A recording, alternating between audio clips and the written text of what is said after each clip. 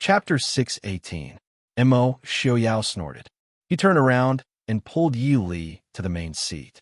After Mo Xiaoyao walked a few steps away, the two men heaved a sigh of relief.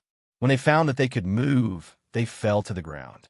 Before noble consort Lu said anything, they rolled and crawled out. Lung Junhan sat in the chair and waved at Mo Xiaobao cheerfully.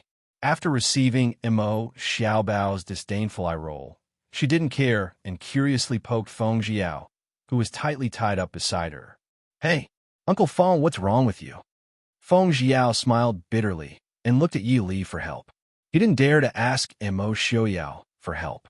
Otherwise, he wouldn't be willing to be untied by Mo Xiaoyao. Yi Li pursed her lips and smiled. She raised her finger and a silver light shot out of it. Feng Jiao felt cold on his arm. The rope that tied him up loosened immediately. Looking back at the silver blade that was stuck in a wall, Feng Jiao felt his hair stand on end. Well, he couldn't afford to offend her either. "Feng-san, are you okay?"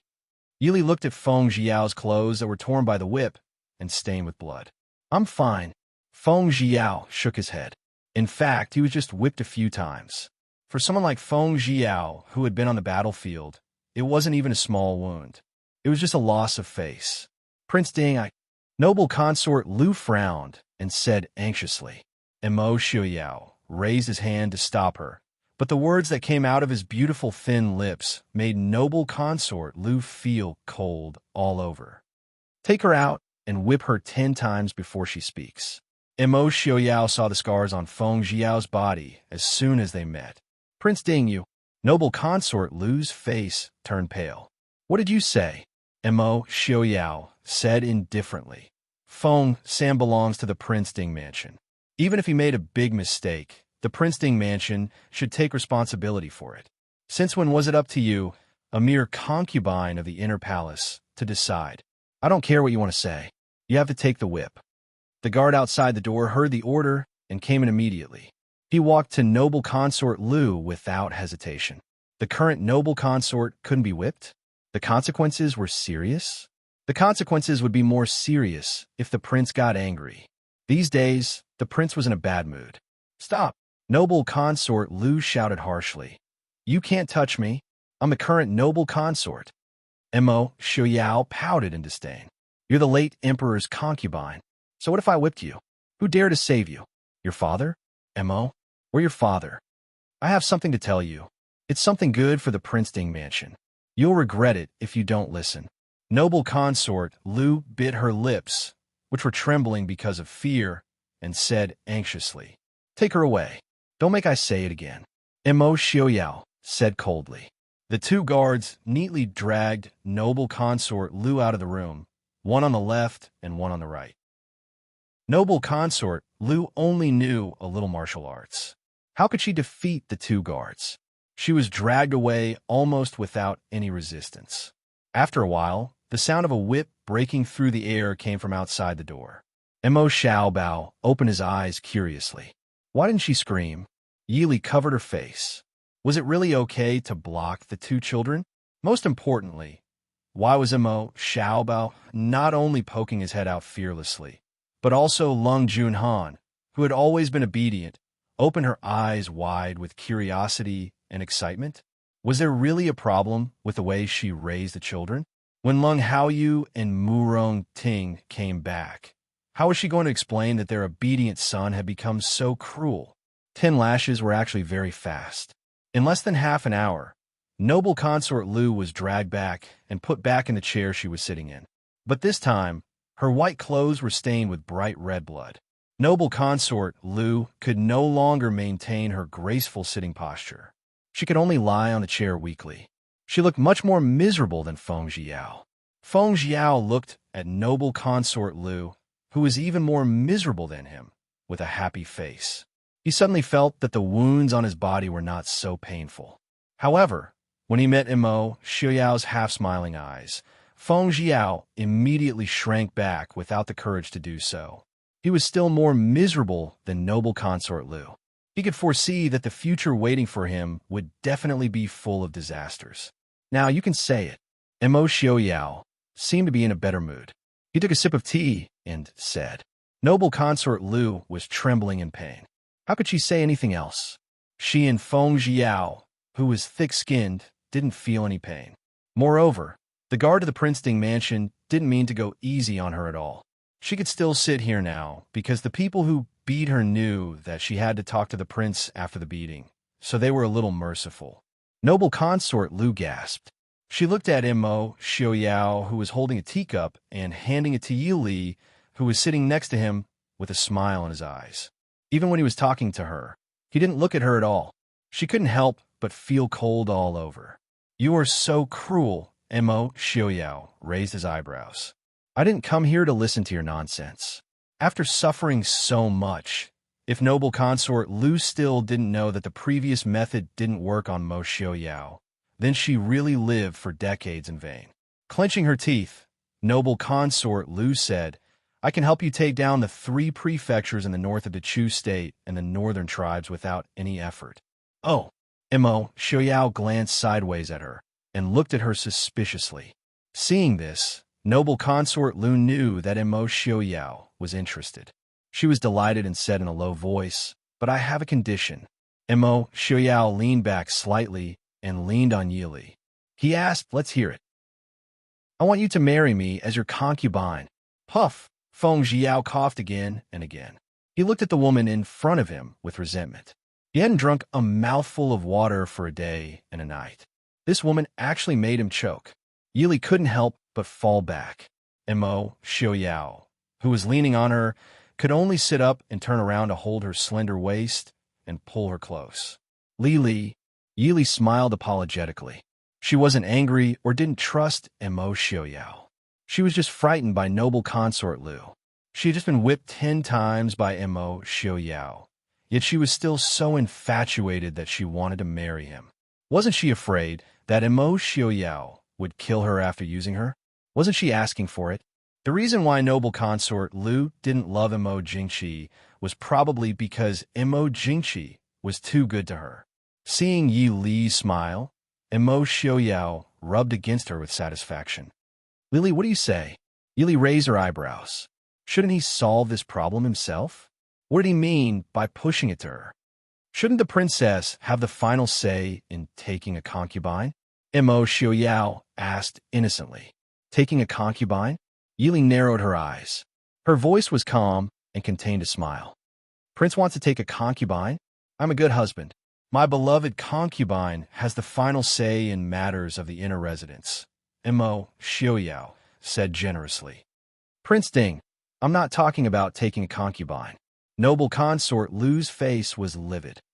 I want you to marry me as an equal concubine. Originally, she wanted to say the official concubine, but seeing Prince Ding's attitude towards Yi Li, she knew it was impossible. Noble consort Lu decided to take a step back. As long as she became Prince Ding's concubine, Tisit, Feng Jiao sneered. Noble consort Lu, don't tell me you don't know. This equal concubine to the official concubine is the same as noble consort to the empress. They're both concubines. Noble consort Lu's eyes sharpened. She stared at Feng Jiao fiercely. Feng San, shut your stinky mouth. Otherwise, I will ruin your reputation with her. Feng Jiao raised his eyebrows. Ruin my reputation? Just like you, noble consort Lu? You personally went to the prince's house to force him to take you as a concubine? Let me think. You used the land of the 3 prefectures in the north of the Chu state as a bargaining chip. What's this called again, treason? Noble consort Lu trembled with anger. She wanted to get up, but the pain in her body made her unable to move. She took a few deep breaths to suppress the anger in her heart. She looked at Immo Xiaoyao and said, Prince Ding, what do you think? Immo Xiaoyao said calmly, I never care about matters of the inner residence. Feng Jiao snickered. One interesting way to put it. Did the Prince Ding mansion have matters of the inner residence? Noble consort Lu thought she understood what Immo Xiaoyao meant.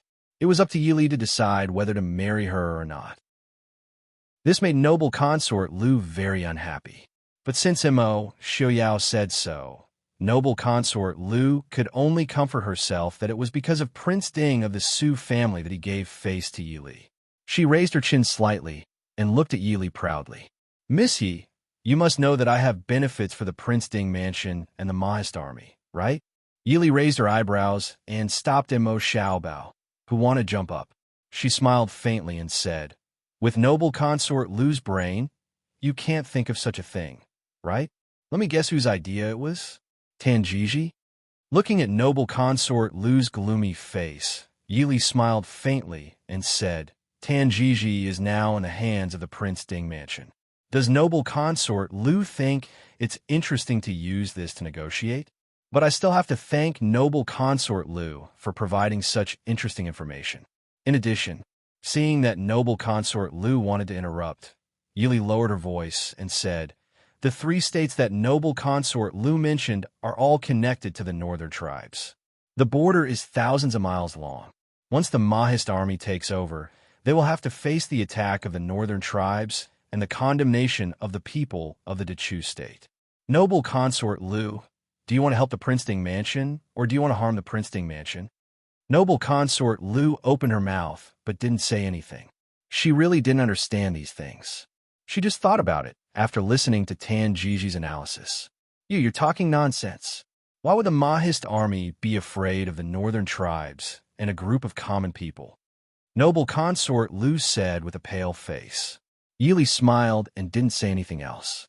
It was a waste of time to talk about the people's hearts with this woman who was crazy for a man and didn't care about anything else.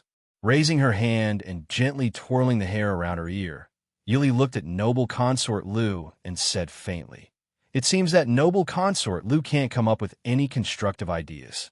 Then please go back. If you don't have the ability, don't think about other people's men. If you really need something, there's a Qingfeng restaurant in the west of the city. Cough, cough, cough. Feng Xiao put down the teacup with a twisted face and looked at Yili with a frightened face. Qingfeng restaurant. That's a men's restaurant, right? How did you know, Princess Consort? Chapter 619. Noble consort Lu's face suddenly became ferocious and ugly. Although she didn't know what the so-called cool breeze mansion was, it didn't prevent her from understanding the meaning of Yi Kai's words. She dared to compare her with those lustful sluts. How dare she? Yili, you bitch. Before noble consort Lu could finish her words, she heard a bang. The woman in white, who was already covered in blood, flew out immediately. She crashed out of the hall and fell on the bluestone ground in the garden outside the door. He didn't show any mercy this time. Noble consort Lu fell on the ground and made a loud noise.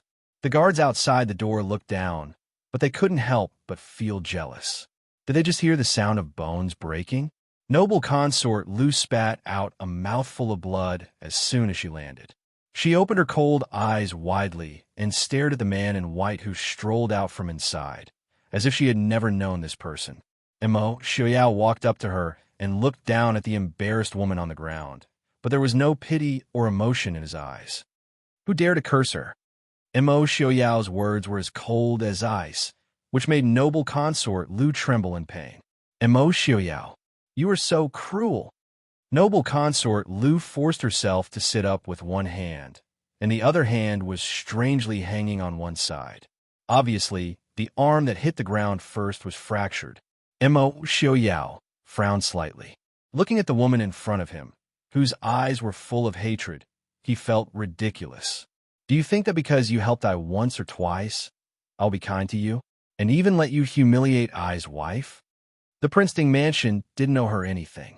Noble consort Lu did help him back then, but the Prince Ding Mansion also repaid her. They just took what they needed. It was funny to talk about this now. Is that woman so important to you? For her, you would even give up the north, which is so easy to get. Noble consort Lu struggled to ask. Mo Xiaoyao sneered. Was Mr. Li not clear enough? What's more, for her, not to mention what I haven't gotten, even if it's the entire world, I can give it up. You, noble concubine, Lu stared at the man in white in front of her in shock. Mo Xiaoyao snorted, as if he was fed up with the blood-stained woman in front of him. He waved his hand and ordered the guards beside him, throw her out. Yes, Prince. The guards standing by the side didn't dare to delay. He hurriedly came forward and pulled noble consort Lu out. Concubine Lu was severely injured and couldn't move. She could only turn around and stare at Mo Xiaoyao with hatred. Mo Xiaoyao, you will regret this. Mo Xiaoyao smiled coldly and ignored her. Noble consort Lu was dragged out of the Prince Ding mansion and thrown out without hesitation. She fell on the ground under the steps of the Prince Ding mansion. The heavy impact made her groan. Obviously, she was injured again. The people who came to the Prince Ding mansion with her hurriedly rushed over and tried to help her up.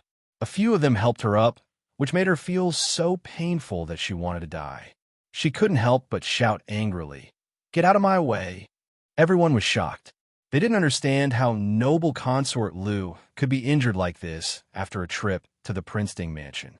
Fortunately, the Prince Ding mansion was located in the area where the nobles of the Chu capital lived. At this time, there weren't many people on the street. Otherwise, the royal family's reputation would be completely lost. Noble consort Lu struggled to stand up from the ground with difficulty. She was stunned. At the corner of the street, not far away, a 12 or 13-year-old young man in brocade clothes was looking at her silently with a gloomy face. "Noble consort, it's the king of Qin." The maid beside her reminded her in a low voice. "My son." Noble consort Lu called him softly. The king of Qin looked at noble consort Lu silently for a while. Then he turned around and disappeared at the corner of the street. Noble consort Lu looked at the empty street in a daze. An inexplicable uneasiness quietly spread in her heart. Inside the Prince Ding mansion, Feng Huiting and the Empress were shocked when they saw Feng Jiao's appearance, but no one asked.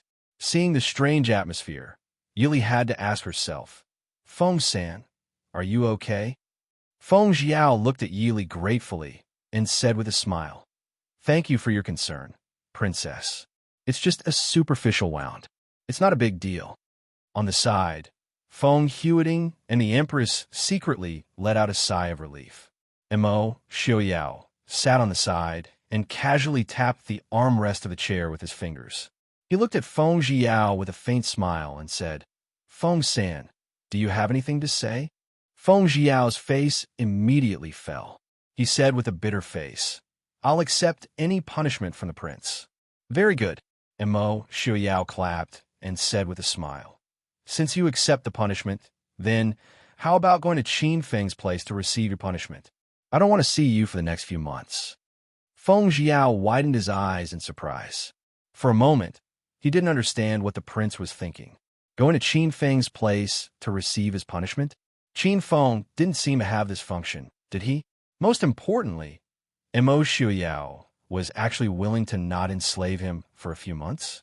His surprise was seen by the other two people who didn't know the situation. They thought that Mo Xiaoyao's punishment was very severe. Their expressions were a bit unsightly. After a long while, Feng Jiao nervously accepted Mo Xiaoyao's order. This subordinate obeys. No matter how Mo Xiaoyao wanted to torment him, he couldn't escape. He might as well face it calmly. "Prince," two figures called out at the same time. Feng Huiting and the Empress couldn't help but look at each other. In the end, it was Feng Huiting who spoke. "Prince, this time, it was all because of this old man. I asked that the prince give this old man some face and be lenient." Feng Jiao looked at Feng Huiting with surprise. His face was calm, but his brows were slightly furrowed. He obviously didn't expect Feng Huiting to plead for him. Mo Xiaoyao said indifferently, "Master Feng is too serious. This matter was caused by Feng-san. How can Master Feng be blamed? Moreover, I have always been clear about rewards and punishments. Feng-san has caused such a big matter. If I don't punish him, how can I convince the public?" Feng Huiting was also a person of authority. He naturally knew the importance of being clear about rewards and punishments. However, Mo Xiaoyao's following words made his heart sink. "Don't worry, I will spare his life." "Prince, isn't this a bit too heavy?" It was clear that Mo Xiaoyao and Feng Huiting had a serious disagreement. Mo Xiaoyao had never thought of taking Feng Jiao's life. Naturally, he would spare his life. Feng Huiting, on the other hand, believed that Mo Xiaoyao only needed to keep him alive. Taking a deep breath, Feng Huiting said seriously, "Prince, no matter what, Feng Jiao is this old man's son. Now that he has made a mistake, I, as his father, should punish him." Mo Xiaoyao raised his eyebrows in surprise. He looked at Feng Huiting and said, "I remember that the Feng family has already expelled Feng San from the family. His name hasn't been removed from the genealogy." Feng Huiting said firmly, "As long as Feng Jiao's name was still on the genealogy, Feng Jiao would always be a descendant of the Feng family." Mo Xiaoyao pondered for a moment, then shook his head. "It still won't do. Feng Jiao is already 30 years old. He has long been able to take responsibility for his own actions. Moreover, this matter is official and not family matters. Naturally, I will have to deal with it. Feng San, do you have anything to say?" Chapter 620. Feng Jiao had already been stunned when Feng Huiting pleaded on his behalf. How could he have anything else to say? He shook his head in a daze. Mo Xiaoyao was in a good mood as he turned to look at Feng Huiting. "Look, Feng San himself doesn't have any objections." Feng Huiting gritted his teeth and said, "It's this old man's fault for not teaching his son well. This old man is willing to accept the punishment in his place. I asked Prince to grant my wish." Mo Xiaoyao stared at Feng Huiting and said indifferently, "Master Feng, you must think this through. The punishments in the Princeton mansion have always been severe, not to mention an old and weak person like Master Feng. Even those young people who have undergone special training can't endure it. Accepting the punishment in place of someone else should be doubled." Feng Huiting said firmly, "It's the father's fault for not teaching. This old man deserves it. I asked Prince to grant my wish." The smile on Mo Xiaoyao's face became even more joyful. "Feng San, what do you say?" Feng Jiao finally came back to his senses. He frowned and said coldly, "A man is responsible for his own actions. Who wants him to accept the punishment in place of him? This young master has nothing to do with him." Mo Xiaoyao looked at Feng Huiting awkwardly. "Master Feng, you see." Yili secretly tugged at his sleeve, indicating for him to stop before going too far. Feng Huiting glanced at Feng Jiao and said to Mo Xiaoyao, "As long as his surname is Feng, he won't be able to make the decision. I asked Prince to grant his wish." "Good." Mo Xiaoyao turned and gave Yili a reassuring smile. "Guards, take Master Feng away to receive his punishment." "Prince." Feng Jiao stomped his feet in anger. Of course, he knew that Mo Xiaoyao wouldn't really torture him to death. However, the possible punishment didn't mean that his father, who was nearly 60 years old, would be able to endure it. The guards outside had already come in and escorted Feng Huiting away. Just as Feng Jiao was about to run out of the door, a gust of wind blew past. Feng Jiao felt his legs go numb, and he fell to his knees. He could only watch as Feng Jiao was taken away. "Why are you running? I haven't settled the score with you yet," Mo Xiaoyao said with a smile as he looked at Feng Jiao, who was kneeling on the ground with one leg. Feng Jiao said with a bitter face, "Prince, that old man is almost 60 years old. Are you really going to kill him?" Mo Xiaoyao glanced at him and said, "Isn't killing him exactly what you want? Don't you hate him to death?" Feng Jiao gritted his teeth. "He's my father." No matter how unhappy he was that the old man was biased, he couldn't really want his father to die. "I remember that someone just told me that it had nothing to do with him. Now it's your father?" "Prince." Feng Jiao was so anxious that he wanted to cry. He could only hope that his brothers wouldn't act so quickly. According to the speed of noble consort Lu's misfortune, the execution might be over if they dilly-dallied for a while. "Prince, I was wrong. What do you want?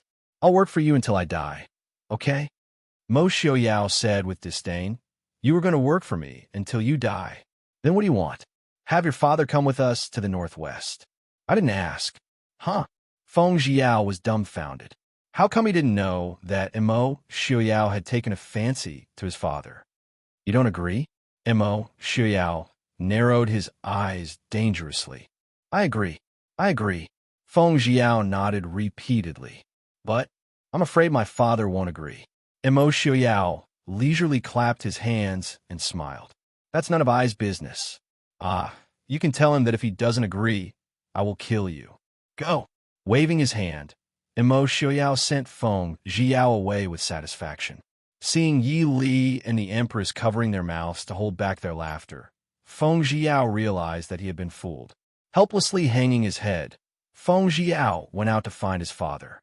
Behind him came Imo Xiaoyao's obviously happy voice. It's all over. Your father must remember to go to the study and finish all the work that is piled up these days. You said it yourself, work until you die. Feng Zhiyao's legs went soft. He was a pig's brain. Watching Feng Zhiyao leave with a smile, Yili looked at Imo Xiaoyao and said helplessly, "Why did you have to tease him like that?" Imo Xiaoyao coldly snorted and said, "Tease him? I didn't tease him. If he doesn't help me out in these few months, I will let him down." Yili shook her head and asked, "Do you think Feng Zhiyao can persuade Master Feng?" To be honest, a business genius like Feng Huiting was indeed what they needed right now. Whether it was Han Mingxi or Leng Haoyu, they couldn't be considered talents in this area. Leng Haoyu's management of the Prince Ding Mansion's businesses wasn't a problem, but it was a bit difficult to support the economy of the entire Northwest and even a larger area. Moreover, Leng Haoyu himself came from a family of generals.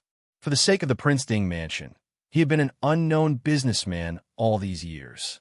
It was really a bit unfair for him. Yili understood that Mo Xiaoyao was probably already preparing to find a talent to replace him when he was sent to the Purple Thorns Pass this time. However, Yili was still a bit surprised that he would find Feng Huiting. Mo Xiaoyao raised his eyebrows and said, "Unless he doesn't want Feng Zhiyao's life anymore." Yili shook her head and said with some pessimism, "He's only Feng Zhiyao's father. On the other side are 2 legitimate sons and the entire Feng family. Feng Zhiyao alone probably isn't enough." Mo Xiaoyao said, "That depends on whether Feng Huiting is a true businessman or not. It's not enough for a businessman to not have enough foresight. If that's the case, then it's fine to not use him." The Empress looked at the two and said softly with a smile, "The prince has put in a lot of effort for his subordinates. He really is a rare, wise ruler in the world. If the Feng family follows you, they will definitely not suffer in the future." Mo Xiaoyao looked at her and said, "Then what about the Hua family?" The Empress was startled and shook her head helplessly. "The Hua family?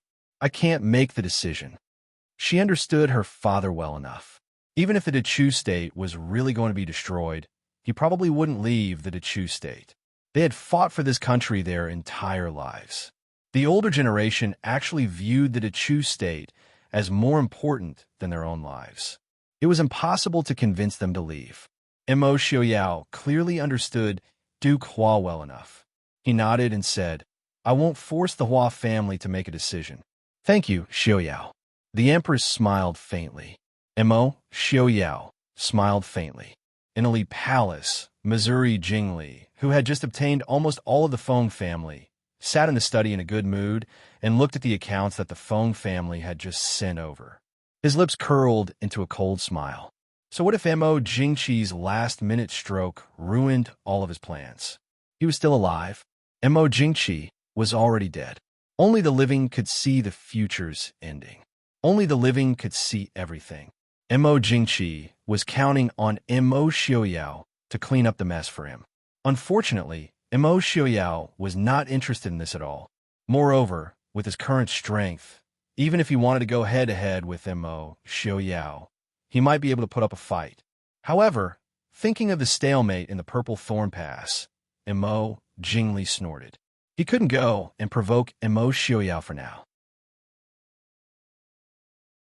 Chapter 6:21. Prince, noble consort Lu is here. Outside the door, the steward reported. Mo Jingli frowned unhappily and said, "What is she doing here?" Although he was not afraid of any gossip now, noble consort Lu was his brother's widow after all.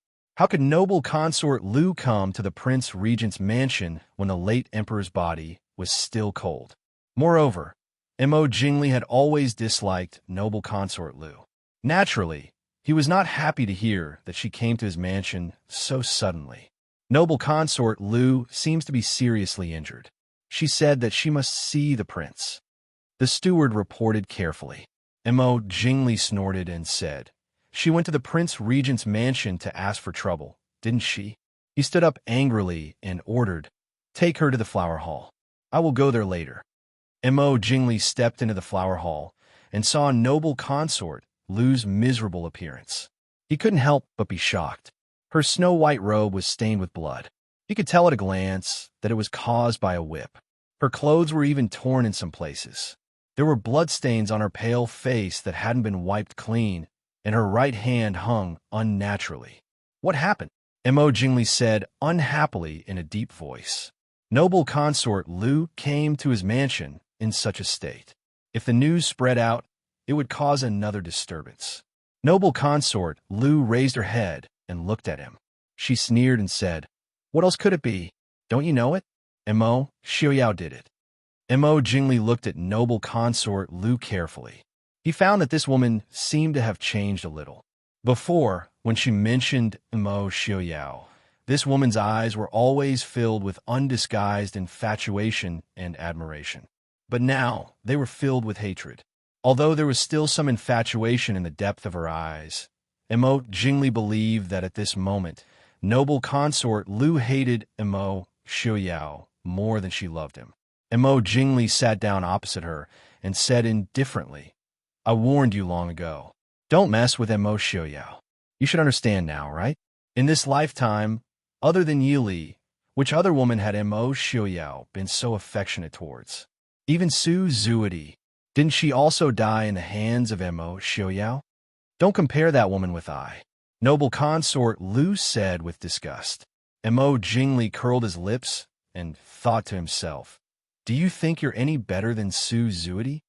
Mo Jingli didn't bother to pay attention to her thoughts. He asked impatiently, "What are you doing here instead of going to the Lu family?" Noble consort Lu looked down and said calmly, "The Lu family? Ha! Earlier, my father told me that he planned to betroth my little niece to King Li. Princely a good luck with women. My little niece is indeed a budding beauty. She can be considered one of the top beauties in the capital." Mo Jingli frowned, but he soon understood what noble consort Lu meant and what the Lu family was planning. He stared at noble consort Lu and said, "What do you want to do?" Noble consort Lu said with a smile, "I know you want the Lu family to support you, but you don't want to be controlled by the Lu family. I can help you get the Lu family in one piece. You don't have to marry the Lu family." "What's the condition?" Mo Jingli asked directly. Noble consort Lu naturally wouldn't help him for no reason. Noble consort Lu said with a smile, "Prince Li is really straightforward. The condition is, I want you to help me kill Yili." Mo Jingli was startled. He looked down and said, "Kill Yili? Am I crazy? Killing Yili will lead to Mo Xiaoyao's revenge? Who can bear it?" When Yili fell off the cliff, Mo Xiaoyao decisively cut off all ties with the Dechu state. Not only did he occupy a large piece of land in the northwest of the Dechu state, but he also almost caused a great disaster. After so many years, of course Mo Jingli could find out some of the things that happened in the past. After Yili fell off the cliff, Mo Xiaoyao's health was very bad. Otherwise, Mo Xiaoyao would have dared to attack the Dechu state. Not to mention that they already had a child now. Their relationship must be even better than before. Noble consort Lu sneered. "With Prince Li's current strength, do you still need to be afraid of the Princeton mansion? As long as you have the power of the Lu family, at least half of the people in the court will support you. Then you can openly wait for the throne." "Stupid woman," Mo Jingli said without any trace of politeness. The Mahist army might not have been so scary, but the situation between the countries seemed calm now. But in fact, it could be triggered at any moment. And the Dechu state was already facing an attack from the north. As long as the Mahist army interfered, the Dechu state would be an enemy on both sides. When the time came, the northern tribes would definitely benefit from it. The Dechu state now could not afford to offend Mo Xiaoyao more than ever. "You really won't agree?" Noble consort Lu narrowed her eyes. "Then do you still want your son?" Mo Jingli's eyes flashed with a trace of hostility, but he quickly suppressed it, changed the condition. I can't kill Yili, not to mention anything else. Yili herself is a first-class expert. She also has the Shadow Guard and Qi Lin by her side. If it was so easy to kill her, would you come back to I?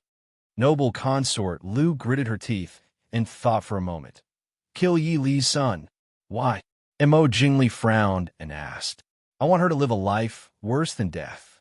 Noble consort Lu's beautiful face was twisted like a ghost's. I want her to lose the most important person in her life. I want her to live in heart-wrenching pain day and night, and never have peace for the rest of her life. The hall was silent for a moment. Mo Jingli said, I refuse. You. Noble consort Lu stared at Mo Jingli angrily. Mo Jingli sneered. Don't think that this trick will work every time. Until now, I haven't even seen my son. I said, if you dare to lie to me, I will make your life worse than death. Noble consort Lu's body trembled slightly. The pain that she tried to ignore came faintly, and she couldn't help but moan in pain. With a pale face, noble consort Lu stood up and said, Since you don't believe then there's nothing to talk about. I'll leave now. Mo Jingli stared at her and said, I don't care what you want to do. Just don't touch Yili. Noble consort Lu raised her eyebrows in surprise. She turned around and looked at Mo Jingli for a while, then said, Don't touch Yili? It seems that Princely doesn't want to promise me. Not because he's afraid of Prince Ding, but because he really misses Yili. It's rare that Princely would miss a woman he doesn't want to leave? Or are men so cheap that they can't get what they want? Mo Jingli sneered. That's none of your business. It's better than him not even taking a look at you even if you send yourself to his door. You humph. Noble consort Lu gritted her teeth and left in a huff. She left proudly with countless thoughts and calculations in her mind, but she didn't know that the real unlucky thing was staring at her from behind. Chapter 622. As soon as noble consort Lu returned to her palace, she found that her palace, which was supposed to be empty, was full of people. From the Empress Dowager to the concubines in the palace, they were all present. Sitting next to the Empress Dowager was Madame Li, who was called Consort Li by the servants because of her relationship with the 10th prince. Sitting on the left side of the Empress Dowager was Consort Zheng Xian, the birth mother of the 6th prince. As soon as she stepped into the hall, Consort Zheng Xian glared at her fiercely. Her face, which was not young anymore, was full of gloating. Noble consort Lu frowned slightly. She had a bad feeling. Empress Dowager, why did you bring so many people to Ai's palace? Staring at the Empress Dowager, noble consort Lu raised her chin proudly. The Empress Dowager sneered and said, I want to ask you, the Emperor's body is not cold yet. As a concubine, where did you go instead of mourning in the palace? Consort Zheng Xian, next to her, stared at noble consort Lu for a while. Then she rolled her eyes and screamed, Empress Dowager, sister noble consort Lu seems to be injured.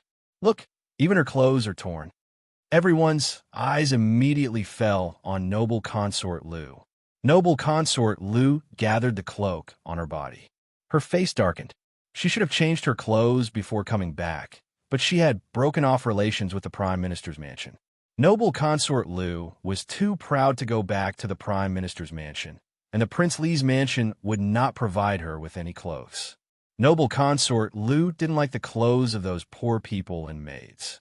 Therefore, she came back with the cloak covering the blood on her clothes. She didn't expect to be blocked in the main hall. The Empress Dowager's old face flashed a sneer.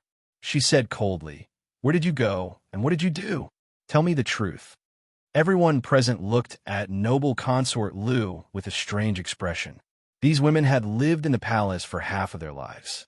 It had become their instinct to step on the weak. She naturally bore a grudge against noble consort Lu, who had been favored by the emperor for more than 10 years. If Mo Jingqi was still here, noble consort Lu would still be favored, and no one would dare to say anything. But once noble consort Lu fell from grace, there would be many people who would hit her when she was down. A woman whose husband was still in mourning quietly ran out of the palace and came back with bloodstains and tattered clothes. Everyone's mind was filled with their own imagination. Noble consort Lu glanced at these women disdainfully. Of course, she knew what these women were thinking. With a sneer, she raised her head and looked at the Empress Dowager. What I do has nothing to do with the Empress Dowager. Bitch! The Empress Dowager angrily rebuked. Aijia is the late emperor's birth mother and the new emperor's biological grandmother. Do you think Aijia can't control you? It was you, this bitch, who instigated the discord between the late emperor and brother Liu, causing us, mother and son, to have a weak relationship. Do you think there's anyone who can support you now? The late emperor's body hasn't even turned cold, and you're already running to the Princeton mansion. You're really shameless. You've disgraced the imperial family. The Empress Dowager cursed and stared at noble consort Lu with hatred in her eyes. If it weren't for the fact that Mo Jingqi only favored noble consort Lu and even contradicted her, his own mother, she wouldn't have turned to raise her youngest son. Wasn't it because she was afraid that her eldest son would be bewitched by this bitch and lose her foothold in the imperial palace? If it weren't for this bitch, how could they, mother and son, end up like this? Noble consort Lu sneered coldly. You didn't teach your son well. How can you blame I? Bitch, if I don't teach you a lesson today, you won't know what you are. The Empress Dowager sneered. Noble consort Lu's phoenix-like eyes flickered. How dare you touch me? The Empress Dowager laughed. Try me. Guards dragged this shameless bitch away and beat her 30 times with the paddle. He wanted everyone to see that this was the consequence of being shameless. Besides, demote noble consort Lu to noble lady. How dare you? Guards! Noble consort, Lu said harshly. Her henchmen who were guarding in her hall didn't respond. The Empress Dowager showed a complacent smile to her. The eunuchs guarding outside the hall came in and wanted to take her away. Noble consort Lu struggled and said, Old woman, if you dare to touch I won't let you go. The Empress Dowager didn't take her threats seriously at all. The Lu family has given up on you. What can you use to not let me go? Besides, do you think I'm still afraid of the Lu family now? Noble consort Lu was stunned. She looked at the Empress Dowager, who seemed to be winning and didn't seem to be in a panic these days. She knew that the Empress Dowager might have gotten some bargaining chips. Otherwise, the Empress Dowager wouldn't dare to be so rude to her. If you dare to touch I, take her away. Beat her, the Empress Dowager said. Soon, the sound of the paddle came from outside the hall.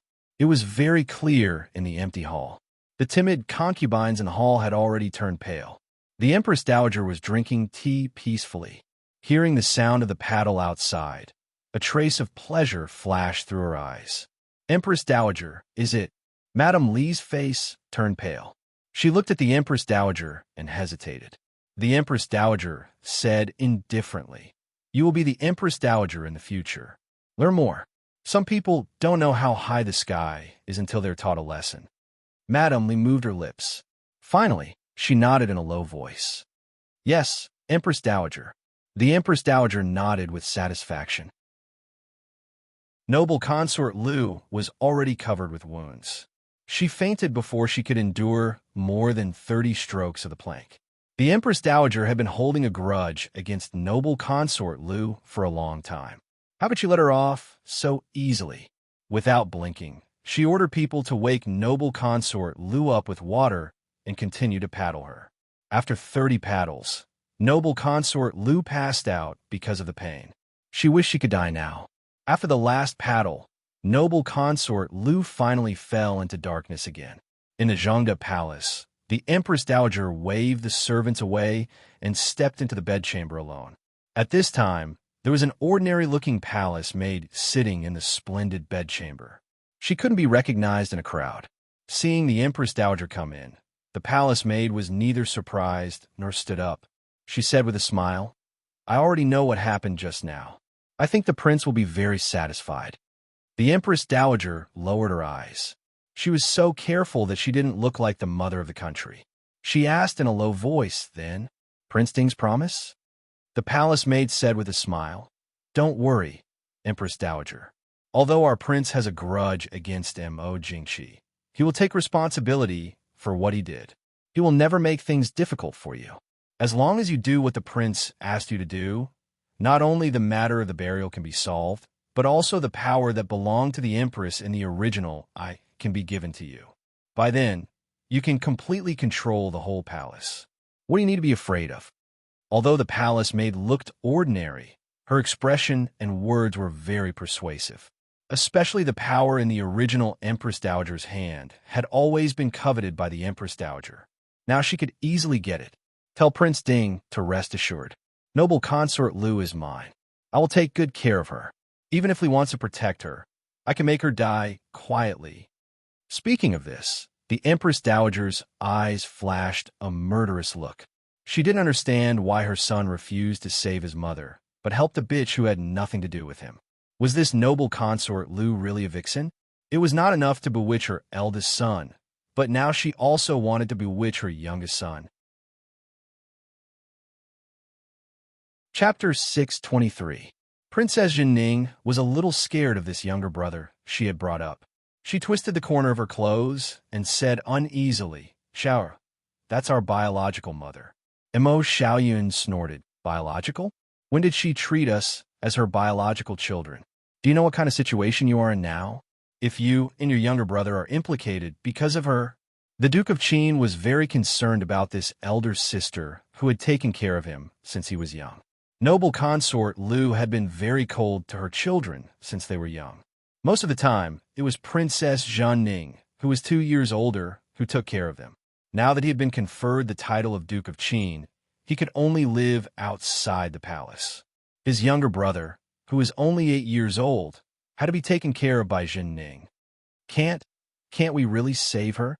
Princess Zhanning asked carefully. Mo Xiaoyan sneered. Do you know what she did? What? Princess Zhanning was stunned. Subconsciously, she didn't think that her mother would do anything unforgivable. Mo Xiaoyan said coldly. She ran to the Prince Ding mansion to threaten Prince Ding to marry her and even insulted Princess Ding. If she really marries Prince Ding, no matter if she becomes the equal consort or secondary consort, what will happen to us? Sister, have you thought about it? Mo Xiaoyan, who had been taught by Prime Minister Lu since he was young, wasn't stupid. He recalled that when Prince Ding had just returned to the capital, his mother had hurriedly left the palace. Afterwards, his father had promoted several princes and concubines. He knew that noble consort Lu's idea didn't only come about after his father passed away.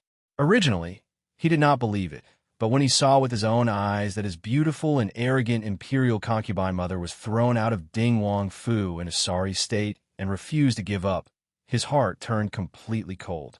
Grandfather was right. His mother had never taken him and his brother seriously. For himself, for his sister and brother, he couldn't have anything to do with her anymore. How could it be? Princess Zhanning opened her eyes wide in shock. She had lived in the palace since she was young and learned the female precepts taught by the palace nannies. What she remembered were the rules of conduct as a woman. No matter which one it was, his mother's behavior was undoubtedly spurned by the world. Mo Xiaoyan looked at her. Do you understand? If you understand, then don't go see her again. But if I don't go, she'll die. No matter how ignorant Princess Zhanning was, she still lived in the big vat that was the imperial palace. She naturally knew what would happen to a woman who was banished to the cold palace, not to mention that her mother was seriously injured.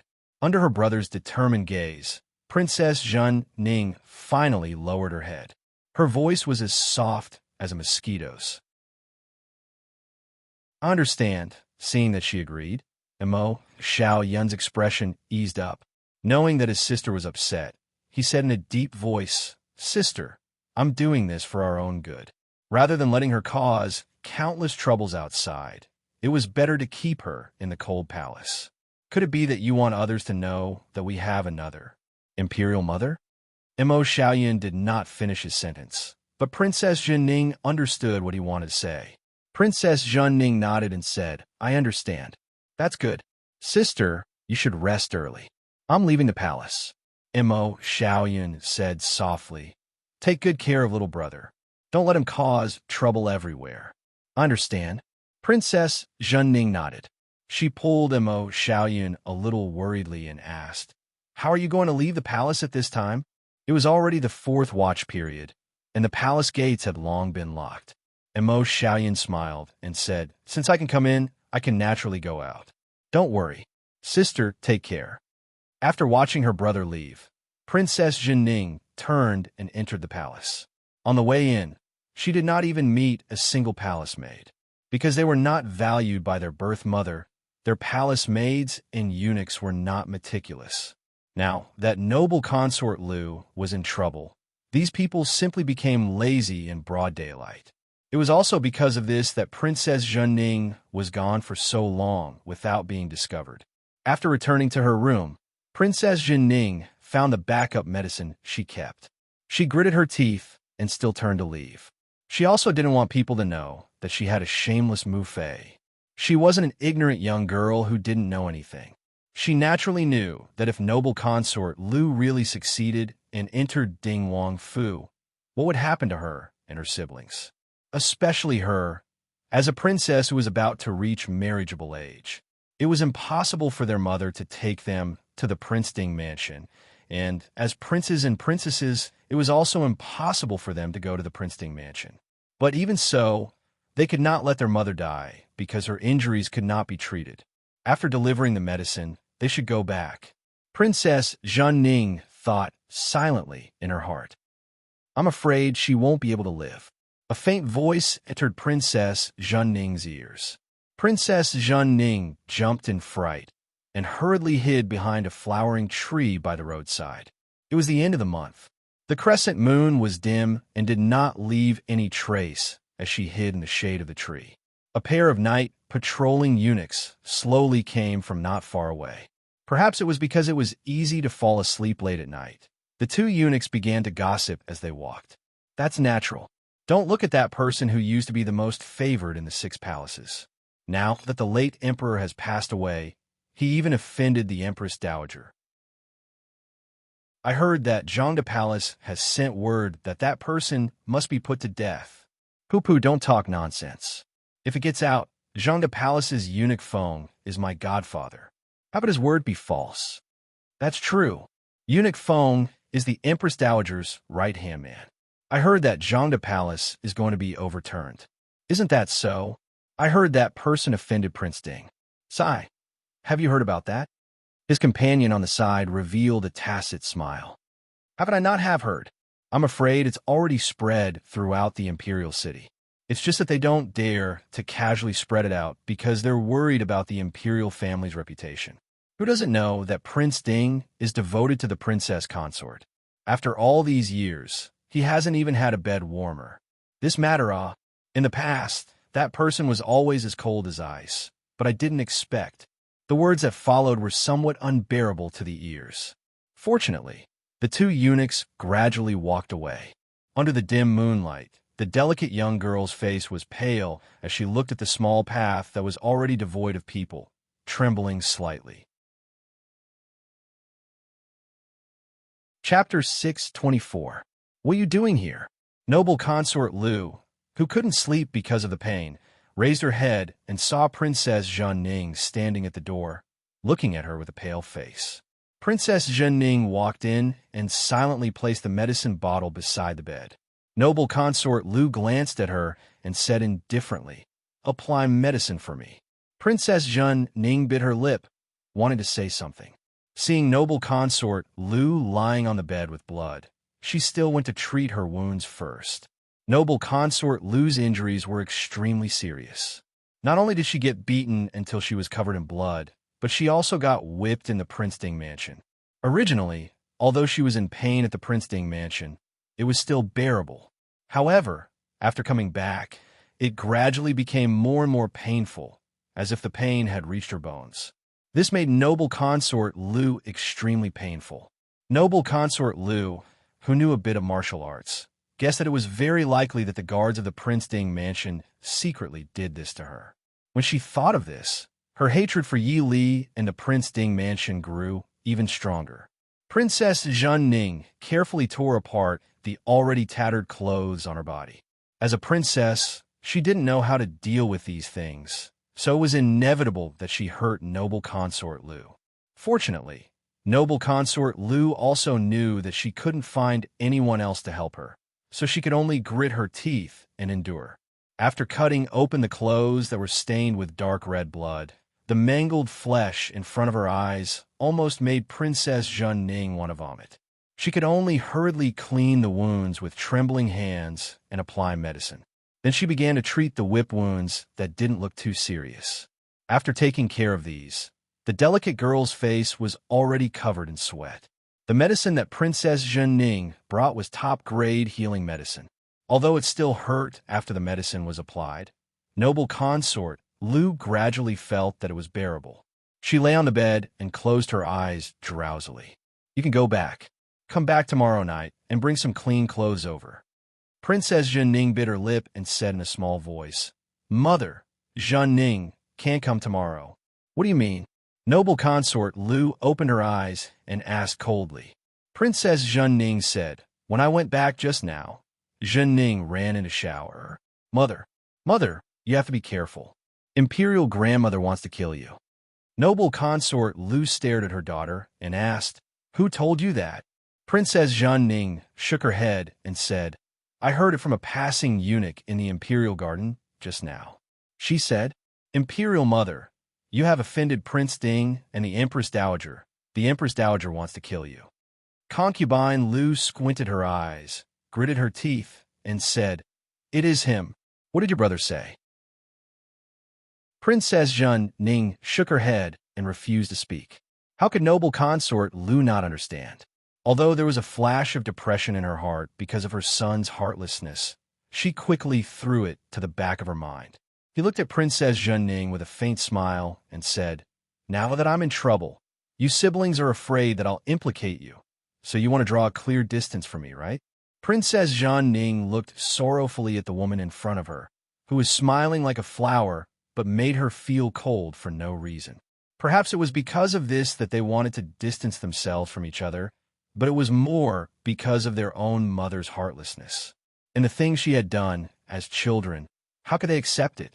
Soon, noble consort Lu stopped smiling. She looked at Princess Zhen Ning and sighed softly. She said with a heavy heart, "I understand why you're doing this. As your imperial mother, I've never doted on you two since you were young. You two should take care of yourselves." Imperial mother. Princess Zhen Ning looked at her sadly. Noble consort Lu pulled her in front of her and said in a low voice, "Imperial mother only begs you. In 2 days, bring me 2 sets of clean clothes. Imperial mother has been proud all my life. Even if I would die, I want to die cleanly. I definitely won't let those sluts see me as a joke." Imperial mother. Princess Zhen Ning sobbed, "Imperial mother, don't worry. Tomorrow night, Zhen Ning will bring the clothes over." A trace of satisfaction flashed through noble consort Lu's eyes. She said softly, "No need to rush. You might be discovered if you come out 2 nights in a row. In a few days, the new emperor will ascend the throne, right? There's still 3 days. In 3 days, 10th brother will ascend the throne." Princess Zhen Ning replied. Noble consort Lu nodded and said, "All right, you can take advantage of that time to come over.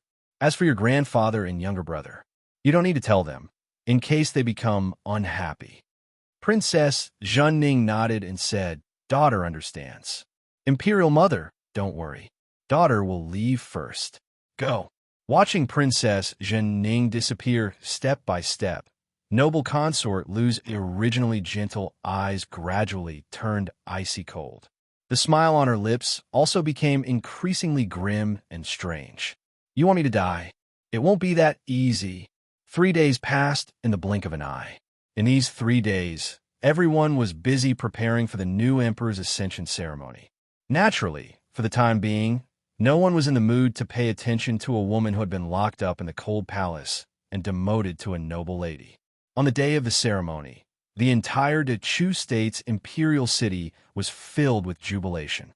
Even the mourning of the late emperor's passing was completely washed away. This kind of unbridled celebration during the mourning period naturally caused many scholars to be dissatisfied. However, The ascension of a new emperor was basically a national celebration. Moreover, the new emperor was still young. Everything would be presided over by the prince regent. Now that the Dechu state was facing difficulties both internally and externally, it needed some sort of joyous occasion to impact it. Therefore, many people tacitly agreed. Mo Xiaoyao and Yi Li, as Prince Ding and Princess Consort Lu, were also the leaders of the Mahist army.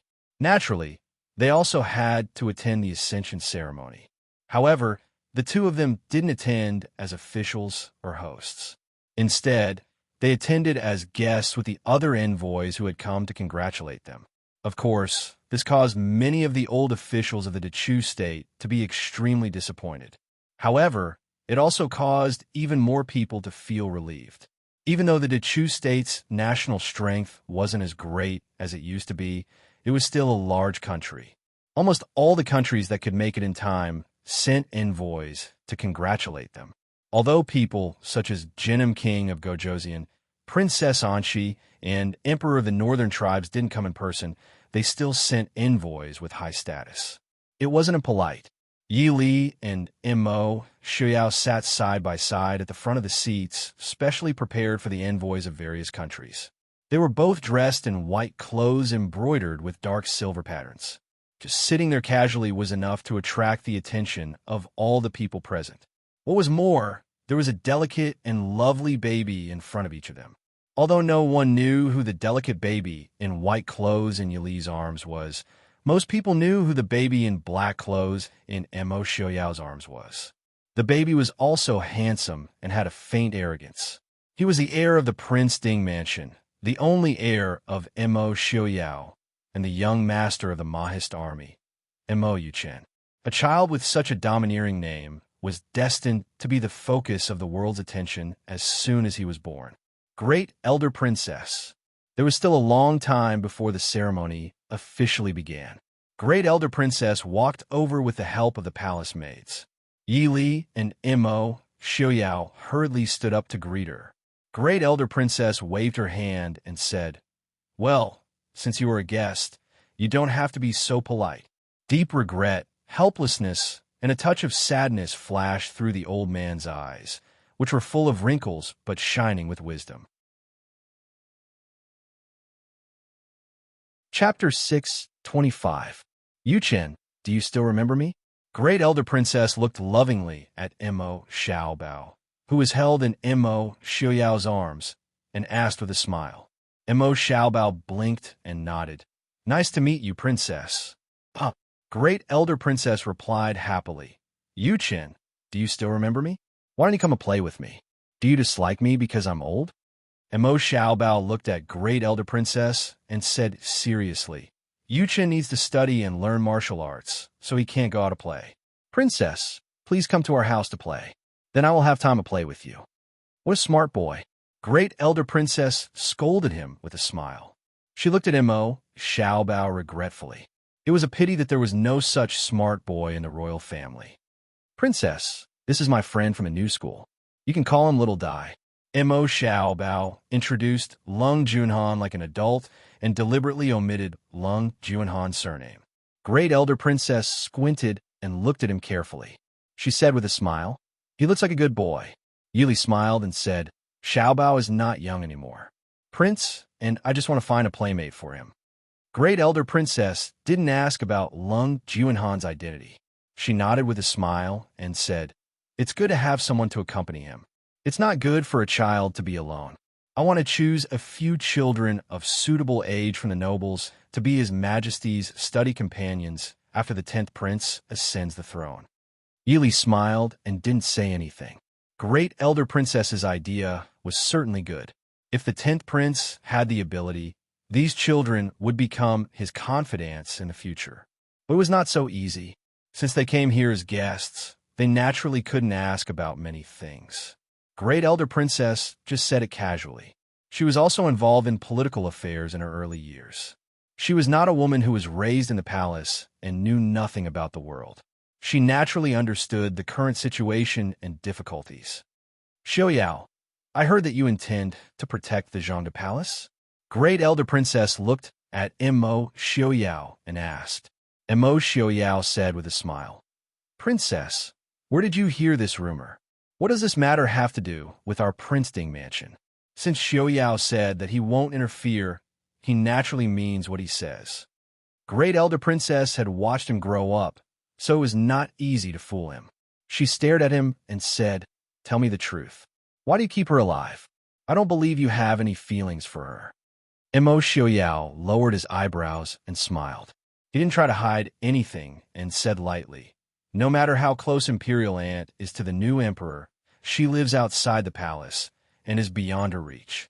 The new emperor needs someone to protect him, or else." Her Great Elder Princess asked with a frown. Mo Xiaoyao laughed and said, "As long as she knows that she will only be well if the new emperor is well, of course it's fine."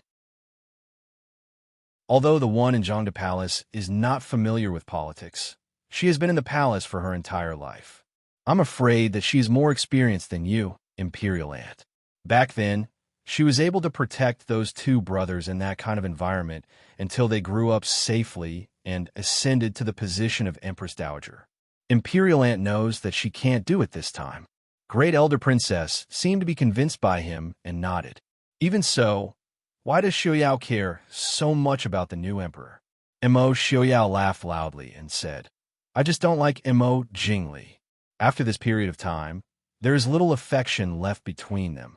As long as Imperial Aunt can give her a satisfactory bargaining chip, as long as she is still alive, Mo Jingli will always be princely. Hearing this, Great Elder Princess was thoughtful. She naturally knew that the relationship between Empress Dowager and Princely was tense, but she was not sure whether Empress Dowager could restrain Princely. A few heavy drums sounded, and the auspicious time of the Ascension ceremony had arrived. People who were whispering with their heads lowered all sat up straight and stared at the end of the huge red carpet with dragon patterns in front of them. A child of only 6 or 7 years old strolled over, surrounded by a large group of people. Empress Dowager, dressed in a gorgeous and graceful court dress, walked beside Mo Thiun and held the obviously timid child with one hand. From this moment on, she was no longer Empress Dowager, but Grand Empress Dowager. Seeing so many adults staring at him, Mo Thiun habitually wanted to shrink back. But one of his hands was firmly held by Empress Dowager and could not move. Empress Dowager looked down at him and whispered, "Don't be afraid. I will be with you." The little child, dressed in a bright yellow dragon robe, looked pitiful, as if he had been abandoned. But he did not cry on such an occasion, as he had made some progress. Empress Dowager's eyes flickered, and she reminded him faintly, "Do you remember what Great Elder Princess taught you?" "Yes," Mo Thiun whispered and looked at Imperial Grandmother in front of him with some fear. It seemed that thinking of the very amiable Great Elder Princess gave him more courage, and he nodded seriously. Empress Dowager said, "Good. Let's go. Great Elder Princess is also looking at you." Mo Thiun nodded his head and allowed the Empress Dowager to lead him to the high and mighty dragon throne. Although he was still very scared, he didn't just want to run away like he did before. When passing by Great Elder Princess Mo Xiaoyao and Yi Li's table, Mo Thiun's eyes lit up and he looked at Great Elder Princess and wanted to say something. Great Elder Princess smiled at him lovingly and shook her head. The child bit the corner of his lips with some grievance and followed Empress Dowager forward. The 10th Prince has changed a lot. Aunt's teaching these days is not in vain. Yi Li sighed in a low voice. Great Elder Princess shook her head and said, "He is still far away." He was indeed better than a few days ago, but he still had a long way to go to become the emperor of a country. On the way, he needed the guidance and support of wise teachers. No one could be born to be a wise emperor, but she did not know whether those people would give him this opportunity. Mo Thiun was led by Empress Dowager up the high steps, and officials of the Ministry of Rites and the Imperial Astronomer were carrying out various complicated ceremonies. Even from a distance, Yi Li could see that the child's little body was tense, and he was so tired that he was about to fall. However, he did not cry or say anything. Instead, he held on silently. Yi Li looked around and asked with some confusion, Why didn't Madame Li come? Madame Li was the birth mother of the new emperor. After the new emperor ascended the throne, she would be the Empress Dowager. It was impossible for her not to come to such an occasion. Great Elder Princess shook her head and said, in order to make the child obedient, Prince Regent had Madame Li locked up. Speaking of this, Great Elder Princess frowned and looked at Mo Jingli, who was sitting in the front in the distance, her eyes full of disapproval. When the new emperor ascended the throne, he put his birth mother, the Empress Dowager, under house arrest. Even if Prince Regent did this for the sake of the smooth ascension ceremony, he had gone too far. The ceremony, which lasted for nearly 2 hours, finally ended. The exhausted new emperor was taken away to rest. Then it was time for the banquet. The new emperor was young, so it was naturally presided over by Prince Regent Mo Jingli. Seeing Mo Jingli raise his glass to toast the guests and courtiers in high spirits, everyone could clearly feel that the vast land of the Chu state belonged to Prince Li, at least for the time being.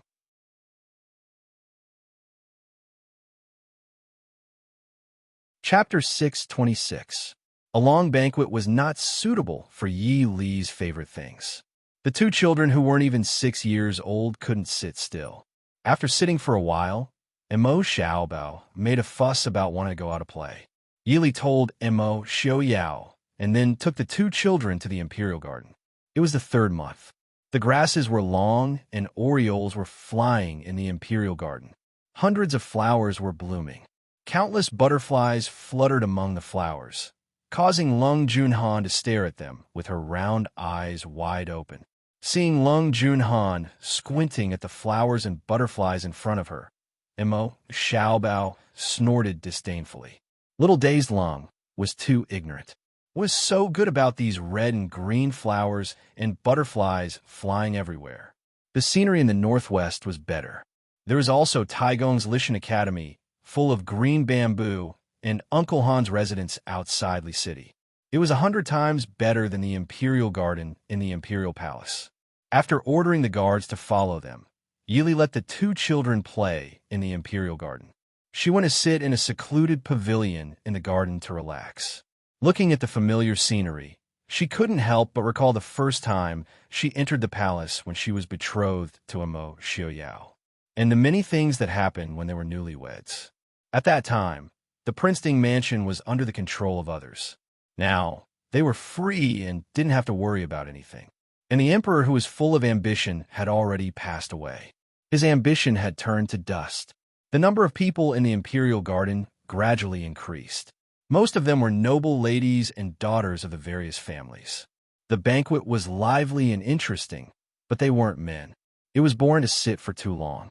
So many people came to the Imperial Garden in 2s and 3s to take a walk. The pavilion Yi Li sat in wasn't hidden. Naturally, many people saw her. But because of the Prince Ding Mansion's special status, there weren't many people who dared to come up and talk. Yi Li didn't care. She didn't know many people in the Chu capital. Compared to those meaningless greetings, she was more willing to be alone. Princess, when he raised his head, he saw a familiar face. It was Qin Zheng's mother, the censor's wife. Yi Li smiled and said, Madam Qin, please sit. Qin Foreign thanked her cautiously. Even though Prince Ding and Wang Fei had brought back Qin Zheng's letter for them when they first returned to Jing, what was said in the letter was not as reassuring as hearing it with one's own ears. However, due to their statuses, they couldn't visit them personally. Now that they saw Yi Li and Madam Qin in the Imperial Garden, they naturally wanted to ask about their daughter. Yi Li also understood her thoughts and said with a smile, Madam, don't worry. Zheng'er and second brother are living very well now. Their child had also begun to be enlightened. He was a smart little guy. Even if Madam doesn't believe me, you should at least believe in the Su family style. They definitely won't let Zheng'er suffer. Not only would she not suffer, but the entire Su family treated Qin Zheng extremely well. Eldest Madam Su wanted to spoil Qin Zheng as her own daughter. There was no other way. The Su family had 5 young masters, but 4 of them were unwilling to marry.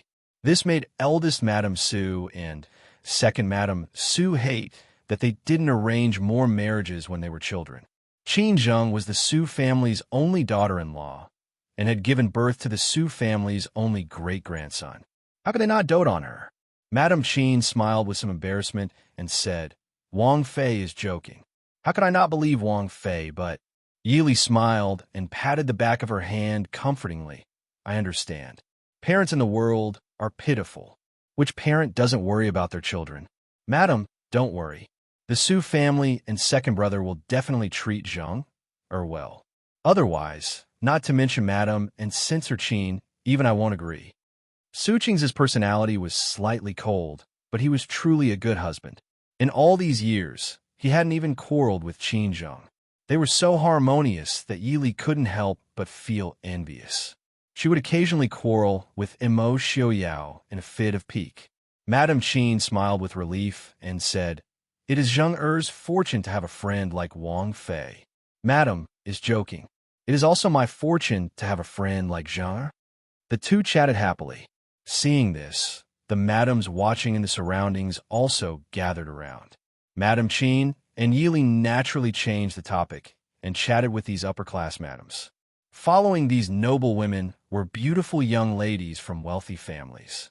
Seeing the shy and timid appearances of these young girls, Yili's heart moved, and she couldn't help but laugh inwardly. So these upper-class madams had ulterior motives. Coming forward to chat was a pretense. They wanted to promote their own daughters. Speaking of which, it was obvious that Prince Li was in power now. However, the influence of the Prince-Ding mansion was not so easy to erase. If a girl caught the eye of Prince Ding and was able to climb into the Prince-Ding mansion, it was naturally good to have another backer in the future. Even if they didn't, they would only lose a daughter. These nobles naturally didn't lack one or two concubine-born daughters or even legitimate daughters. And these young ladies could be said to have grown up listening to the stories of Ding Wang Fu and had a natural admiration for the past generations of Ding Wang. Moreover, Immerse Xiaoyao's devotion to Yi Li for so many years was a legend. If they could obtain the favor of this kind of man, it would naturally be the most beautiful dream in the hearts of every girl. Yi Li rarely encountered this kind of situation. In these years, it wasn't that there weren't girls who tried to curry favor with Immerse Xiaoyao, but most of the time, Immerse Xiaoyao was able to deal with them himself. The only one she had personally dealt with was noble consort Lu. However, these girls in front of her were not shameless and pestering like noble consort Lu. Yili naturally couldn't use her poisonous tongue to deal with these girls and upper-class madams. Just as she was helplessly complaining in her heart about Immerse Xiaoyao's attracting bees and butterflies, a mournful scream came from a distance. Yili's heart jumped, and she suddenly stood up. Just now, Immerse Xiaobao and Lung Junhan had gone in that direction. Leaving a word of excuse, Yili directly used Qin Gong to rush out of the pavilion in the direction of the scream. The upper-class madams who were originally huddled together in the pavilion were startled by this sudden change. When they came back to their senses, they only saw Yi Li's white figure fluttering away like a butterfly. What's going on? Something probably happened over there, someone said in a low voice. Let's also go quietly, someone suggested. Soon, everyone moved in the direction of the scream outside the pavilion. The originally noisy pavilion suddenly quieted down. Walking at the back, Madame Qin saw the group of people chasing after Princess Ding's figure and shook her head with a smile as she followed with a smile. Chapter 6:27. What's the matter? Yili hurried over. Seeing Immerse Xiaobao and Lung Junhan standing there safely, she let out a sigh of relief and turned to ask the guard beside her. The two Qi Lin, who temporarily acted as shadow guards, looked helplessly at the woman who was in a mess not far away, and then looked at their little master. Even if they were on the same side, they were embarrassed to say that their little master was wronged. Yili guessed what happened when she saw the shadow guard's expression.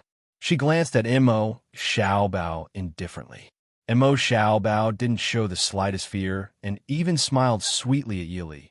Yili looked to the side and saw that there were a few handsome children around the age of 7 or 8.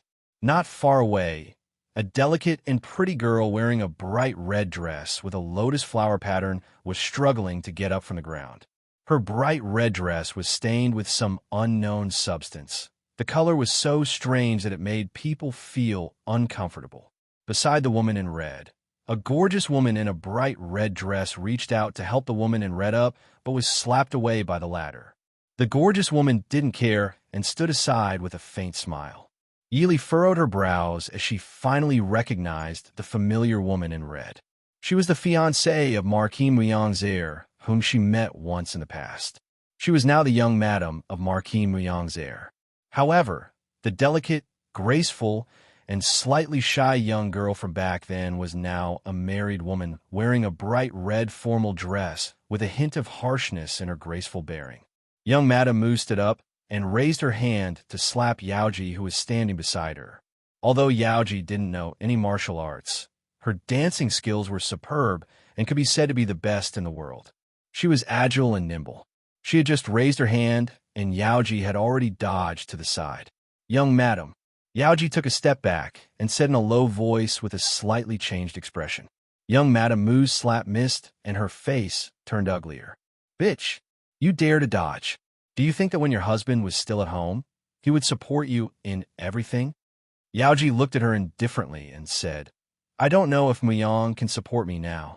I only know that I'm in the palace now. If young Madame Mu really wants to make a scene, you won't be the only one who will be embarrassed. Marquis Muyang's mansion will also be in trouble." Young Mistress Mu couldn't help but feel suffocated. Of course, she knew that her parents-in-law loved the face of Marquis Muyang's residence the most. No matter who was right or wrong in today's matter, if he lost face in the palace, he would not be able to get away with it. However, she was unwilling to let Yaoji go just like that. In the past, when Muyang was in the Fu, he always protected this woman and embarrassed her.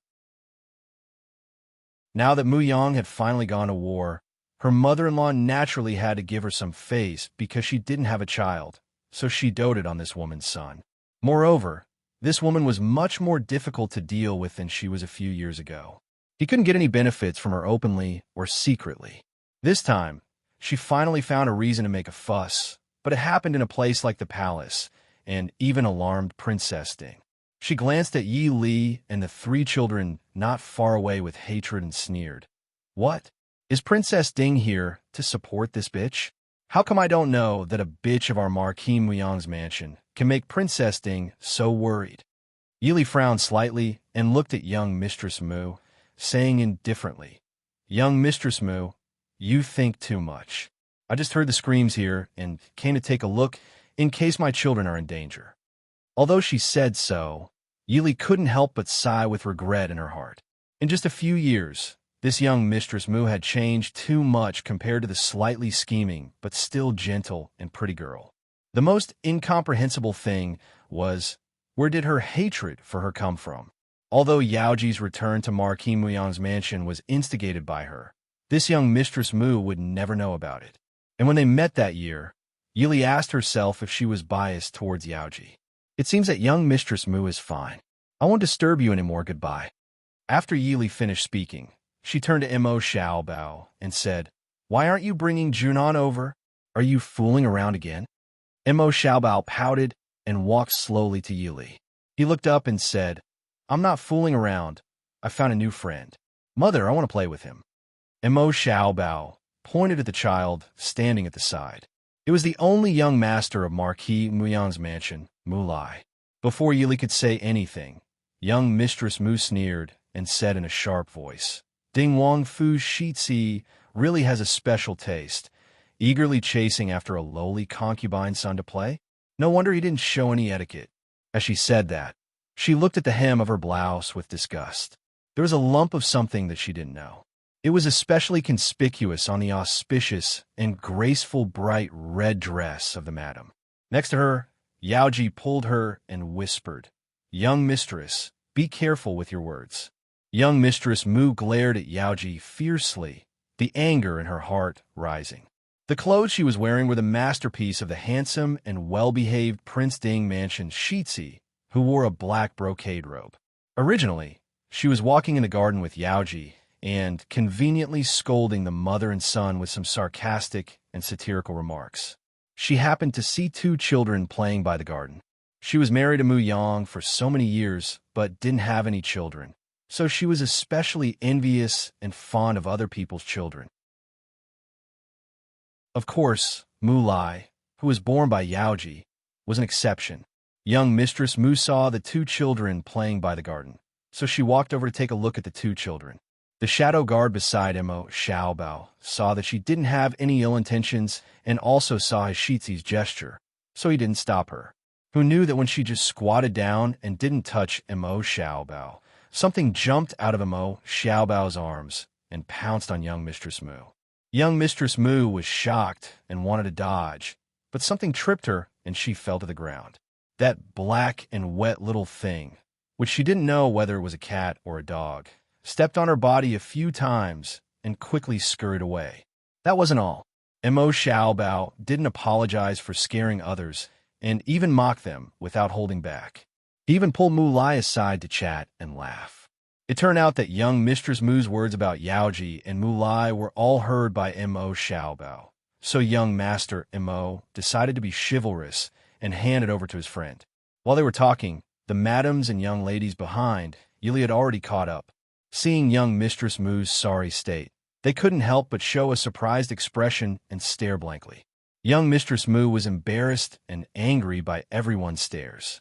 She was born in a noble family and was also pampered after marrying into Marquis Mu Yang's residence. Everyone was courteous to her. When had she ever lost face like this? In her extreme anger, a burst of anger rushed to her head, and she couldn't control her mouth anymore. She looked at Yi Li provocatively and said, "Isn't it so? I just wanted to greet the Shizi of the Prince Ding mansion, but he made me like this. If this isn't uneducated, what is?" Yi Li's face darkened. Perhaps Imo Xiaobao was in the wrong, but young Mistress Mu's words were too harsh. Moreover, Marquis Muyang's residence didn't have the right to teach the people of the Prince Ding mansion a lesson. The madams and young ladies present looked at the sorry young Mistress Mu as if they were looking at a lunatic. Chapter 628.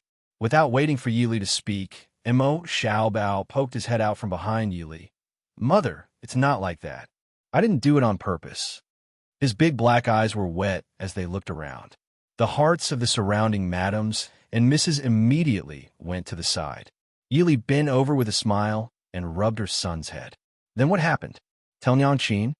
Imo Xiaobao said aggrievedly, "I saw a puppy fall into the water over there, so I had someone pull out. I and Xiaolong were thinking of a way to dry the puppy's fur. This Annie suddenly wanted to pat me from behind. I was scared and carried the puppy out. Then, Mother, I didn't deliberately dirty the Annie's clothes, but this Annie was very angry. Mother, can we compensate her with another set of clothes? I don't have money, so Mother will pay for me. When I grow up, I will definitely earn money to return to Mother." Looking at the handsome child who didn't even reach their thighs seriously discussing with his mother, the hearts of the madams and Mrs. present softened. If they had the same background as Yi Li, they would know a word. Cute. The group of pampered madams and misses were instantly turned over by this cute and obedient child who dared to admit his mistake. "Little Shizi, this was just an accident. I don't think young Madame will mind." Someone quickly comforted him. "Really?" Imo Xiaobao raised his head and looked at the madam who spoke. His big wet eyes were filled with worry. "Of course it's true. A set of clothes isn't worth much. Little Shizi doesn't need to take it to heart." That madam hurriedly guaranteed, completely ignoring the victim's family standing on the side. The shadow guard on the side looked at Imo Xiaobao with eyes full of admiration. Their family's little Shizi was so young, yet he already knew the art of lying. What was avoiding the important and dwelling on the trivial? What was lying without blinking? He really had a bright future. Of course, if one ignored the fact that the puppy that fell into the water was accidentally dropped by the little heir, if one ignored the fact that the puppy only fell after young Mistress Mu entered the Imperial Garden, if one ignored the fact that the puppy was wet and colorful after the little heir wiped it dry. Actually, their little heir wasn't lying. She then looked at the pitiful faces of the women who had been deceived by the little heir and secretly shook her head. If they had the time to pity the little heir, who sometimes even made the prince suffer in silence, they might as well pity the puppy that had run off to take a bath somewhere. Yili patted her son's little head. She seemed to be comforting him, but in fact, she was warning him not to overdo it.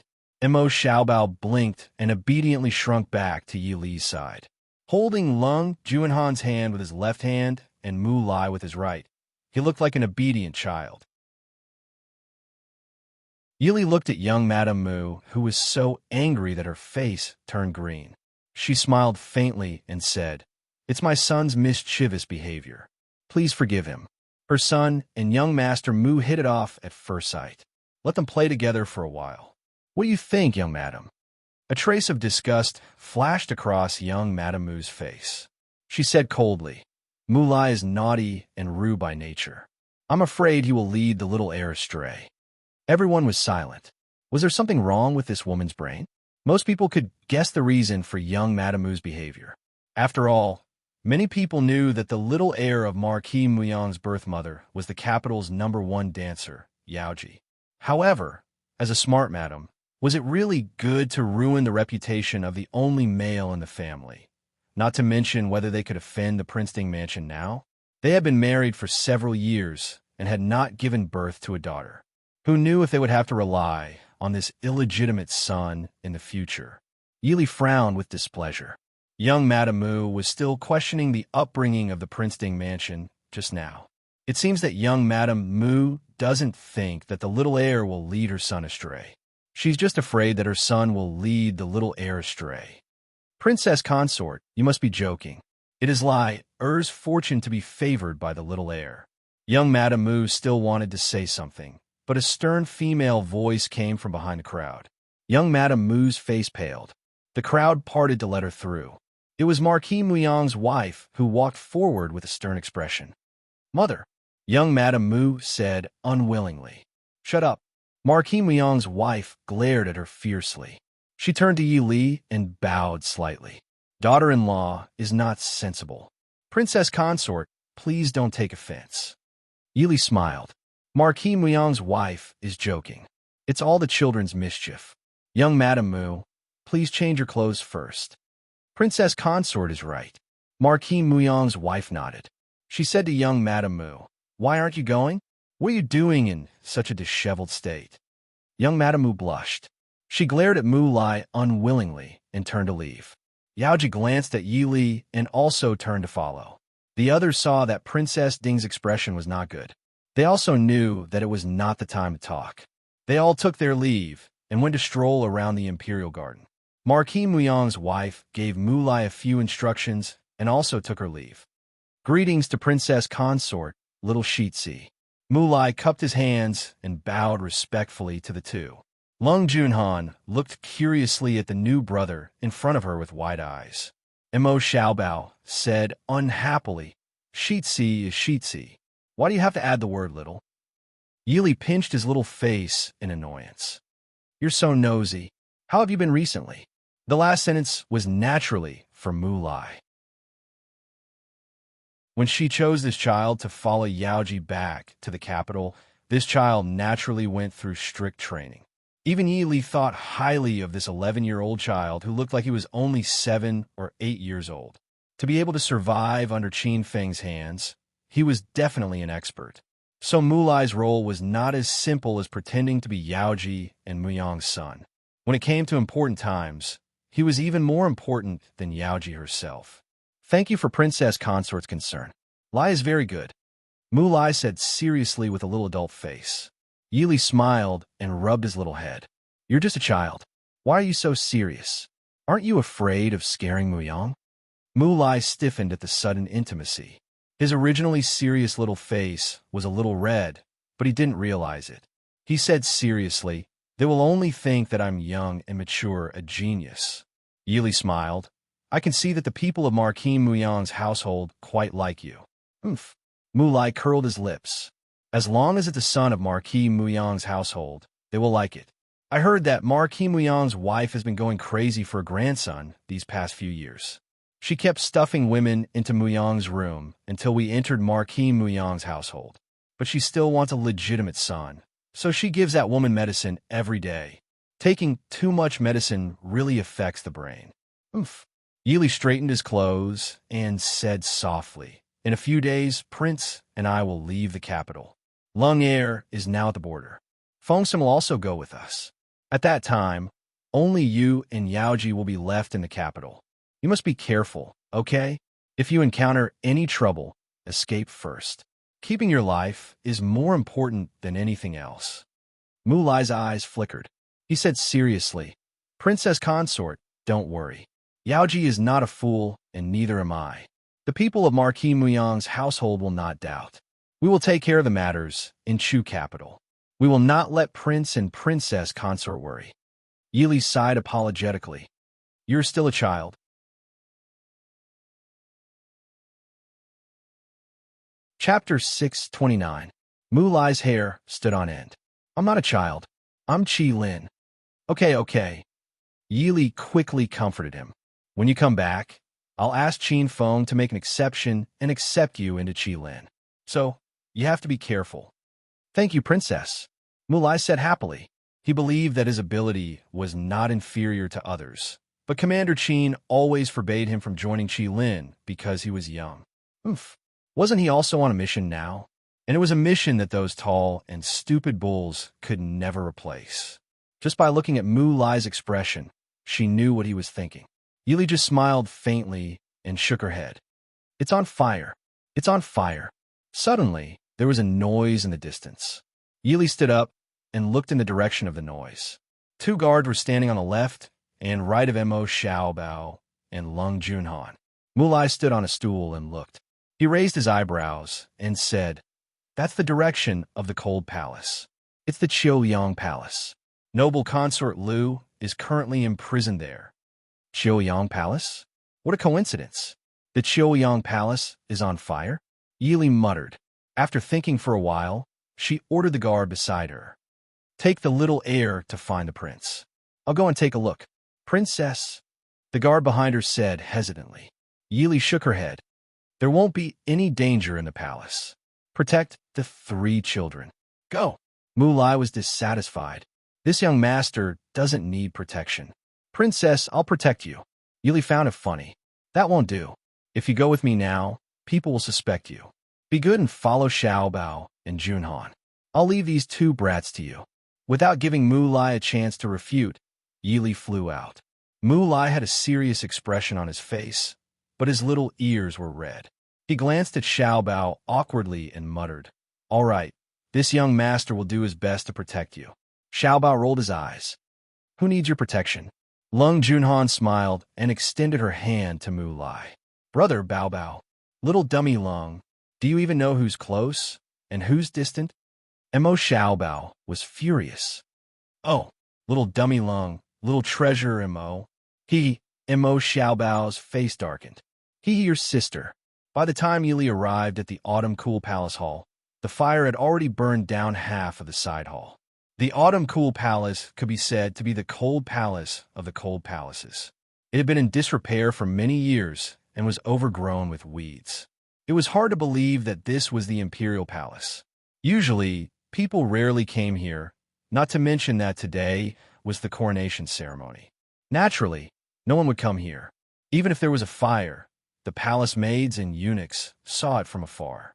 It would take them a long time to pass through the overlapping corridors of the palace. At least when Yili arrived, there was not a single person who came to put out the fire. "Princess." In the end, the guards did not all stay by Mo Xiaobao's side. 2 of them chased after Yili. "Help!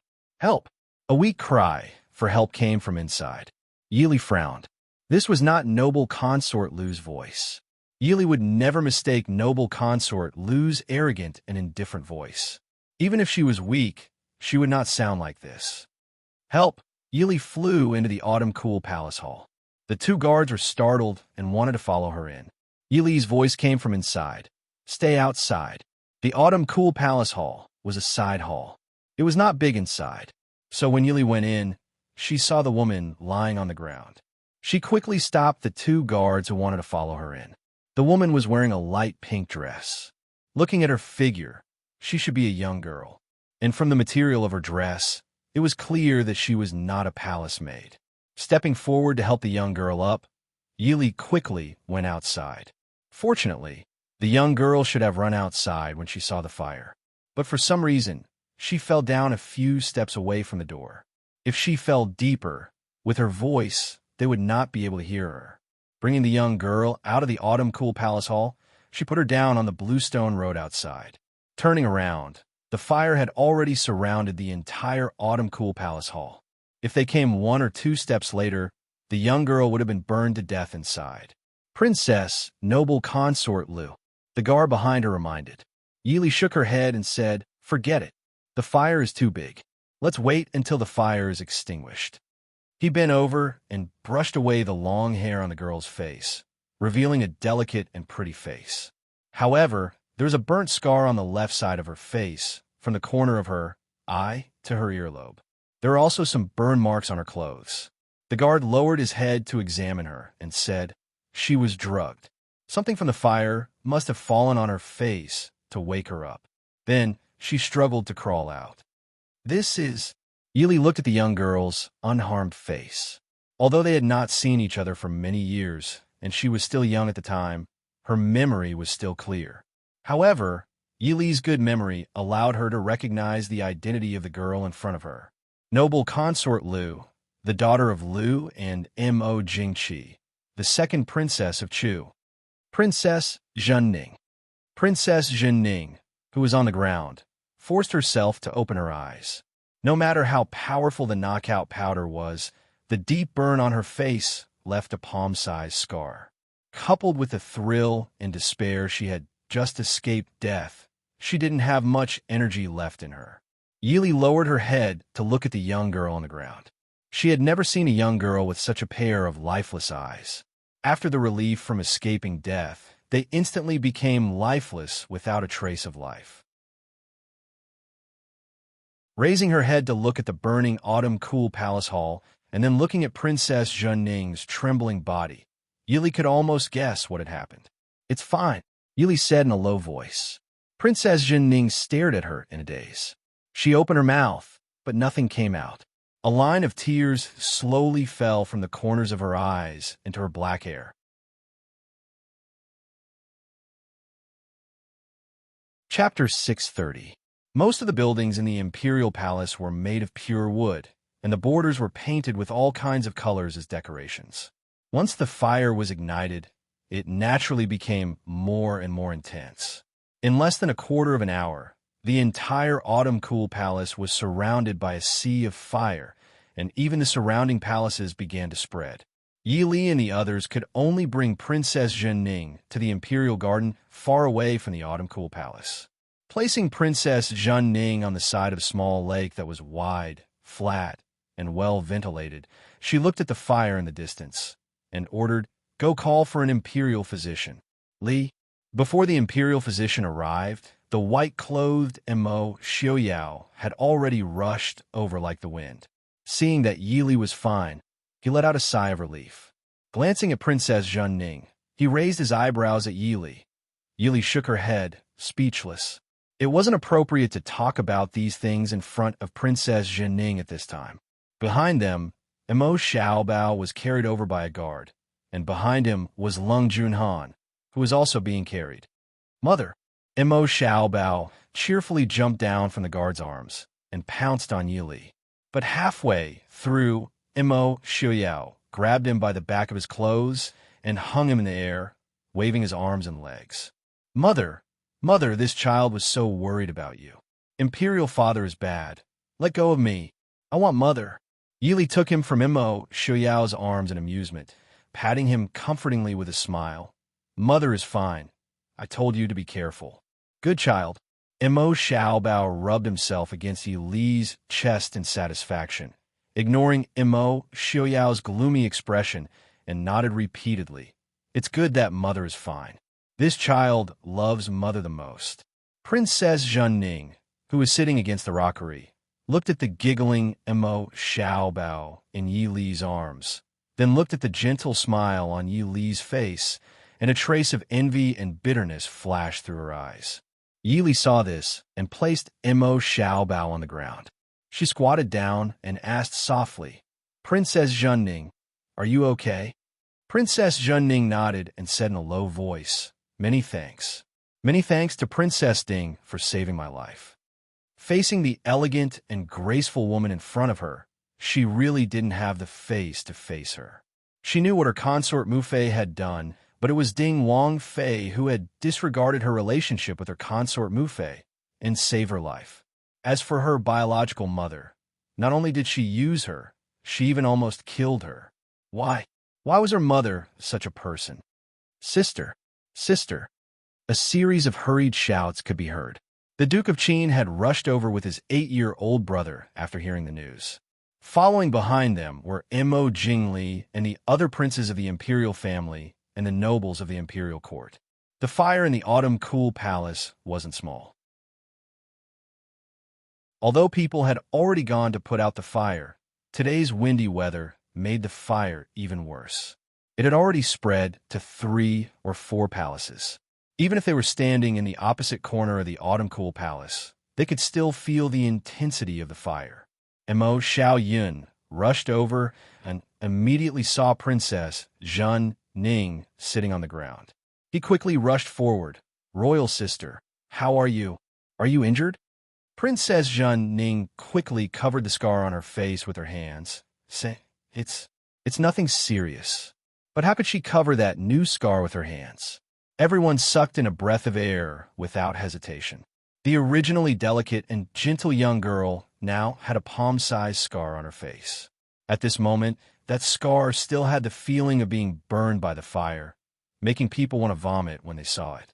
Many of the madams and young misses who came with them all cried out and retreated 2 steps. Princess Zhenning's face darkened, and she lowered her head even more timidly, wanting to use her hair to cover the scar on her face. "Don't use your hair. If your hair isn't clean, it will easily get infected if it touches the wound." A slender hand gently pressed down on her shoulder, gently pressing down on her hand that wanted to pull her hair. Princess Zhenning was stunned. She raised her head and stared blankly at the woman with a faint smile on her lips. There wasn't the slightest bit of disgust or fear on her face, but from her gentle and clear eyes, she saw her ugly self. Princess Zhenning trembled and quickly lowered her head. Yili sighed softly and took out a plain white silk handkerchief, carefully tying it around Princess Zhenning's face to cover the hideous scar. "Wait for the imperial physician to come and prescribe some medicine to treat the scar. You'll be fine very soon." The Chu state's female upbringing was very strict. Unmarried maidens also had the habit of wearing a veil when they went out. Therefore, after Princess Zhenning put on a veil, although she looked a bit out of the ordinary among the unmarried maidens, it wasn't considered out of place. The surrounding people also let out a sigh of relief.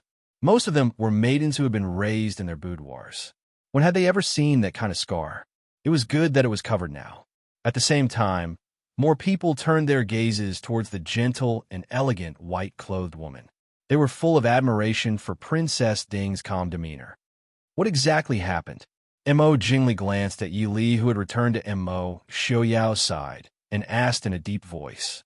Princess Zhenning gently bit her lip and refused to speak. Mo Jingli looked towards Yi Li. Yi Li calmly said, "We only rushed over when we saw the fire in the imperial garden. We only had time to save Princess Zhenning. We don't know if there was anyone else inside."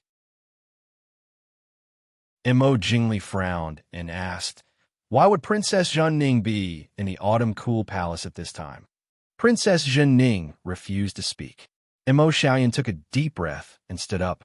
He patted his younger brother, who was hiding in fear beside him, and said, "Imperial grandmother locked my imperial mother in the Autumn Cool Palace.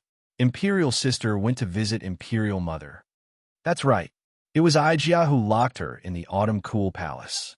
The Empress Dowager slowly walked over, surrounded by a group of palace maids and eunuchs. She just happened to hear Mo Xiaoyan's words and calmly replied. Mo Jingli said in a deep voice, "Noble consort Lu was locked in the Autumn Cool Palace? How come I didn't know?" The Empress Dowager sneered. "This is an internal matter. How come Aijia didn't know?"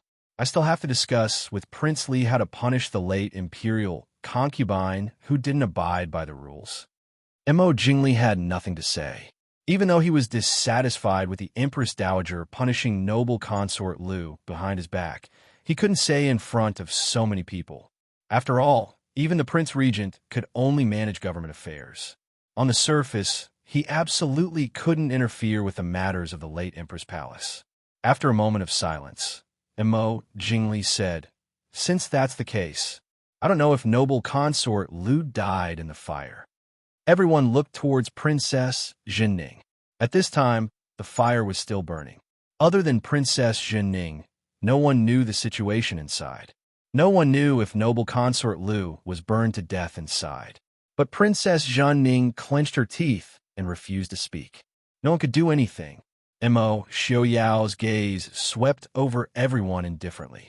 Just when Mo Jingli thought he was going to say something important, he heard Mo Xiaoyao leisurely say, "Since something happened in the palace, I think this banquet can't be held. I and Wang Fei will return to the Fu first. In addition, I and Wang Fei will be leaving for the northwest in a few days. At that time, we won't be coming to say goodbye."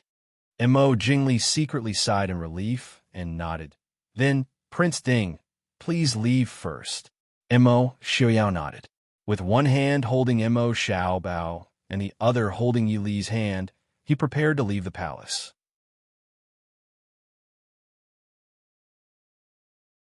Chapter 631. Princess Ding. Mo Xiaoyun, who hadn't said anything, suddenly opened his mouth. He walked in front of Yi Li and said in a deep voice, "Thank you for saving my imperial sister. I can't repay you for saving my life. Please accept a bow from this little prince." After speaking, he bowed deeply to Yi Li. Yi Li, seeing the 12 to 13-year-old youth bowing so solemnly, Yi Li smiled faintly and said, "Duke of Qin is too polite. It's just a small matter. Duke of Qin, please take good care of Princess Zhenning. Farewell." Seeing the family of three walk out of the imperial garden surrounded by guards, Mo Jingli's heart relaxed. Only now did he truly believe that perhaps Mo Xiaoyao really wasn't interested in the Chu state's matters. In the carriage leaving the palace, Lung Junhan, who was lying in Yi Li's arms, had already fallen asleep from exhaustion. Mo Xiaobao sat in Mo Xiaoyao's arms. Although he hadn't fallen asleep, he didn't have the same energy as when he was in the palace. After all, he was only a 5 to 6-year-old child. Making a fuss for half a day was enough to tire them out. Yi Li gently patted Lung Junhan and asked, "Xiaoyao, is noble consort Lu dead?" Mo Xiaoyao shook his head and said, "Not necessarily. Noble consort Lu has been in the imperial harem for more than 10 years. Even if the monkeys scatter when the tree falls, she still has some power that she can use. Today, there are so many people coming and going in the palace. It's not impossible for her to escape the palace." Yi Li frowned and said, "Since she still has people she can use, why did she treat Princess Zhenning like that? Could it be that she really wanted to burn Princess Zhenning to death?" Thinking of this, Yi Li couldn't help but feel a chill in her heart. How ruthless did she have to be to treat her own daughter like that? Even if this daughter's father wasn't the person she loved, the child was still her flesh and blood. Princess Zhenning risked being punished by the Empress Dowager to see her, but she received such a return. No wonder her eyes were like dead ashes when she was rescued. Mo Xiaoyao shook his head and said, "I don't know. Tell the people below to pay attention. Once that woman appears, kill her without mercy." He wasn't interested in whether noble consort Lu wanted to burn Princess Zhenning to death, or why she wanted to burn Princess Zhenning to death. But if it was true, noble consort Lu had to die. Keeping such a vicious and merciless woman alive would definitely be a disaster. Yi Li nodded silently. She had no pity or sympathy for noble consort Lu. "I heard from Xiaobao that Mu Yang's wife was rude to you in the garden." Mo Xiaoyao asked faintly, throwing the matter of noble consort Lu to the back of his mind. Yi Li glanced at Mo Xiaobao, who was complaining first, and said with a smile, "She's just a woman twisted by jealousy. Do you think I can deal with her? Don't worry, Yaoji is not easy to deal with." I won't let her have an easy time. Mo Xiao snorted softly and said, "Sure enough, I was too soft-hearted to Marquis Muyang's mansion back then." Thinking of some of the grievances with Marquis Muyang's mansion, Mo Xiao regretted his plan to use Marquis Muyang's mansion to hide Yaoji and Mu Lai in the capital, because this meant that he couldn't do anything to Marquis Muyang's mansion for the time being. But as soon as he saw the people of Marquis Muyang's mansion, especially Marquis Muyang himself, some bad memories that he tried hard to forget surged up again, making Mo Xiao's mood very bad. On the day of the new emperor's ascension, a fire broke out in the palace, almost burning half of the palace. This news quickly spread among the people. People were talking about how the new emperor was immoral and couldn't bear to inherit the throne, so the heavens punished him, and so on. Hearing this, the people in the Prince Ding mansion laughed secretly. The new emperor was only a child of 6 or 7 years old. What could they say about him being immoral? But once the comments started, it wasn't so easy to destroy them, especially when there were people who wanted to add fuel to the fire. The comments spread like wildfire. The people in the Prince Ding mansion didn't pay attention to these, because they were all packing up and preparing to leave the capital again to go back to the northwest. Although most of them were born and raised in the Chu capital, living in the northwest for the past few years made them feel a sense of belonging to Glass City. Everyone had joyful smiles on their faces as they packed their luggage and prepared to depart. And in the imperial court, other than Prince Li officially becoming the regent, the news of the empress's death and noble consort Lu's burial was also announced. And the Empress Dowager, who was supposed to be the Empress Dowager, was exempted from being buried with the Empress Dowager because the Empress Dowager couldn't bear the burden of the previous emperor's first wife's death. She was temporarily buried in the imperial mausoleum. In the future, when the Empress Dowager passed away, she would be buried in the imperial mausoleum. Ignoring the turmoil in the capital, Mo Xiao and his group left the capital 3 days later and returned to the northwest. Not only was there a graceful and beautiful middle-aged woman in their carriage, there was also a similarly beautiful and moving young woman and an old man with an extraordinary bearing. Tianxiang. In the carriage, Yili reached out to hold Hua Tianxiang's hand, who was still in shock, and smiled slightly. Hua Tianxiang's beautiful face was still filled with shock. She stared blankly at Yili for a long while before letting out a soft sigh. "Leah, Aunt." The Empress nodded and tenderly stroked her black hair. She said softly, "Tianxiang, it's been hard on you these past few years." She was the Duke of Hua's first wife's granddaughter and the Empress's niece. She was the envy of all the noble ladies in the capital. But at the same time, because of this identity, she was still unmarried even though she was already over 20 years old. A normal woman at this age would already be a housewife, and a housewife.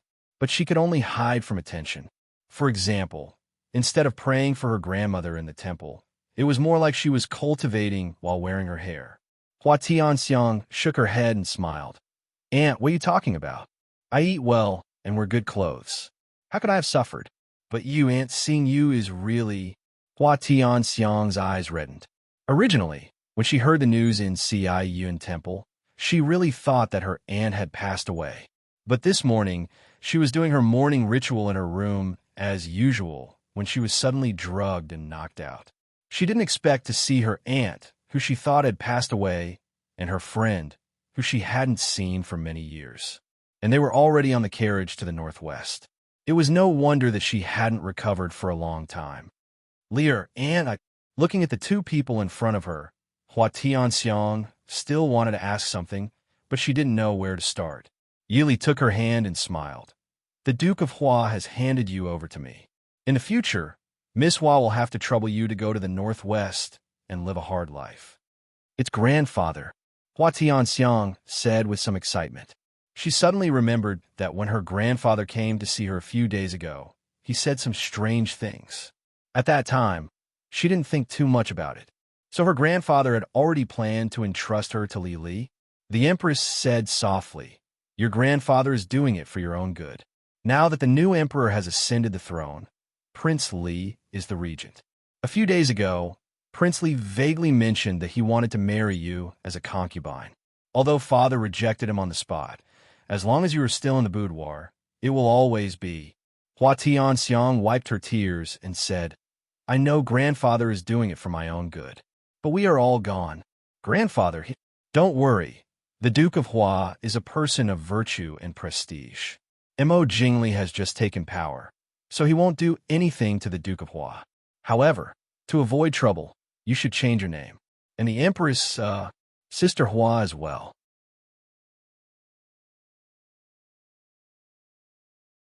Chapter 632. The two nodded. Of course, they understood Yi Li's words. Although there weren't many people who had seen them, they still had to take precautions. If people knew that so many people who shouldn't have appeared in Glass City, especially the Prince Ding Mansion, it would be bad for the Prince Ding Mansion and the Hua family. Hua Tianxiang thought for a while and said generously, My grandfather's surname is Yang. Let's call him Ruo Hua. The Empress smiled faintly and said, In that case, I will borrow Tianxiang's surname. Call me Lady Yang. She didn't even want to give her a name. Yili sighed softly and looked at the Empress with some worry. The Empress smiled and said, To be able to get rid of the shackles of the palace is already the luckiest thing in my life. What's more, there is Changlu in the northwest. Everything will be fine. I'm just afraid that Feng San. Yili frowned. Since Feng Huiting was persuaded by Feng Jiao to go back to the northwest with him, the relationship between Feng Jiao and his son gradually became less stiff. Feng Huiting was different from the Empress and Hua Tianxiang. He was openly taken by Mo Xiaoyao from Mo Jingli. Mo Jingli had already emptied the Feng family. Naturally, he didn't care about Feng Huiting, an old man who was nearly 60 years old.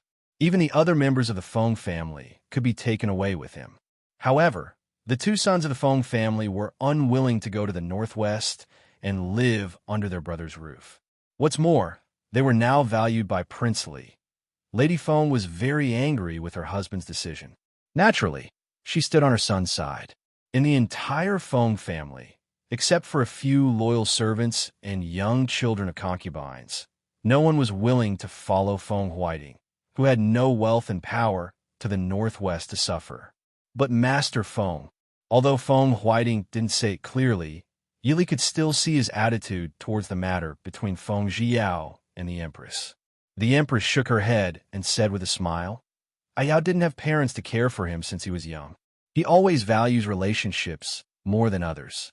In the future, with his father watching over him, he will slowly understand. After so many years, I'm tired too. As long as Tianxiang and Changlu are well in the future, I have no regrets. Yili remained silent. It was difficult for outsiders to interfere in matters of the heart. The matter between Feng Jiao and the Empress could only be solved by themselves. Hua Tianxiang looked at the two in confusion, but she also felt that the atmosphere was a bit heavy. She smiled and said, Of course we will be fine. Everyone will be fine. Aunt, please call me Ruohua, lest you accidentally call me Ruohua in the future. The three of them smiled. Yili nodded and said, That's right. We'll all be fine. In a dark corner of the capital, there was a woman in a sorry state. She was thin and wore plain gray clothes. Her hair was only held up with a crude wooden hairpin. It was almost impossible to see her original appearance. Hiding in a small, dilapidated house in the innermost part of this cold, almost deserted alley, a pair of eyes emitted a chilling light in the darkness. Prince Ding has already left the Chu capital. That's right. This morning, Prince Ding brought the princess and the heir out of the city. A deep and hoarse male voice said in a low voice, It's already been so many days. You still haven't found a way to send me out of the city. The woman's voice was sharp and angry. The man rubbed his hands and said with some difficulty, Right now, the entire city is under martial law. I heard that when the new emperor ascended the throne, a fire started in the heavenly palace. It even burned Princess Zhenning's face. I'm afraid that the higher-ups are catching the assassins. The woman's eyes widened in shock. Because she hadn't seen the sun for many days, her pale face revealed obvious shock. The man thought that she was frightened and hurriedly held her hand and comforted her. Don't be afraid. The assassins wouldn't come to this kind of place. Looking at the woman in front of him, who was still shockingly beautiful, even though she wore coarse clothes and no makeup, the man's eyes changed. His hand moved up unruly. A trace of impatience flashed across the woman's face. She waved him away and said, "Get lost. I'm not in the mood." "Darling, don't worry. We'll soon find a way to leave the city." "Darling." The man lazily picked up the woman and pressed her down on the bed. His eyes flashed with shocking lust as he buried his head in the woman's body and kissed her. The woman endured the disgust in her heart and let the man do whatever he wanted to her body. However, his thoughts had already drifted elsewhere. How could Jin Ning be burned? She was worried that Jin Ning would ruin her plans, so she drugged her. However, she clearly told her to send Jin Ning out after she left and then set fire to the Autumn Cool Palace. However, she didn't know that she needed someone to burn to death in her place. Not someone who would be burned to death, but someone who would be burned to death. The people who worked for her were all people of flesh and blood. How could they be willing to throw away their lives or let the people they were familiar with die? Princess Jin Ning, who had been drugged by noble consort Liu, was naturally the best scapegoat. Otherwise, when Princess Jin Ning woke up and told others, they wouldn't be able to escape either. Jin Ning, don't blame Imperial Mother. Imperial Mother didn't want to burn you to death. This was just an accident. Who told you to? Darling, why aren't you paying attention? The man said unhappily. His average-looking face was flushed red as he fiercely kissed the woman's soft red lips. The woman closed her eyes in disgust. Compared to this vulgar man in front of her, Imo Jingqi was a stunningly handsome man. But now, she could only rely on this man to escape from the Chu capital. Imo Xiuyao, Yili, it's all your fault. It's all your fault. Darling, you're so beautiful. The man impatiently tore apart the woman's clothes. He had never seen such a beautiful woman in his life. In the past, he wouldn't even have dared to think about this kind of luck. But now, this beautiful woman belonged to him and would become his wife in the future. In a dark little house in a dark alleyway, there were waves of ambiguous gasps, which were soon joined by a woman's soft moans.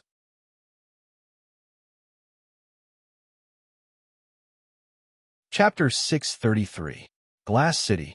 In the large study, young Master Qingshun, dressed in white, sat in the first chair below the head of the table. Looking at the empty chair in front of him, his handsome face was smiling, and his bearing was leisurely like an immortal. But the people sitting below him couldn't help but tremble. Young Master Qingshun's appearance was really too frightening. Young Master Qingshun, when exactly will Prince return? For more than a month, the border of Xiling has been increasing the number of troops. The others looked at the person who asked the question as if they were looking at an idiot. Didn't he see that young Master Qingshun was angry because Prince refused to return? He actually touched the pot that didn't boil. But then again, when exactly would Prince return? Xiling's border looked like a war was about to break out, but Prince still refused to return. Of course, it wasn't that they couldn't fight without Prince, but without Prince, they felt uncertain. Su Qingshun looked back and smiled faintly, his sword-like eyebrows slightly raised. After playing enough, Prince will naturally return. Then Xiling. Didn't we also increase the number of troops? Xiling just wants to test the waters. Even if they want to fight, Prince should be back by the time the war really starts. If Imo Xiuyao returned after the war really started, they would directly throw him into the battlefield. Of course, Li had to stay behind to guard Glass City. Everyone was silent. This young Master Qingshun was good at everything. He was even more efficient than Prince in handling political affairs. After all, young Master Qingshun had never been like Prince, who maliciously slacked off. And there were many things that his subordinates didn't understand. He only needed to casually give a few pointers to enlighten them. The only bad thing was that this young master's appearance was really too handsome. Moreover, he had the temperament of a banished immortal. When he smiled gently at you, most people would swallow the words they wanted to say. They couldn't even muster up the slightest bit of rebuttal. When this young master's smile had a hint of coldness to it, It was mostly related to their Prince Ding. Everyone felt a chill like the winter wind. Reporting to young Master Qing Chun, the princess consort has returned. The guard outside the door reported. A bright smile bloomed on Su Qingchun's handsome face. In an instant, it was as if spring had returned and hundreds of flowers had bloomed. However, most of the people present couldn't help but tremble. When young Master Qingchun revealed such a smile, it usually meant that someone was in trouble. Good, very good. Su Qingchun nodded with a smile. He stood up and glanced at everyone present. He smiled and said, "Everyone, let's go welcome His Highness." Prince Ding, who had been free and unfettered in the Chu capital for a long time, returned to the northwest. Before he could catch his breath, he was invited to the study by his most trusted military advisor and brother-in-law for a discussion. Originally, Yili felt very guilty for leaving everything to Su Qingchun and planned to help. However, eldest young Master Su's anger was clearly only directed at His Highness Prince Ding, so he very gently refused Yi Li's help and kindly told his cousin to rest well after the long journey back. As for the other matters, His Highness will take care of them.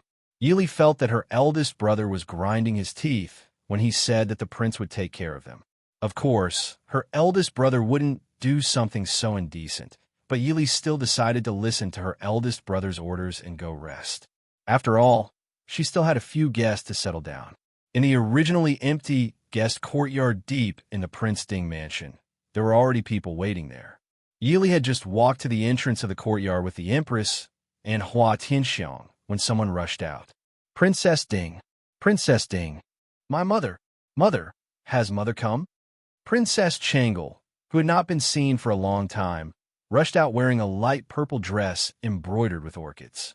She happened to see the Empress walking beside Yi Li and could not help but be stunned. Changle, the Empress gazed at her daughter, whom she had not seen for almost a year. She had grown much taller, and her complexion was better than when she had been in the imperial palace. Although she had heard Yili talk about her daughter's situation in the northwest, she could not help but tear up upon seeing the Empress. Mother, mother, mother. Princess Changle blinked her eyes, finally coming to her senses. With a cheer, she threw herself into the Empress' embrace. The 15-year-old girl was only slightly shorter than her mother. However, in front of the Empress, she was like a 7- or 8-year-old girl, beaming with smiles and acting spoiled. Standing to the side, Hua Tianxiang smiled at Princess Changle and said, "Changle can only see your mother. As expected, you have forgotten me, your older sister?" Only then did Princess Changle raise her head, looking at Hua Tianxiang, who was smiling at her. Embarrassed, she called out, "Older sister Tianxiang. Older sister Wuyo. There's also me. Unwilling to be left out, Imo Xiaobao extended his small hand, wanting to attract Princess Changle's gaze. Princess Changle had always had a good relationship with Imo Xiaobao. Smiling, she bent over and pinched his cheeks. Smiling, she said, "So it's Xiaobao. Is the Chu capital fun? Is this your new little friend?" Lung Junhan stood by Imo Xiaobao's side, blinking her large, limpid eyes as she gazed at the beautiful elder sister before her. Princess Changle was immediately attracted to the tender little bun before her. Compared to the mischievous Mo Xiaobao, who would sometimes even deceive her, this tender little darling before her was clearly more lovable. Along the way, even the Empress and Hua Tianxiang preferred to hug and caress Lung Junhan. This caused Mo Xiaobao to feel a trace of disappointment. Not fun. However, I brought a present for older sister Wuyo. This is little dummy Lung, my new friend. Mo Xiaobao said with some disappointment. Oh, you only brought a present for older sister Wuyo? Then what about us? Clear and melodious laughter could be heard from behind the door. Two madams appeared at the door with Qin Zheng, who was holding the hand of a little boy. Smiling, they looked at Mo Xiaobao. Mo Xiaobao immediately cheered and threw himself into Madame Su's embrace. Eldest aunt, second aunt, Xiaobao also brought a present for you. Little brother Zhirue also brought a present. Su Zhirue, who was only 4 years old, proudly snorted and snuggled into his mother's embrace. I don't want your present. Who told you to sneak off to the Chu capital without bringing me along? Mo Xiaobao's eyes turned. Beaming, he said, if you don't want it, then forget it. I heard that General Lu's youngest son is about to celebrate his birthday. In a few days, I'll have someone send it to him. It just so happens that I forgot to prepare a birthday present for him. No matter how intelligent Su Zhirue was, he was still a fair and tender little cutie when he was 4 years old. There was an essential difference between him and Mo Xiaobao, a black-hearted sesame seed. Hearing him say this, Xiao Mao's eyes immediately moistened. Mother! Qin Zheng helplessly patted her son and comforted him. Cousin is just joking with you. Right, I'm just joking. How can I give something to you to someone else? I'll have someone bring it to you later, okay? Receiving his mother's warning gaze, Mo Xiaobao could only coax the little bun himself. Seeing the two little bun, who were less than 2 years apart, being comforted by adults, everyone couldn't help but cover their faces and laugh.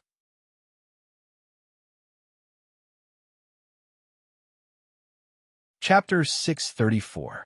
All right, let's go in and talk. What's the meaning of stopping people at the door? We've already tidied up the courtyard in the past 2 days. Take a look and see if you like it or not. It was still second Madame Su who spoke as she led everyone into the courtyard. The Empress looked somewhat worriedly at Yi Li and asked, Princess Consort, if we live in the Prince Ding mansion, will? Their identities were different. If they were discovered to be living in Glass City, there would be some explanation. However, if they were discovered to be living in the Prince Ding mansion, it would likely affect the Prince Ding mansion's reputation. Yi Li smiled and patted the Empress's arm, saying, you can stay here without worry. Not only the two of you, but Wu Yo will also be moving back to the prince's residence. In the future, I'm afraid that Glass City will not be peaceful. Living in the Prince Ding mansion will be safer. Princess Changle nodded and said, Mother, elder sister Tianxiang, the princess consort is correct. In 2 days, the two masters will also be moving back to the prince's residence. In the past few days, there have been many more people in Li City. Even the two masters' medical clinics have received several batches of people. Hearing her words, the Empress and Hua Tianxiang agreed. The group entered the reception pavilion. Sure enough, the furnishings within the pavilion were all newly changed. In addition, many of them were in the style of the Chu capital. It was obvious that the decorations had been meticulously arranged. After the host and guests were seated, a maid served tea before withdrawing. Only then did Yi Li speak. Feel free to stay in the Prince Ding mansion. If you lack anything, just send someone to inform the steward. Just treat this place as your own home. Second Madame Su also smiled and said, Lur is right. When you have time, there is no harm in coming to our home and sitting. Going out for a walk is also fine. Eldest Madame Su was not familiar with the Empress, but second Madame Su recognized the Empress. Now that they met again, she did not reveal the slightest bit of uneasiness on her face. It was as if these were truly the two old friends that Yi Li had brought back from the Chu capital. Instead, her gaze landed on Hua Tianxiang, who was chatting with Qin Zheng, and her eyes brightened. She looked at Yi Li tentatively. Yi Li couldn't help but laugh in her heart. She nodded without a trace. Of course, she understood second aunt's thoughts. In the past few years, her two aunts had almost broken their hearts over the marriage of her cousins. It just so happened that the Northwest was not as prosperous as the Chu capital to begin with. There were many aristocratic families here, so it was difficult to choose a few first-rate noble ladies. However, those cousins of hers refused to budge. It was obvious that they did not want to get married.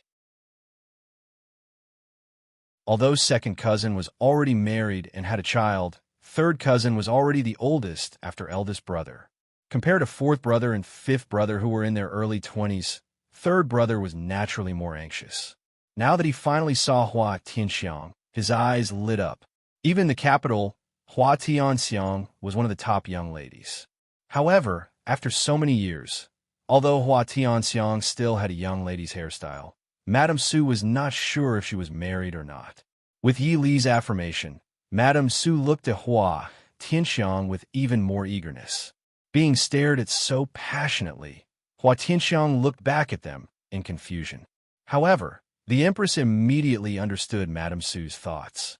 She smiled faintly but didn't say anything. The Su family was naturally a very good family. Tianxiang had also suffered a lot in the past few years. If something good could happen, it would be great. It would also be Tianxiang's luck. After settling Hua Tianxiang and the Empress, Yili thought about it and went to the study. In the study, Mo Xiaoyao was buried in a thick stack of files. His writing was smooth as flowing water, but his expression was uglier than if he had stepped in feces. Sitting not far away was Feng Jiao, who had been dragged along by Mo Xiaoyao to suffer with him. Feng Jiao's face turned green. He stole a glance at Mo Xiaoyao, who was sitting behind the desk, then at Su Qingshun, who was leisurely flipping through a travel book. He helplessly buried his face back into the files. He couldn't afford to offend either of them. It was better to obediently hide his head and do his work. Su Qingshun put down the book and looked at the door with a smile. "Lier, why aren't you resting? What are you doing here?" Yili walked in with a cup of freshly brewed tea. She looked at Mo Xiaoyao's ashen face and Su Qingshun's faint smile. She smiled and said, "I brought some tea and pastries over. Big brother has worked hard these days. Is there a lot to do?" Su Qingshun picked up the cup of tea that Yili had poured and sighed helplessly. As expected, a married daughter is like spilled water. Yili was helpless. She poured a cup of tea for Mo Xiaoyao and Feng Jiao. Mo Xiaoyao picked up the cup and took a sip. He sighed and complained, "Li, your big brother is torturing me. I haven't even had a sip of water since I came back. He wants me to finish reading all these by today." Yili looked at the booklets that were taller than Mo Xiaoyao's head. She could only give him a sympathetic look. Su Qingshun leisurely brushed away the non-existent dust on his clothes. He smiled coldly and said, "Is it me torturing you, Prince? Or is it you who is torturing us to work like cows and horses?" These are all the military and civil affairs of the Northwest during the time that Prince was not here. It includes the financial income and the analysis of the war reports at the border. So many of us have been working on this for 1 or 2 months. You only need to spend half a day to look over it, Prince. Is that too much? Who dares to make you work like a cow or horse? You're crazy. Mo Xiaoyao silently cursed in his heart. He would never admit that he made Su Qingshun work like a cow or horse. He just knew how to use people. You can clearly explain these damn things in a few sentences. Is there a need for me to look for answers in this tall pile of booklets? Even if it is necessary, is it necessary to not even let me drink some water? The servant in the study is sick and has asked for leave. Is this really an idiotic reason that young Master Qingshun came up with? Can I read it tomorrow? Mo Xiaoyao asked without much hope. Su Qingshun smiled and said, "Of course you can. Prince will be in charge of these things from tomorrow onwards. But I remember that there are other things that Prince needs to look over tomorrow. Are you going to postpone it to the day after tomorrow? There are also some military affairs related to the West Hill and the Northern tribes. Is it really okay?" "Of course not." Mo Xiaoyao gritted his teeth with hatred. It was definitely a wrong decision to let Su Qingshun manage the Northwest affairs. How could he think that brother-in-law was easier to deal with than first uncle? How could he think that brother-in-law was more powerful?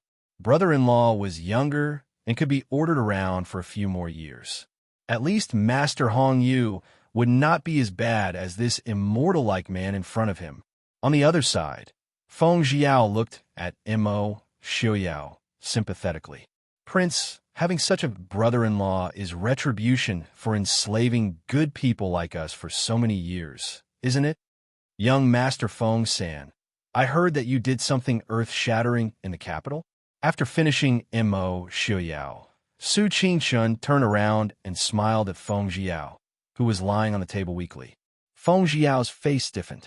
He could only smile bitterly. If he was only one person, then he would not think that he had done anything wrong. But this time, he had implicated the Feng family and even Prince Ding's manner. Su Qingshun looked at Feng Jiao and said lightly, Well done.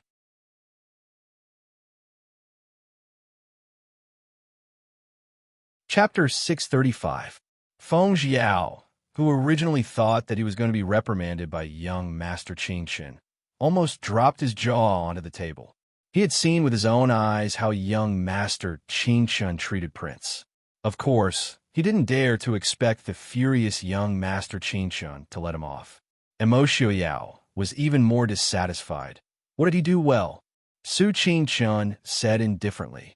The results were good.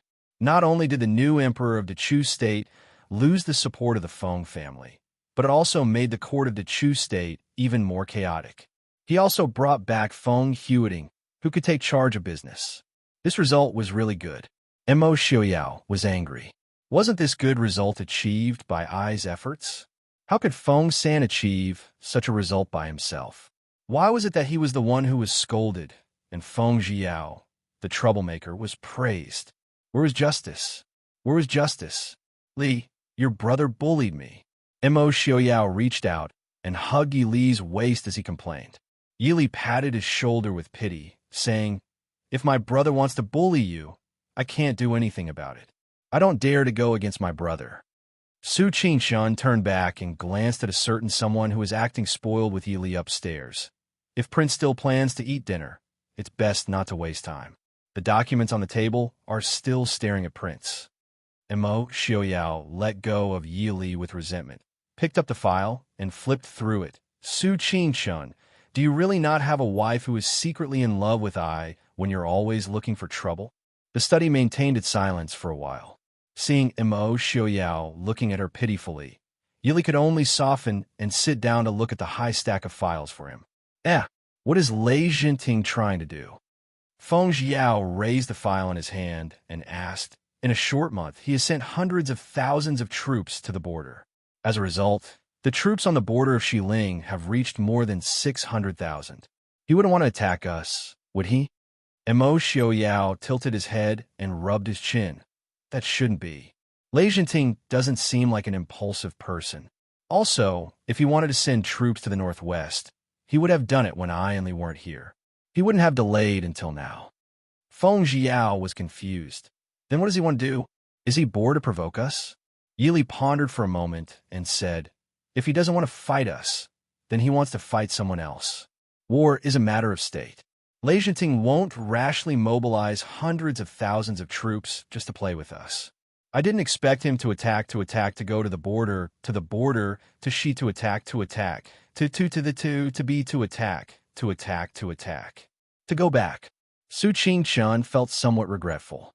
Then, he said with some relief, I indeed miscalculated this time.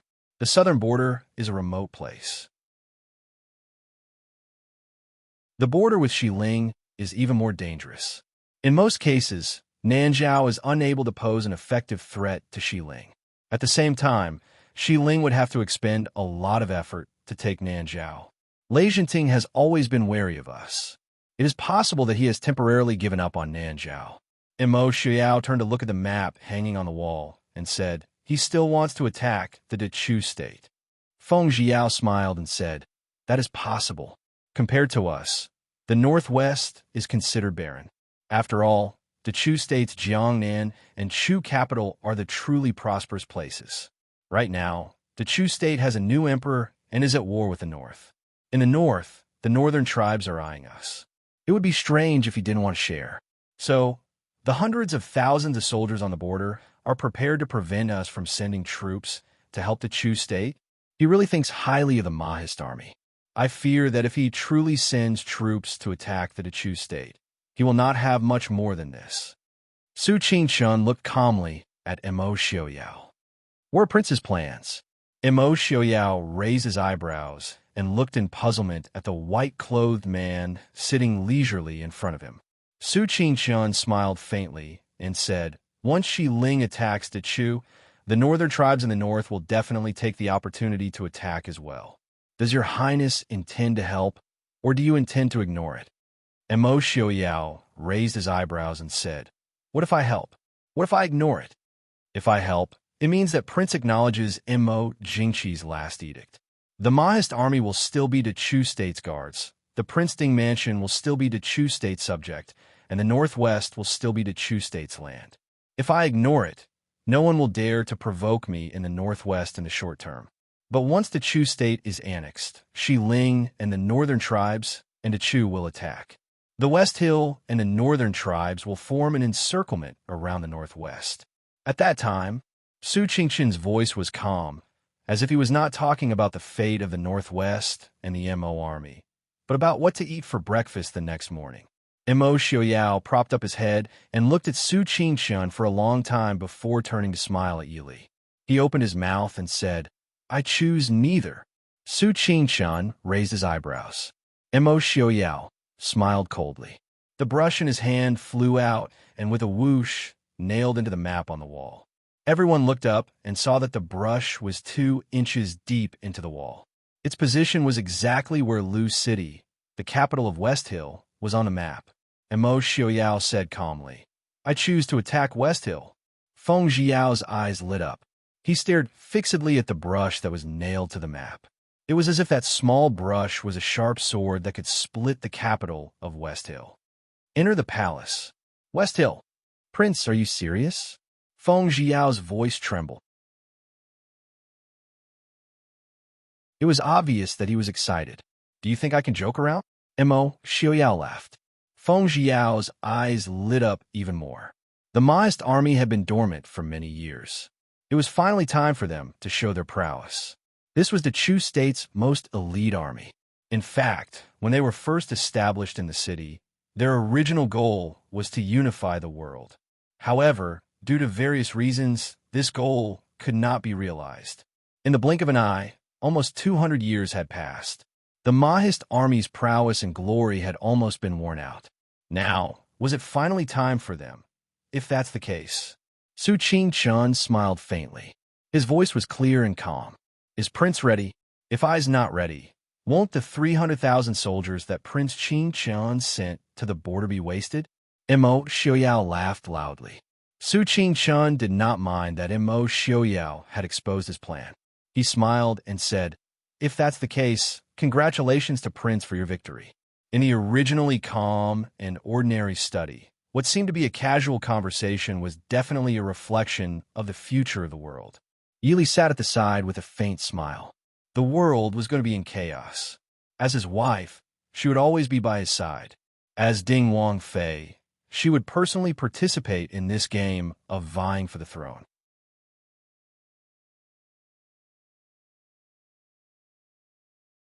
Chapter 636. At the end of the 5th month of this year, the new emperor of the Chu state had ascended the throne for less than 2 months. Most of the power in the court was in the hands of the regent. But the undercurrents in the court did not stop. King Li's intentions were too obvious. The officials in the court who supported Zheng Shuo slowly gathered together and formed a secret balance with the regent. On the northern border, the battle in front of Zijing Pass was still ongoing. Even further north, the northern tribe's army had begun to move before the beginning of summer. On the 20th of the 5th month, the Shilling army once again launched an attack on the southwest border. The people of the southwest, who had just experienced a few years of war, were once again caught in the flames of war. Northwest Li City, on a mountain not far from the city, Lishan Academy was hidden in the lush forest. It was still quiet and elegant, as though it was an otherworldly place. Yili passed through the quiet bamboo forest and headed towards the place where the sound of the guqin was coming from. In an empty space in the bamboo forest, the white-haired master Qingyun sat on the ground with a wooden guqin on his lap. He lightly plucked the strings and played. Su Zhe, whose hair and beard had turned white, was sitting not far away from him. He was listening to the music of the guqin while leisurely making tea. "Lier has come." Master Qingyun stopped playing and turned to look at Yi Li with a faint smile. "Grandfather, Elder Su," Yi Li said softly. She walked forward and helped Master Qingyun sit down on the stone bench in front of Su Zhe. Su Zhe smiled and poured a cup of tea for each of them. He said with a smile, "Why has Wang Fei come at this time? Have you come to see little Shitzi?" Yi Li said with a smile, "Xiao Bao is grandfather and Elder Su teaching him. I am very assured. Those children didn't disturb grandfather and Elder Su, right?" Now, there are not only students in Lishan Academy, there were also 3 children. Mo Xiaobao was going to Lishan Academy to study. Lung Junhan was still young, but could only follow. As such, Qin Zheng sent her own Su Zhirue over, saying that the 3 children could be companions. The little heir is even more intelligent than the prince back in the day. What is there to worry about? Suja said with a smile. When he mentioned Mo Xiaobao, his eyes were filled with affection. He had always liked Mo Xiaobao's intelligence. Mo Xiaobao was also as respectful and courteous to this eunuch Su. Naturally, this caused Elder Su, who had no children, to dote on him even more. Sometimes, even Mr. Qingyun had to take a back seat. It had to be said that even though Mo Xiaobao was young, when it came to flattery, many adults were left in the dust. Mr. Qingyun looked at Yi Li with a gentle and kind expression. Li Er, are you going on a long journey? Yi Li looked at Master Qingyun in surprise. Grandfather is in Lishan Academy, but he is not oblivious to the outside world. You actually know the current affairs of the world so well. Suja shook his head and said with a smile, Mr. Qingyun is not known for his literary talent, but he does not know anything about astronomy, geography, astrology, and medicine. This morning, he told me that the prince and Wang Fei have moved and will likely be on a long journey in the near future. Isn't Princess Consort here now? This works? Yili had heard of the so-called astrology, but she had not studied it at all. Because the traces of her previous life were still engraved in her bones, she even had some doubts about this. Then, what else can grandfather see? Mr. Qingyun stroked his snow-white beard and shook his head with a sigh. The world is in chaos. Such chaos is rare to see in hundreds of years. Hearing Mr. Qingyun's words, not just Yili, even Suja's expression became grave. Suja asked regretfully, is there really no way to reverse it? Mr. Qingyun shook his head and said, this chaos has been buried many years ago. There is no turning back. Li Er, in this generation of the Su family, you and your older brother are the most outstanding. Especially you. Fighting for the world, death and injury are hard to avoid, but the common people are innocent. No matter what, do not ignite anger on the innocent common people. You and Prince Ding must be careful. Yili nodded and said softly, Grandfather, please do not worry. Xiaoyao is not this kind of person. Yili understood what Mr. Qingyun meant. In this era, there was no such thing as human rights. The common people were as lowly as grass. In the history of the dynasties, there were countless records of massacres. Even if the rulers covered it up, the later generations could still see some traces. However, Yili did not think that she would do this. Whether it was basic human nature or her identity as a soldier, it would not allow her to do this kind of thing. She also believed that Mo Xiaoyao would also not do this kind of thing. Looking at the gentle and serious girl in front of him, Mr. Qingyun's wrinkled face showed a trace of a sigh. His eyes that were filled with wisdom flashed with a trace of worry. He sighed softly, it's fine. We are all old. The future will depend on you young people. When you go out, be careful. Yili nodded and said with a smile, Grandfather, please do not worry. It's just that after we leave, only Big Brother will be left in Glass City. Grandfather, please talk to Big Uncle and Second Uncle. I'm afraid Big Brother won't be able to handle it alone. Second Uncle Su Hongyan came to Lishan Academy to teach early. Although Big Uncle was still in Glass City, he seemed to be interested in agriculture. In the past year, he had gone to Fourth Brother and Fifth Brother's place several times. Although this was a very important matter, it was a bit of a waste to leave it to Su Hongyu. Mr. Qingyun stroked his beard and said with a smile, they were idle before because they had nothing to do. Now that they have something to do, they will naturally go back. Is there a need for me to say anything? Yili blinked and came to a realization. Thank you, Grandfather, for your guidance.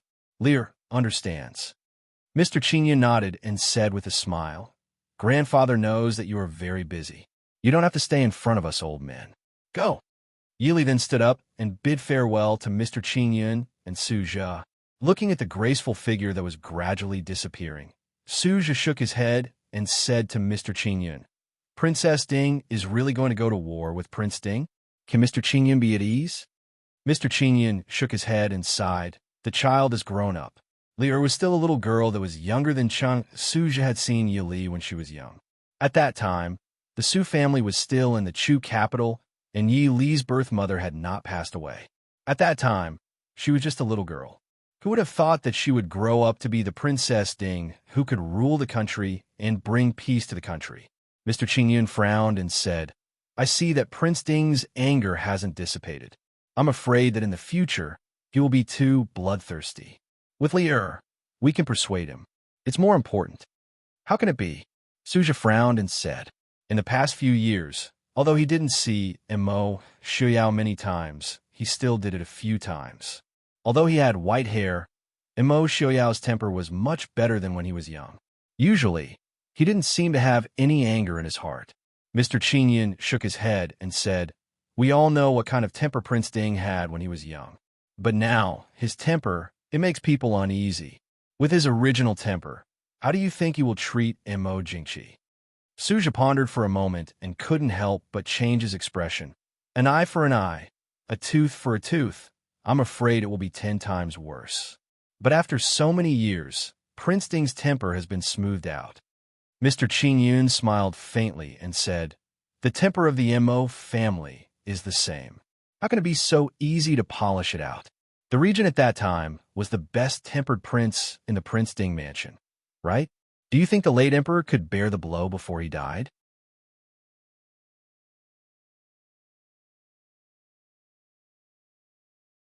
Chapter 637. Suja was speechless. The regent that Mr. Qingyun was referring to was naturally Mo Xiuyao's father, Mo Lufeng. Even though decades had passed, Suja could still remember that handsome, elegant, and peerless man in embroidered robes. Even though he was as capable as the previous Prince Ding, Mo Lufeng was the epitome of elegance. In this world, only Mr. Qingchun could compete with him. But Mr. Qingchun's appearance and temperament were too elegant, more like an immortal. But Mo Lufeng was the true elegance of the mortal world. He was a noble son from a famous family. That kind of talent and grace should be immortalized for generations. But such a person was schemed against by the emperor that he sincerely assisted. The counterattack that he left behind before his death was enough to be enjoyed. The previous emperor, who was in his prime, passed away in less than 3 years. His ambition was only given to the cold imperial cemetery, leaving behind the new emperor, Mo Jingqi, who was in his teens, also bought a few years of buffer time for the Prince Ding mansion. Otherwise, the brothers Mo Xuan and Mo Shuyao, who were similarly young, would have fallen into the hands of the previous emperor. The Prince Ding mansion might not even exist now. If that's the case, Suja muttered to himself. Mr. Qingyun said in a low voice, Prince Ding has been suppressing himself all these years. Or rather, he has been playing a game of chess in his heart, so he could suppress his hatred towards Mo Jingqi and the royal family of the Chu state. Even the hatred towards the northern tribes and the western mausoleum. Even though he seemed to have no scruples these years, in reality, he was still suppressing himself. He needed time to plan, and now, this plan is clearly ripe. And the battlefield is often the easiest place to trigger the true side of a person's heart. Once these years of suppressing himself explode, in this world, other than Li, no one could stop him. Back then, Mo Jingqi was not the only one involved in the Prince Ding mansion incident. The northern tribes and the western mausoleum were more or less involved. Furthermore, the Mahist army had died under the hands of the northern tribes. For so many years, whenever Master Qingyun thought of Mo Xiuyao's calmness as an envoy from the northern tribes, he would tremble in fear. So that's how it is. Suja sighed, a trace of guilt appearing on his face. If Su Zudi had not stolen the map of the Mahist army back then, the incident back then might not have happened at all. No matter how much he felt sorry for his only granddaughter, Suja felt that he didn't even have the right to feel sorry for the tens of thousands of heroes of the Mahist army who had died unjustly, Who would feel sorry for those soldiers who fought for the country but died without knowing why? All of this was because there was no harm in him teaching. There was no harm in teaching. Seeing Suja's expression, Mr. Qingyan knew what he was thinking. She patted his hand and said, "Those things are in the past. Why think about it?" Suja shook his head and sighed at the sky. After bidding farewell to Mr. Qingyan, she went to visit Mo Xiaobao and Yi Li before returning to the Prince Ding mansion. When she came in, she saw the officials and generals who usually didn't appear at the Prince Ding mansion waiting in the garden. Seeing Yi Li come in, they immediately came forward to bow. Yi Li raised an eyebrow and said with a smile, "What is everyone doing? Did something happen in the Wang Fu at this time?" Zhang Qilan said with a smile, "Wang Fei, don't worry. We have done everything the prince and Wang Fei ordered. What is the matter?" Yi Li said with a smile, "It's nothing. Did you all come just to pay your respects? Our Wang Fu doesn't have so many formalities. Since there's nothing else, please go back." Wang Fei. The others didn't dare to say anything, but Lu Jingxian, Zhang Qilan, and Yuan Pei, these old generals didn't have such concerns. They hurriedly stopped Yi Li. Yi Li raised an eyebrow and looked at them with a smile. Lu Jingxian was pushed out and said, "This." Wang Fei, just now, the envoys from Xiling and the Chu state asked to see the prince at the same time. We just want to ask, what is the prince's intention? These days, they had been secretly preparing their troops. It looked like they were going to make a move. This made these old generals who had been waiting for so long that their bones were stiff secretly excited. But today, they had suddenly come for two countries at the same time. Which side the prince was leaning towards would indicate their future actions. The envoys from Xiling and the Chu state asked for an audience at the same time. Yi Li raised an eyebrow. She had just come back and didn't know this news. Lin Han, who was following beside her, rubbed his nose and said, "This subordinate was just about to report this matter to Wang Fei." The envoys from Xiling came first, and the envoys from the Chu state arrived later. But the prince first summoned the envoys from the Chu state. In addition, the prince asked Wang Fei to come to the main hall when she returned. Yi Li smiled but didn't say anything. She smiled as she looked at the people surrounding her. Everyone hurriedly retreated. "Wang Fei, please." "Then, this consort will leave first?" "We don't dare to delay Wang Fei." "Wang Fei, please." It turned out that Wang Fei didn't know either. Everyone sighed helplessly. They could only watch as Yi Li left, eagerly waiting for the results. In a corner, Feng Huiting and Han Mingwei were sitting and playing chess. Han Mingxi had hung himself on a tree above their heads, yawning as he watched the game. "Does young Master Mingyu think they can fight?" Feng Huiting asked lightly. Although he had only been in the Northwest for less than 3 months, the Northwest gave Feng Huiting a completely different feeling. The officials and generals of the Prince Ding mansion were all young, and Feng Huiting could be considered the oldest among them. Moreover, Master Prince Ding had given him authority and trust that he had never thought of before. Feng Huiting had once asked Mo Xiaoyao why he trusted him so much, but Prince Ding had only smiled at him half-truthfully. He didn't trust him, he only trusted Feng Zhiyao. If he betrayed the Prince Ding mansion, Feng Zhiyao's head would immediately fall to the ground. At that time, Feng Zhiyao was also present. When he heard Mo Xiaoyao's words, he didn't show any displeasure at Mo Xiaoyao's words, as if it was how it should be. Feng Huiting didn't understand the friendship between these young people, but as the head of the Feng clan, he knew what choice was. Although the Prince Ding mansion didn't seem to have the upper hand in the world, he didn't know why, but he believed that if there was only one winner in the world, it would definitely be Prince Ding, and the Feng clan would naturally choose the winner in the end. Naturally, after so many years, even if the Mahist army doesn't want to move, others can't help it. Han Mingwei said lightly, "These few years of idleness at home, no one in Glass City targeted him, and no one did anything to him. But at the same time, no one needed him to do anything, because he knew that Mo Xiaoyao no longer trusted him.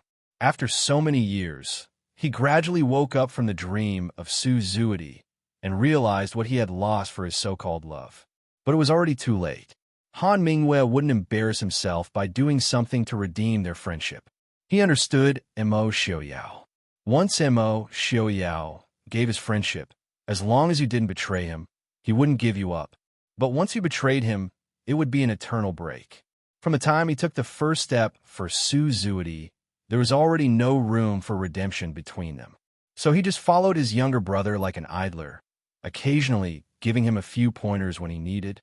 Now, this younger brother was his only family in this world.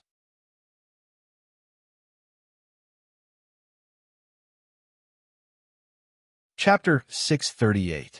Han Mingxi hung himself on the tree like a bat and lazily said, "What does fighting have to do with us?" They didn't need to go to the battlefield. Feng Whiting put down the chess piece and stood up with a smile. "Of course it has something to do with us. Since that's the case, we should prepare." Han Mingxi fell from the tree and looked at Feng Whiting's departing figure. He suspiciously asked, "What should we prepare?" Han Mingwei smiled faintly and said, "Before the troops and horses move, the provisions will move first. The head of the Feng family is a smart person." "Brother." Han Mingxi looked at his elder brother with some regret and worry. In the past, his elder brother was immersed in the matter of Su Zuidi. Now, he had gradually come to his senses. His elder brother's talent was definitely not inferior to the head of the Feng family. However, what happened in the past determined that he would never be able to use his talents in the Northwest. Han Mingwei shook her head in relief and smiled faintly. "Ming, to me, the so-called imperial ambitions are just a dream. No, I haven't even had such a dream. There's nothing wrong with being like this. Prince Ding really doesn't know that you've been giving me ideas behind my back for the past 2 years." Han Mingxi asked. His talent was limited, and he was never afraid to admit that he was inferior to others. In the past 2 years, Prince Ding had given him many things that were clearly beyond his ability. This made Han Mingxi have some doubts. Han Mingxi smiled and patted his younger brother's shoulder. "It's rare for you to be confused. Let's go. Mr. Feng might have something that he needs your help with." When Yili stepped into the reception hall, the envoy from the Chu state had not yet left. The envoy from Xiling was arranged to drink tea and wait in the reception hall on the other side. When she walked in and saw the envoy from the Chu state, Yili was stunned. So he could be considered an acquaintance. "King Yu, Mo Jingyu. Li, you're back?"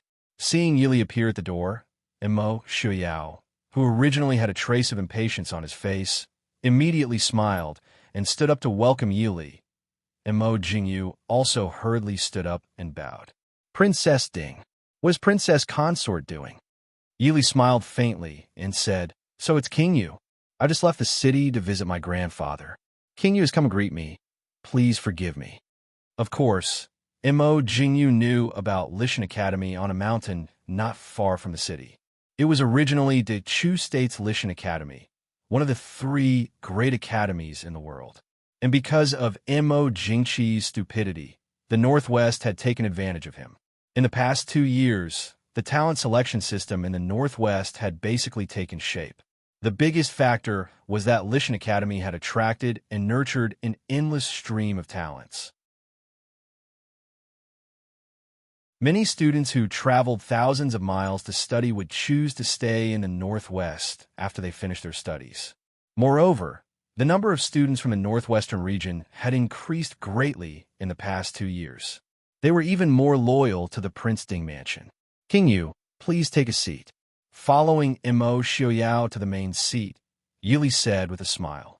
Mo Xiaoyao thanked him and sat down again. Looking at Mo Xiaoyao, who was clearly no longer paying attention to him, he could not help but smile bitterly, not knowing what to say. Yili said somewhat apologetically, "Did I interrupt your conversation?" Mo Xiaoyao pulled one of Yi Li's hands over his knee and played with it as he said, "What's the matter? Have you come to ask for help?" "Ask for help?" Yi Li raised an eyebrow. Mo Xiaoyao smiled bitterly. For the sake of Mo Xiaoyao, he had spoken directly. He did come to ask for help, but for Mo Xiaoyao to say it in such a tone, it made him feel a little awkward. Yili frowned and said, "Has the situation already deteriorated to this extent? King Li actually agreed to ask for help from the Mahist army?" Mo Jingyu was somewhat embarrassed. King Li had indeed not agreed. It had to be said that even if Mo Jingli and Mo Jingqi did not get along, they were still brothers. On the issue of the Prince Ding mansion, they were truly unprincipled. The only difference was that Mo Jingqi was targeting the Prince Ding mansion. No matter who the Prince Ding was, he could not wait to pounce on them and bite them. As for Mo Jingli, he was more targeting Mo Xiaoyao as a person. But the current situation did not allow Mo Jingli to disagree. Perhaps Mo Jingli could bring his own people and retreat to Jiangnan, but the others could not. Their roots were in the Chu capital. Once the Chu capital was broken, everything would be over for them. General Leng is currently resisting the north at Zijing Pass. Last month, Xiling and the northern tribes simultaneously launched an attack on the Chu state. The Chu state is being attacked from 3 sides. I hope that Prince Ding will give us a helping hand on behalf of the Chu state. Mo Xiaoyao sneered. Give us a helping hand? This is the meaning of those old men in the imperial court, right? Did Mo Jingli agree? Does King Yu dare to guarantee that Mo Jingli will not stab a knife in the back when I send troops? My Mahist army has experienced this kind of thing more than once or twice in the Mahist army. King Yu, please return. Prince Ding, are you really going to watch us die? Although he was close to Mo Jingli, he did not want to see the Chu state destroyed. Could it be that Prince Ding feels that our sincerity is not enough? If there is anything else we can do, Prince Ding, please do not hesitate to speak. Sincerity? Mo Xiaoyao said indifferently. From beginning to end, I have not seen any sincerity. However, it's not impossible. Mo Jingyu was overjoyed. Prince Ding, please instruct me. Mo Xiaoyao's lips curved into a cold smile. As long as Mo Jingli is willing to kneel in front of the Mahist army and apologize for the Chu state's royal family, I can consider it. Mo Jingyu's expression changed. He immediately understood that he had come in vain, let alone having Mo Jingli kneel in front of the Mahist army. He was afraid that he would not even be able to bow to Mo Xiaoyao. Sighing helplessly, Mo Jingyu finally lowered his head in dejection. Mo Xiaoyao smiled. It seems that King Yu has given up. Then please. Mo Jingyu looked at the indifferent Mo Xiaoyao. Finally, he sighed and stood up to leave.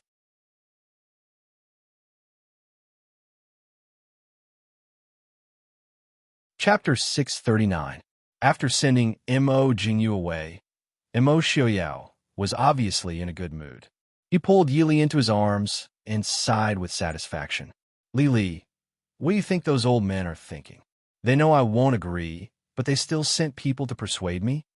Yili leaned his arms and smiled. Why do they know you won't agree?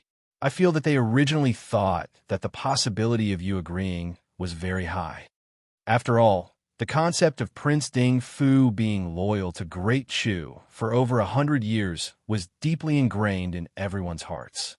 Although Mo Xiaoyao had already stated clearly that he would cut ties with the Chu state, many old officials thought it was a misunderstanding after Mo Jingqi issued an edict of self-guilt.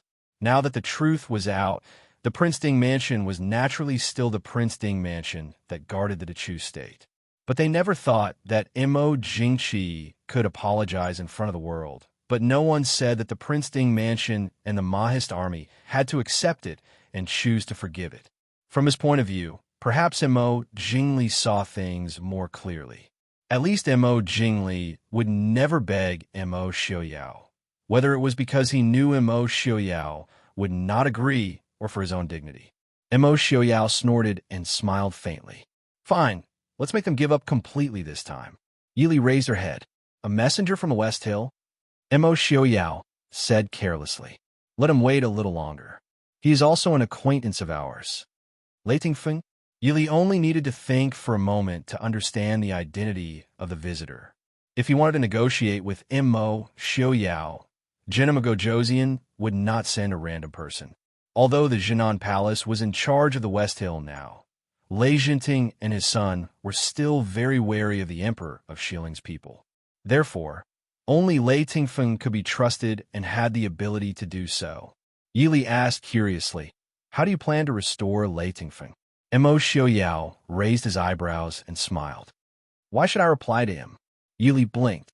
"Doesn't Prince Ding want to know what conditions Genom of Gojoseon offered?" Mo Xiaoyao's lips curved into a faint smile, a cold light flashing through his eyes. "No matter what conditions he offers, Lei Jinting will regret it." After drinking half a cup of tea, the two leaned against each other and chatted for a while before ordering someone to invite Lei Tingfeng over. Lei Tingfeng arrived before Mo Jingyu. Although Mo Jingyu arrived almost immediately, Mo Xiaoyao chose to see Mo Jingyu first. This made Lei Tingfeng's confidence in the negotiation somewhat waver. To make matters worse, after Mo Jingyu left, Mo Xiaoyao did not immediately receive him. Instead, he made him wait for about an hour. This kind of treatment made him feel even less inferior. However, these years of experience were not in vain. Lei Tingfeng was never an impulsive person. Therefore, when Zhuge Jing was ordered to invite him over, he sat calmly and drank tea. "Greetings to Prince Ding, greetings to Princess Consort. Since we parted last year in West Hill, the two of you are even more elegant than before." Looking at the two people sitting side by side on the main seat, Lei Tingfeng could not help but sigh in his heart. These two people, just based on Prince Ding's devotion to Princess Ding all these years, it was enough to make others envious. Of course, if one could have a wife like Princess Ding, he believed that anyone would be willing to be devoted to her. Although Lei Tingfeng had countless concubines in his residence, seeing the two of them always walking side by side and supporting each other, he could not help but feel envious. Yili smiled and said, "Heir Genom of Gojoseon, please sit. It seems that after we parted last year, you're still as elegant as before, right? I have not congratulated you on being conferred the title of Commandery King. In the future, you should be called Commandery King Rue, right?" Lei Tingfeng's heart stilled. The fact that he had been conferred the title of Commandery King had only happened after West Hill had sent out troops, and it had not been widely publicized. He had not expected Yi Li to already know. As expected, Princess Ding's information channels could not be underestimated. Even though he was shocked inside, Lei Tingfeng's expression was calm. He smiled faintly and said, "I am ashamed. Princess Consort is too serious." "Then, why has Prince Rue come so far?"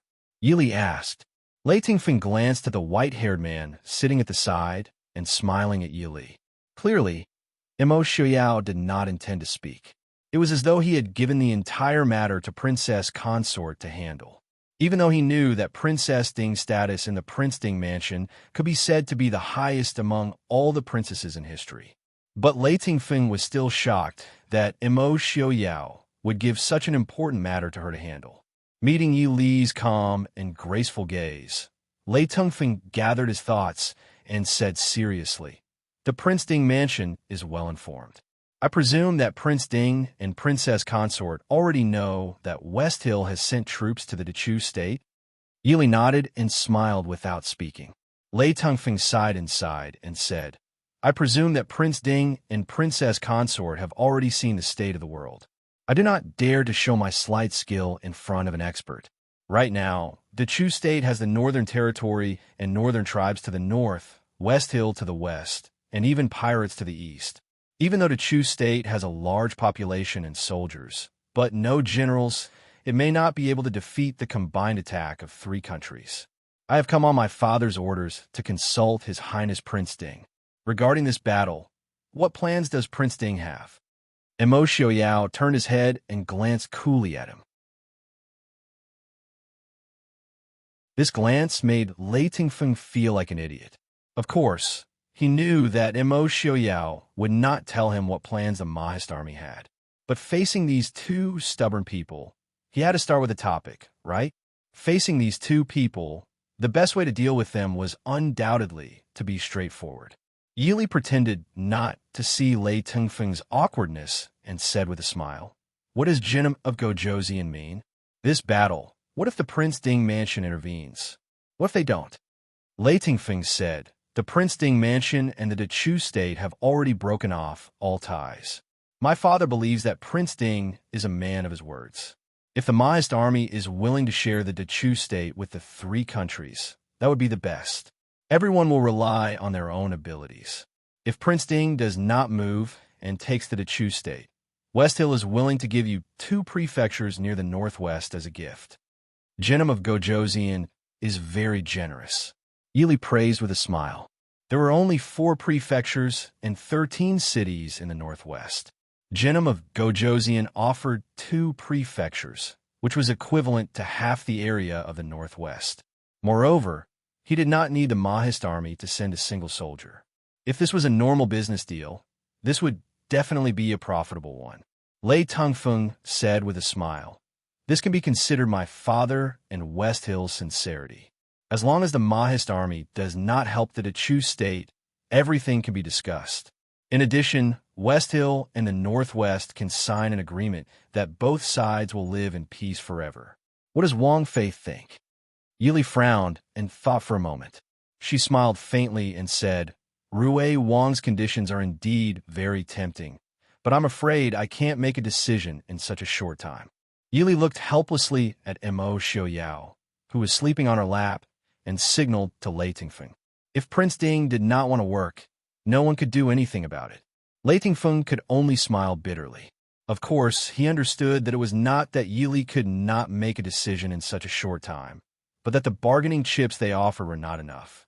Gritting his teeth, Lei Tongfeng said, "This one remembers that many of the Northwest minerals are purchased from other countries. Most of them are from West Hill.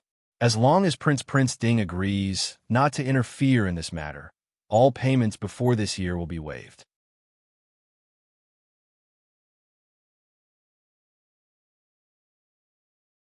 Chapter 640. Seeing the sleeping Mo Xiaoyao turn his head and raise his eyebrows, but still not open his eyes, Lei Tingfeng's face almost turned green. He gritted his teeth and said, "There's a mine at the border between Ling and the Northwest and the Northern tribes. It belongs to Ling henceforth. It will be given to the Prince Ding mansion." It was not that Lei Tingfeng was unwilling to give up the mine. After all, since it was included in the original conditions, it was not something that could not be given up. Also, that mine was at the border between the northwest of Ling and the northern tribes. It was often harassed by the northern tribes. It was impossible to mine in peace. The amount of, or produced each year, was not even a fraction of Ling's total. Once Ling took over the Dechu state, even if it was not all of it, Ling had the geographical advantage and did not need to fight with the northern tribes in the north. As long as it was not in the south, the wealthiest places in the Dechu state would belong to Ling. With such great benefits, they would be willing to give up 3 or 5 mines, not to mention 1 mine. But the conditions he gave now were the bottom line he could give. After all, Mo Xiaoyao did not need to do anything to get so many benefits. If there were more, it would not be up to him to decide. Yili's eyes flashed slightly. She smiled slightly and said, "Rui King is indeed very generous. If that is the case, this consort and the prince need to consider carefully." Lei Tingfeng said somewhat anxiously, "Forgive me, Wang Fei. This one really does not have time to stay in the northwest for long." Yili smiled and said, "Rui King, do not worry. I will give you an answer by tomorrow morning at the latest. Rui King must have had a hard time coming from afar. Shouldn't you rest for a night before continuing?" Lei Tingfeng hesitated for a moment before nodding his head. He had rushed to Ling on horseback because he was afraid that the Dechu state would be ahead of him. He was indeed tired. "If that is the case, then many thanks, Wang Fei." Yili nodded and smiled. She summoned Zhuo Jing, who was waiting outside, and said, "Send Rui King to the embassy to rest." Hearing this, Lei Tingfeng secretly heaved a sigh of relief. If Yili had asked him to rest in the Prince Ding mansion, he would have been worried. After thanking Yili again, Lei Tingfeng left with Zhuo Jing. The hall was silent. Yili leaned back in her chair and looked down at Mo Xiaoyao, who was still resting on her lap with his eyes closed. She laughed softly and said, "It looks like Lei Jinting is determined to take over the Dechu state." Mo Xiaoyao said lightly, Lei Jinting is almost 60 years old. Yili was slightly embarrassed. Although Lei Jinting was over 50 years old, he was still a distance away from 60, right? However, this didn't stop her from understanding Mo Xiaoyao's intentions. Lei Jinting was already old. Although his martial arts were also peerless, no one could be sure that he would live to Murong Xiong's age. Moreover, even if he could live to Murong Xiong's age, Mo Xiaoyao was still too young compared to him. Especially after taking the antidote made from the biluo flower, Mo Xiaoyao's old injuries had all healed. Even his appearance hadn't changed much. After these few years, Mo Xiaoyao, who was over 30 years old, still looked like a young man of 26 or 27 years old. At least for the next 20 years, Mo Xiaoyao would be at his peak, while Lei Jinting would only get older and older. To put it bluntly, even if Mo Xiaoyao was exhausted, he could still exhaust Lei Jinting to death. However, Lei Jinting's pride wouldn't allow him to successively lose to the Mo father and son, so he couldn't do nothing. Since he couldn't touch Mo Xiaoyao for the time being, then he could only strengthen Shi Ling and then deal with Mo Xiaoyao. The fastest way to strengthen Shi Ling was to obtain the vast and prosperous Dechu state. This was why he gave up Nanzhao and attacked Dechu state.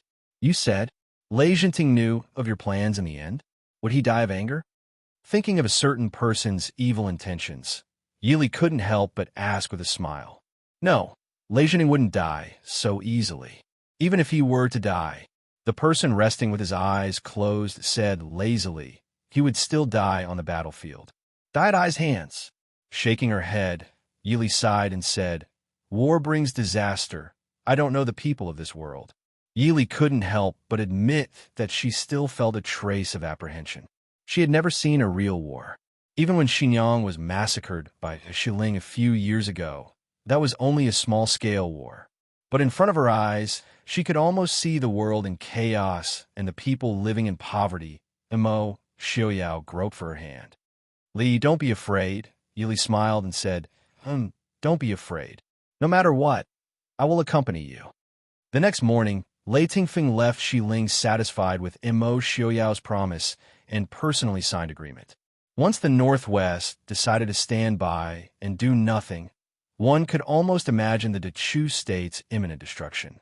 In order to ensure that Shiling's efforts were rewarded, Lei Tingfeng couldn't wait to announce this news to the world as soon as he left Glass City.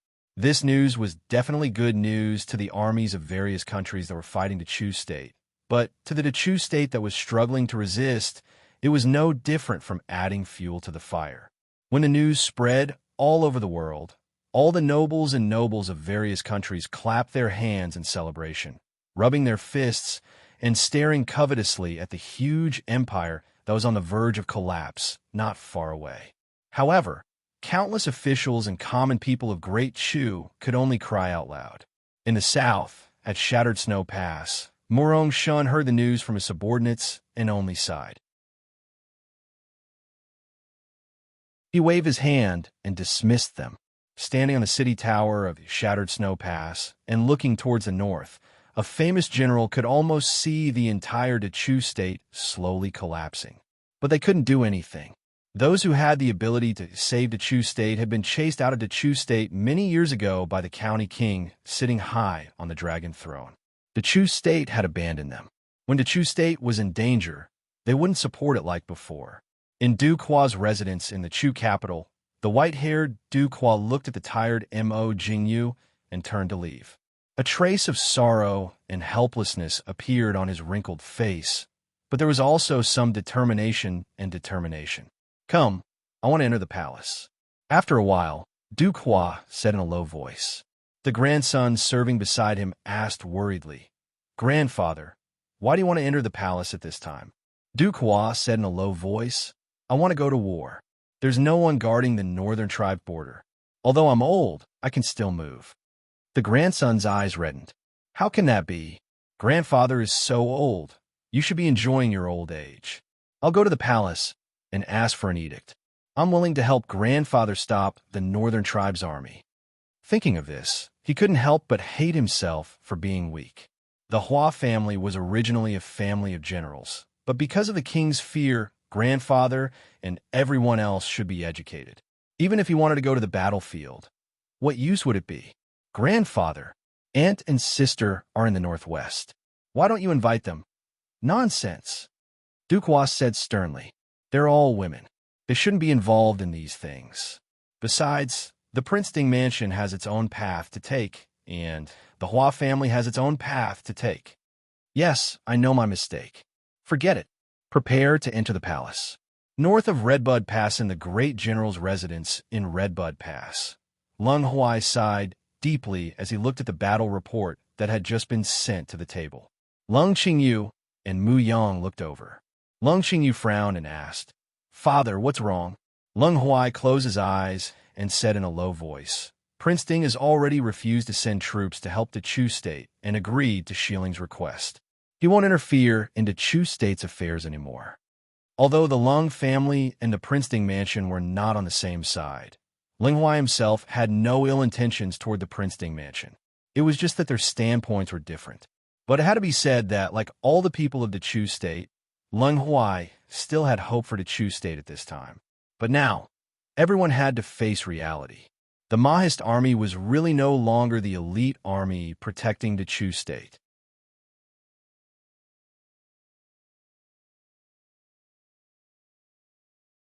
Chapter 641. Lung Qingyu frowned. Prince Ding actually did this. Isn't he afraid of being criticized by the people of the Chu state? Lung Haoyu, who had been whispering to Murong Ting, raised his eyebrows and sneered. Why can't Prince Ding do this? A few years ago, the Prince Ding mansion had nothing to do with the Chu state. Why does Big Brother think that the Prince Ding mansion must send troops to help the Chu state? The Prince Ding mansion has protected the Chu state for hundreds of years, and no one has been grateful to them.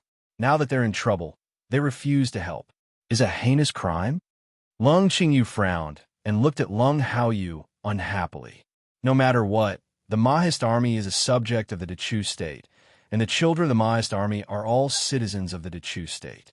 What's the difference between Mo Xiaoyao standing by and kicking someone when they're down?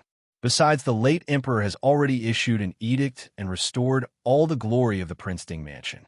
Naturally, the Prince Ding mansion is still a subject of the Chu state. Lung Haoyu sneered disdainfully. Who says that Prince Ding must accept the late emperor's edict? Who says that he must be forgiven after apologizing? Big Brother, if I accidentally stab you, I'm sure you'll be magnanimous enough to forgive me. Isn't that right?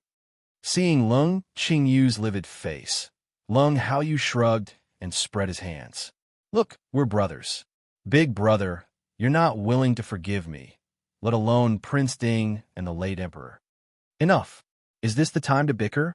Lung Huai glanced at the two brothers who were always at odds with each other and said to Lung Qingyu, your second brother is right. Don't say these things in the future. Lung Qingyu's face was already ugly, and now it was even gloomier. He was not used to his father speaking up for Lung Haoyu. Ever since Lung Haoyu appeared on the battlefield with Murong Ting and saved Lung Huai, who was almost accidentally injured by arrows, his father seemed to have something more to his younger brother.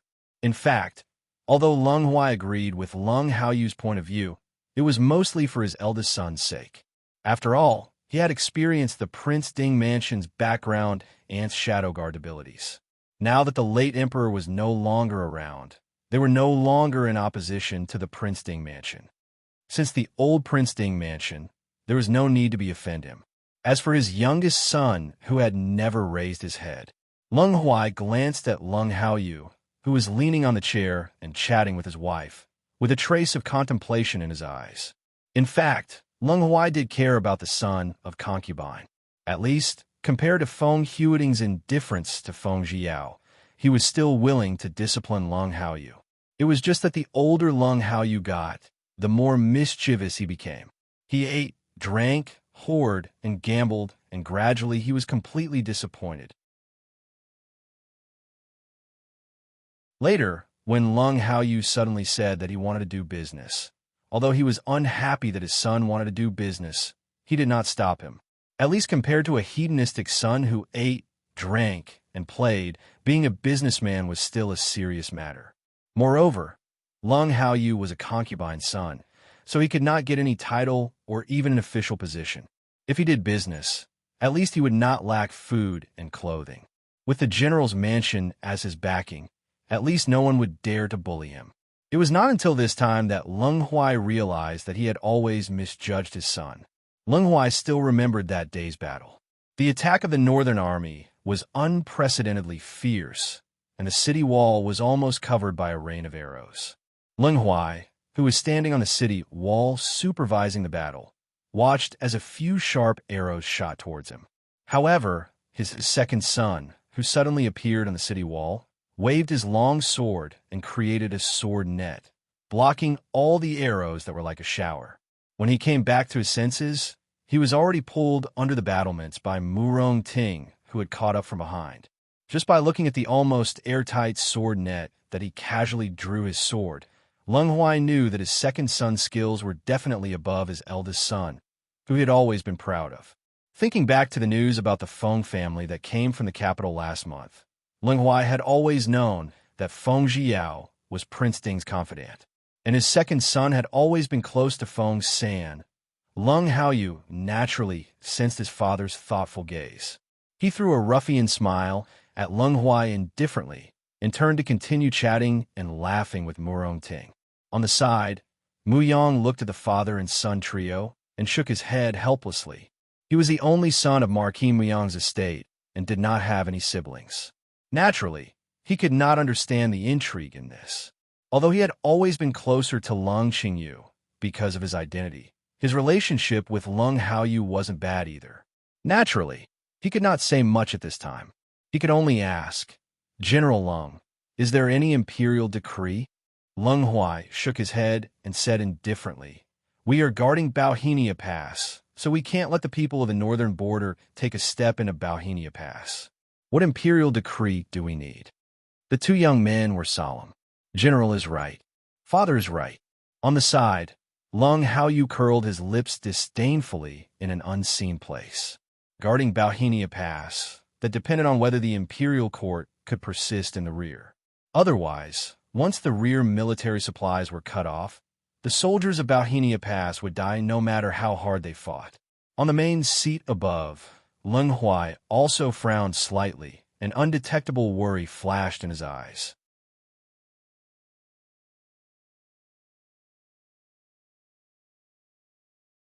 Chapter 642.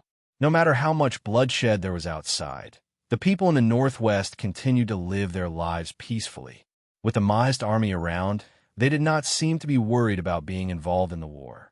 However, the number of refugees entering the northwest from Feihong Pass gradually increased. At first, the northwest was naturally willing to accept these refugees. After all, the northwest was not as big as the Dechu state, but the population was still not that large. Even if there were people moving into the northwest continuously in recent years, it still could not change the fact that the northwest had been barren and sparsely populated since ancient times. If it was in the past, no one would escape to such a place even if they were fleeing. However, after 2 consecutive wars, the northwest had accepted many refugees. Now that the war had just begun, there would be a day when the northwest population would swell to the point where this land could not bear it. Just for this reason, the Mahist army urgently needed to expand their territory. It has been less than 2 months since the war between West Hill and the Dechu state, but the number of people entering the northwest from Feihong Pass alone has reached 300,000. If the war continues, the number of refugees will only increase. If this situation continues, we will have to close Feihong Pass in 2 months at most. The northwest cannot support so many people. In the spacious study, Zhou Yu reported respectfully with a solemn face. After a few years, Zhou Yu, who had been entrusted with an important task by Imo Xiaoyao when he had just arrived in the northwest, was now a civil official who could take charge of a department in the Prince Ding mansion. After Riyang was renamed to Glass City, Zhou Yu continued to be the governor of Glass City. In recent years, the people in Glass City lived peacefully. The people lived and worked happily, and the foreign merchants were suffering more and more. This was all thanks to Zhou Yu's management. The others also looked serious. In just over a month, more than 300,000 people had entered Feihong Pass, not to mention the refugees from other places. The total number of refugees in the northwest was probably more than 500,000. One must know that hundreds of thousands of people could not be settled just by giving them a place to stay. They needed to eat and drink. Fortunately, it was not winter, otherwise there would be problems such as clothing and housing. Furthermore, they could not allow a large number of them to starve to death or die of illness. Putting aside the issue of morality, if so many people were to die of illness during summer, it was very likely to cause a plague. They had no choice but to treat it with caution. If we lock the gates, it's very likely that the refugees will be angered. When that happens, Su Hongyan, who was sitting at the side, frowned. Ever since the Dechu state started the war, he and Su Hongyu, who were originally free and unfettered, returned. Although no one said it out loud, everyone knew in their hearts that Prince Ding would soon set out for battle. Mo Xiaoyao leaned back in his chair, one hand supporting his forehead as he silently listened to the people below express their opinions. After they finished speaking, he asked, "Try to settle those refugees. But I don't want to see those lazy people stay in the Northwest. I also don't want to see those spies with ulterior motives. This matter, Wei Lin and Mo Hua, shall I leave it to you to handle?" Wei Lin and Mo Hua stepped forward and said in unison, "Your Highness, please be at ease. This subordinate will definitely live up to your Highness' trust." Mo Xiaoyao nodded and said, "I can rest assured that you'll handle things well. But be careful. Don't cause any mass unrest. Mr. Hongyan, I'll have to trouble you to give them some pointers on this matter." Su Hongyan nodded in agreement and said, "This subordinate will do what is necessary. Prince, please be at ease." Zhou Yu frowned slightly and asked, "Prince, if the refugees continue to pour into the northwest, I'm afraid our reserves won't last until next year." Moreover, the prince was planning to set out for battle. When the army set out for battle, they couldn't be short on provisions. If they didn't take precautions early, many people in the northwest would starve to death this winter. Yi Li, who had been silent all this time, said softly, "If we use it wisely, it won't be a problem to last until next year." Fourth young Master Su and fifth young Master Su's harvests in the north have been quite good these past few years. In addition, fourth young Master Su took the opportunity to write a letter last year to report that he had brought in a crop called sweet potato from the southwest. The yield is 3 to 5 times that of normal crops. It's suitable for satisfying hunger and can be grown in any soil. This year, we tried planting it at the beginning of spring, and the harvest was quite good. This type of sweet potato isn't picky about the soil it's planted in. It can even grow in barren land and sand. Fourth young Master Su's intention is to take advantage of the fact that we can still open up a large amount of land and plant it for another season. This requires a large amount of manpower. Zhou Yu's face lit up when he heard this. He wasn't a cold-hearted person. If he could, he would naturally be willing to take in the refugees. He smiled and said, "So, Princess Consort's intention is for the refugees to open up the barren mountains?" Yili nodded. At the same time, she reminded them that they couldn't recklessly cut down the trees. The people of this era didn't pay attention to these problems and wouldn't encounter them. However, Yili understood that if they wantonly cut down the trees for important land, the Northwest's already bad climate would only worsen. Someone asked worriedly, "Even if we survive this year, what will happen in the future?" The Northwest was only so big, and this battle would take many years. The number of refugees would only increase, but there would always be a limit to the amount of food they could harvest. Mo Xiaoyao raised his eyebrows slightly and looked at Su Qingshan's half-smiling face. There would indeed be more and more people, but the Northwest land wouldn't always be this big. Moreover, when the refugees discovered that the Northwest capacity to take in more people than they could handle, they would leave on their own. After the discussion, they dismissed everyone. Only Mo Xiaoyao, Yi Li, Su Qingshan, and Su Hongyu were left in the study. Su Hongyu looked at Mo Xiaoyao and asked in a low voice, Prince, have you already decided on the date to send out the troops? Mo Xiaoyao nodded. Although the Mahist army was secretly preparing, they couldn't delay for too long. If they delayed too long and were discovered by outsiders, they would lose the chance to launch a surprise attack against the Shilling army. I'll have to trouble Big Brother and Uncle with the Northwest, Mo Xiaoyao said in a low voice. Su Hongyu frowned slightly and looked at Yili. Lear, is going as well? Yili nodded and smiled. Yes, I'll have to trouble Uncle. Su Hongyu looked at Yili with some disapproval. Although he knew that his niece's martial arts were extraordinary, she was the only child left behind by his only sister. Su Hongyu was strict with his sons and nephews, and even his grandnephews Su Jirue, and Mo Xiaobao. However, he was always worried about Yili.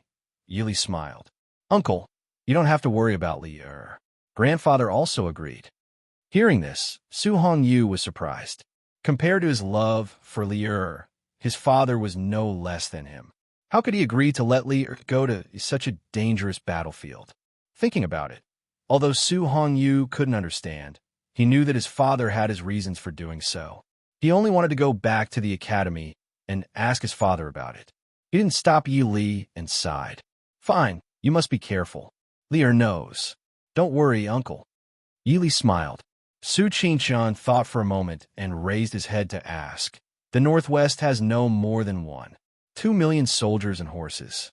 At least half of them need to be stationed in the Northwest.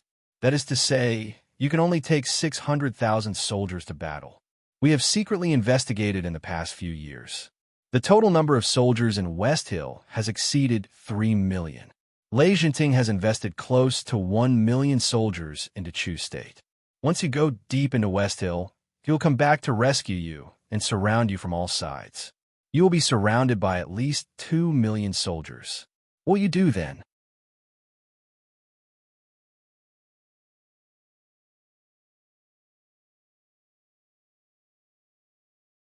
Chapter 643. Mo Xiaoyao smiled lazily and said, I am deep in Xiling, and Lei Jinting is also deep into Chu State. How can it be so easy to send reinforcements back? Even if the soldiers of the Chu State are all idiots, there are still millions of idiots, right?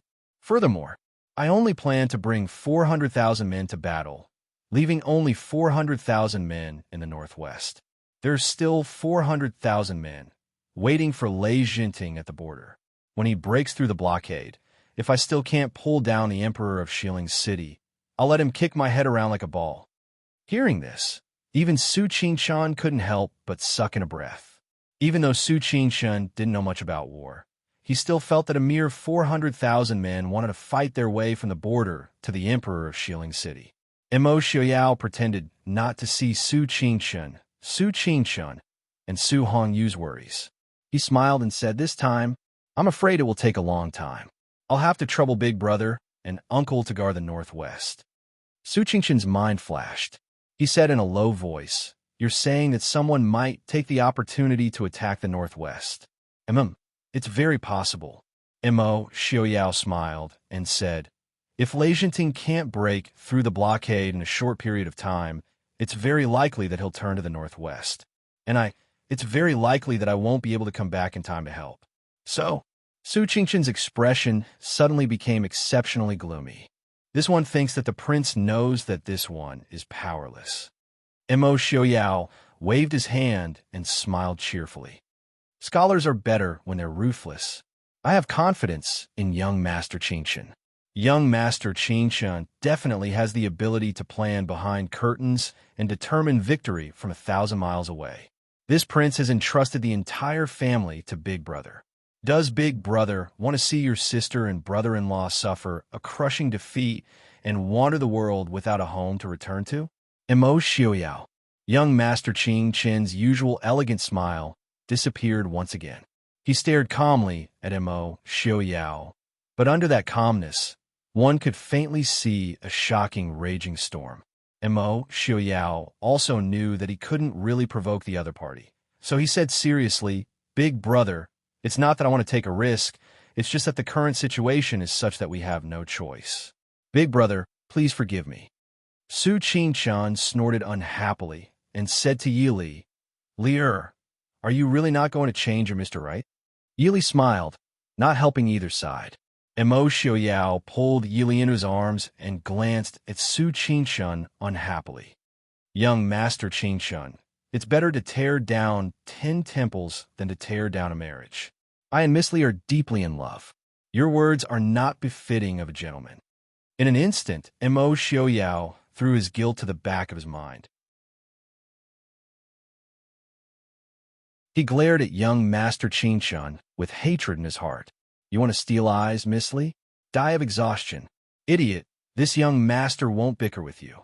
Young Master Qingqian resisted the urge to roll his eyes. Princess Consort, the two madams Su and young madams Su request an audience. In the study, the four people were discussing the preparations for the deployment of troops when Qin Feng reported from outside the door. Yili was startled. Eldest aunt and second aunt.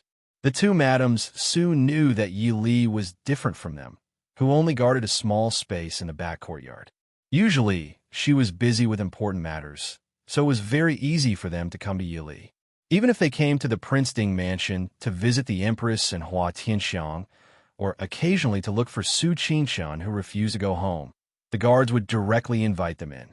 Today, they came to request an audience, so solemnly, it must be something important. Yili blinked and looked at Su Qingqian and Su Hongyu, who were sitting to the side. Su Hongyu smiled faintly and said, It's not a big matter, Lier can go see them. Yili raised her eyebrows and looked at Su Qingqian in confusion. Su Qingqian's expression was calm and at ease. When she met Yi Li's questioning gaze, she coughed softly and said in a low voice, It's about your third brother. Third brother? Yili blinked her eyes and came to a realization. This time, Su Qingfeng was going to go to war with them. At this time, the two madams came to her for Su Qingfeng. It was self-evident what it was about. Not knowing whether to laugh or cry, Yili shook her head and asked, Isn't third brother free these days? He didn't come home? Su Qingqian smiled and said, He went back the day before, but disappeared again after showing his face.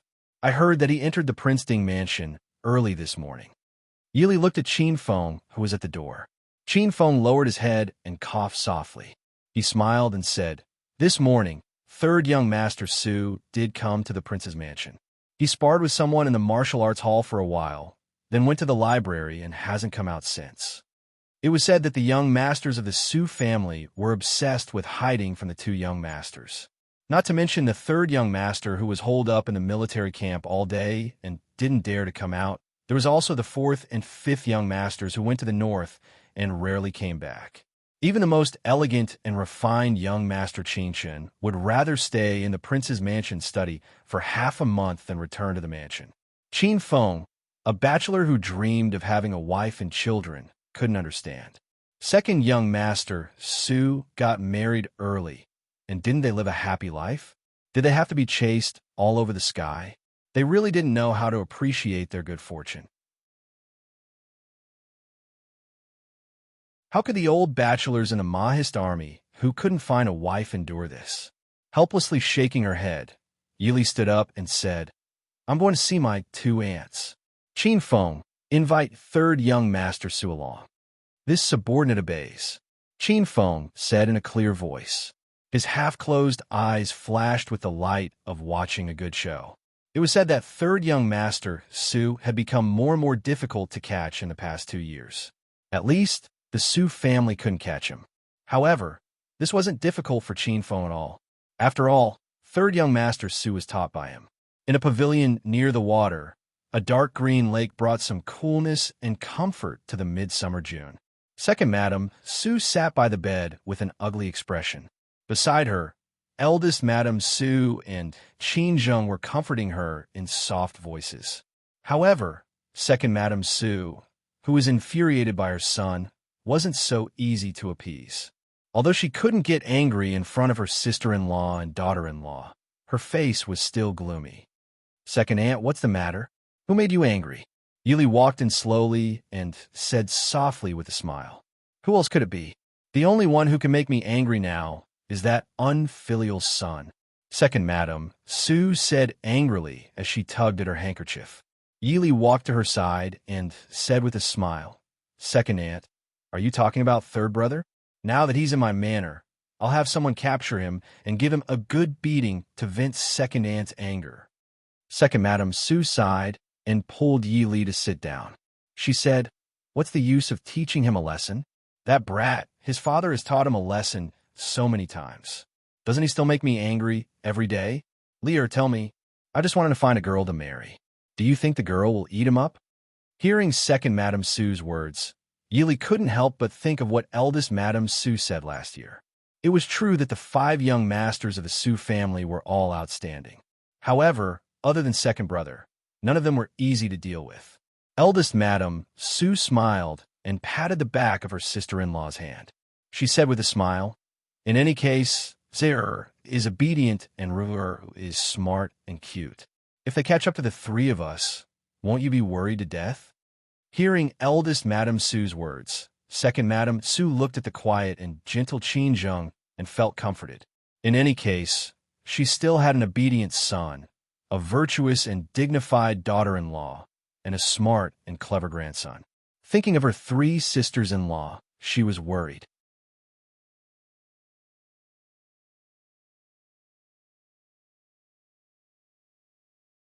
Chapter 644. Sister-in-law, aren't you worried? Madam Sue smiled bitterly. It's useless even if I'm worried until my hair turns white. Forget about Qin Shun. I don't want to care about him anymore. 4th brother and 5th brother are always away and don't want to come back. How can I ask them to get married and have children? I'll be satisfied as long as they come back to see me often. Eldest aunt, 4th brother and 5th brother are still young. They'll be fine after 2 years. How about this? If 4th brother and 5th brother still won't learn from eldest brother, Li will help you hold a 100 flowers banquet. We'll personally pick a wife for them that you like. Yili smiled faintly. Madam Sue smiled, forget it. I can only comfort myself that they're still young. Madam Sue was also very angry with her eldest son. Unfortunately, even her husband and grandfather couldn't say anything, so she gave up on the idea of Su Qingchen's marriage. However, she had to keep a close eye on her 2 younger sons. If they still didn't have a wife by the time they were 24-25 years old, she would tie them up and force them to get married. Otherwise, she wouldn't be able to face the ancestors of the Sue family. Originally, Second Madam Sue's anger had gradually subsided after the 3 of them talked back and forth. However, when she raised her head, she saw Qin Feng leading Su Qingfeng over from outside the pavilion. Su Qingfeng's expression changed when he saw the people sitting in the pavilion. He shouted, Qin Feng, you betrayed your friend. He turned around and ran outside. Madam Sue's anger rose again. Unfilial son. Stop right there. Am I your mother or your enemy from your previous life? Madam Sue's anger flared when she saw her son running away from her.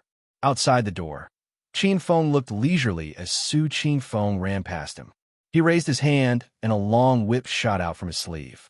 It wrapped around one of Su Qingfeng's legs and pulled him back. Su Qingfeng quickly flipped in the air and landed steadily. As soon as he stood still, he swept his leg toward Qin Feng.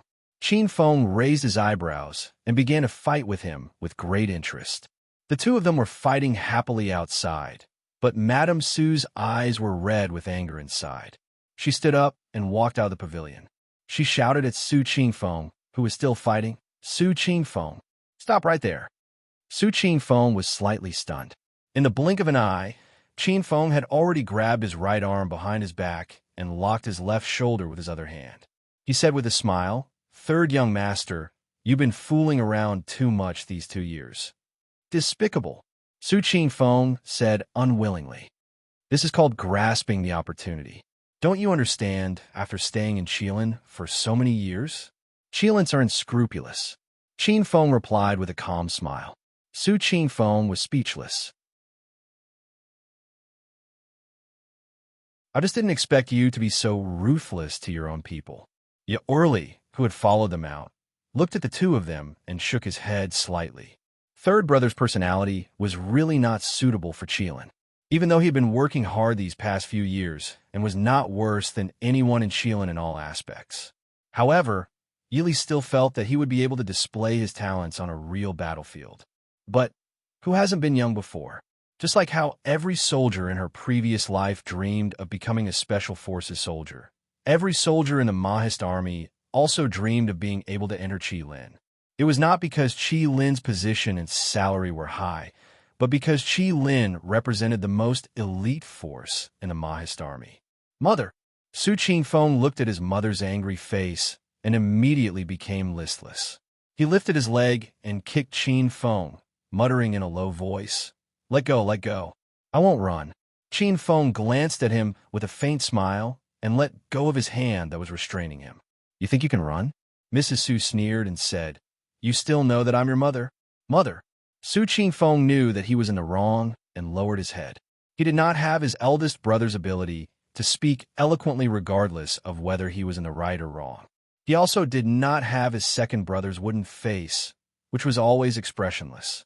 Looking at her son's listless appearance, second Madame Su finally abandoned her decades of upbringing as a noble lady. She stepped forward and grabbed his ear and shouted, do you think your mother will harm you? Would you die if I let you get married? Our family is open-minded. I even gave you a chance to choose. Look at other families. How many of them have met before they got married? You don't know how lucky you are. Mother, mother. His mother grabbed his ear in front of so many people. Although it did not hurt, it was very embarrassing. Mother, your son knows that he was wrong. You know that you were wrong. Mrs. Su raised her eyebrows. Come with me to see Miss Yang. Miss Yang? Which Miss Yang? Su Qingfeng was confused. Mrs. Su's eyes twitched. What did you say? Did her nagging last night go to waste? I don't want to see her. I've never heard of her. Who knows where she came from? Why did you give her to me? Even if she's not as good as cousin, she should be at least as good as second sister-in-law, right? Miss Yang, is there such a letter in Lee City? Mother, don't tell me you're so desperate that you gave me the daughter of a nouveau riche. Hungry and indiscriminate. That's what you get for being so desperate. Mrs. Su hit Su Qingfeng's head hard. I told you to study since you were young, but you didn't. Now you're desperate. Mother, I was wrong. Su Qingfeng covered his head and scurried away. That's not what I meant. In short, I don't want any Miss Yang or Miss Lee. What I meant was that the girl I want to marry must be ancient and heavenly, ordinary. Bang! Before he could finish his sentence, something hit him hard on the head. Su Qingfeng stared blankly at the book that had flown over and slapped him on the forehead. He turned around and saw Hua Tianxiang standing not far away, calmly looking at him. He suddenly felt a little embarrassed. Miss Hua, why are you? Hua Tianxiang said lightly. I was passing by and heard that you was here, so I came to see. I'll take my leave first. Looking at Hua Tianxiang's departing figure, Su Qingfeng turned around and asked blankly, why did Miss Hua hit me with that book? A glimmer of light flashed in Yi Li's eyes. She smiled and said, because she is the daughter of the nouveau riche that you mentioned. Miss Yang. Su Qingfeng's face turned pale in an instant.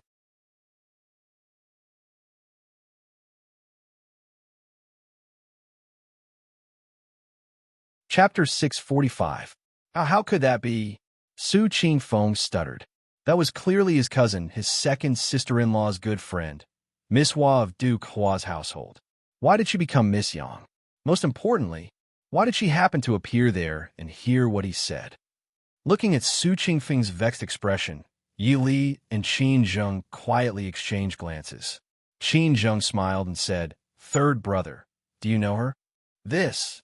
Su Qingfeng was somewhat embarrassed. In the past, in the capital. How many times did I meet her? Yi Li smiled and said, so that's how it is. This matter is not important. Tianxiang is not such a narrow-minded person. Later, I will go and apologize on behalf of third brother. But, second aunt, since third brother does not have this intention, let's forget about this matter. Although Miss Yang is now living in the Princeton mansion, her family and Xiaoyao are family friends. We can't wrong her. After all, she was the one who gave birth to Su Qingfeng. How could second Madame Su not notice Su Qingfeng's strange behavior? She rolled her eyes and said to Yi Li with a smile, Lier, this matter was reckless.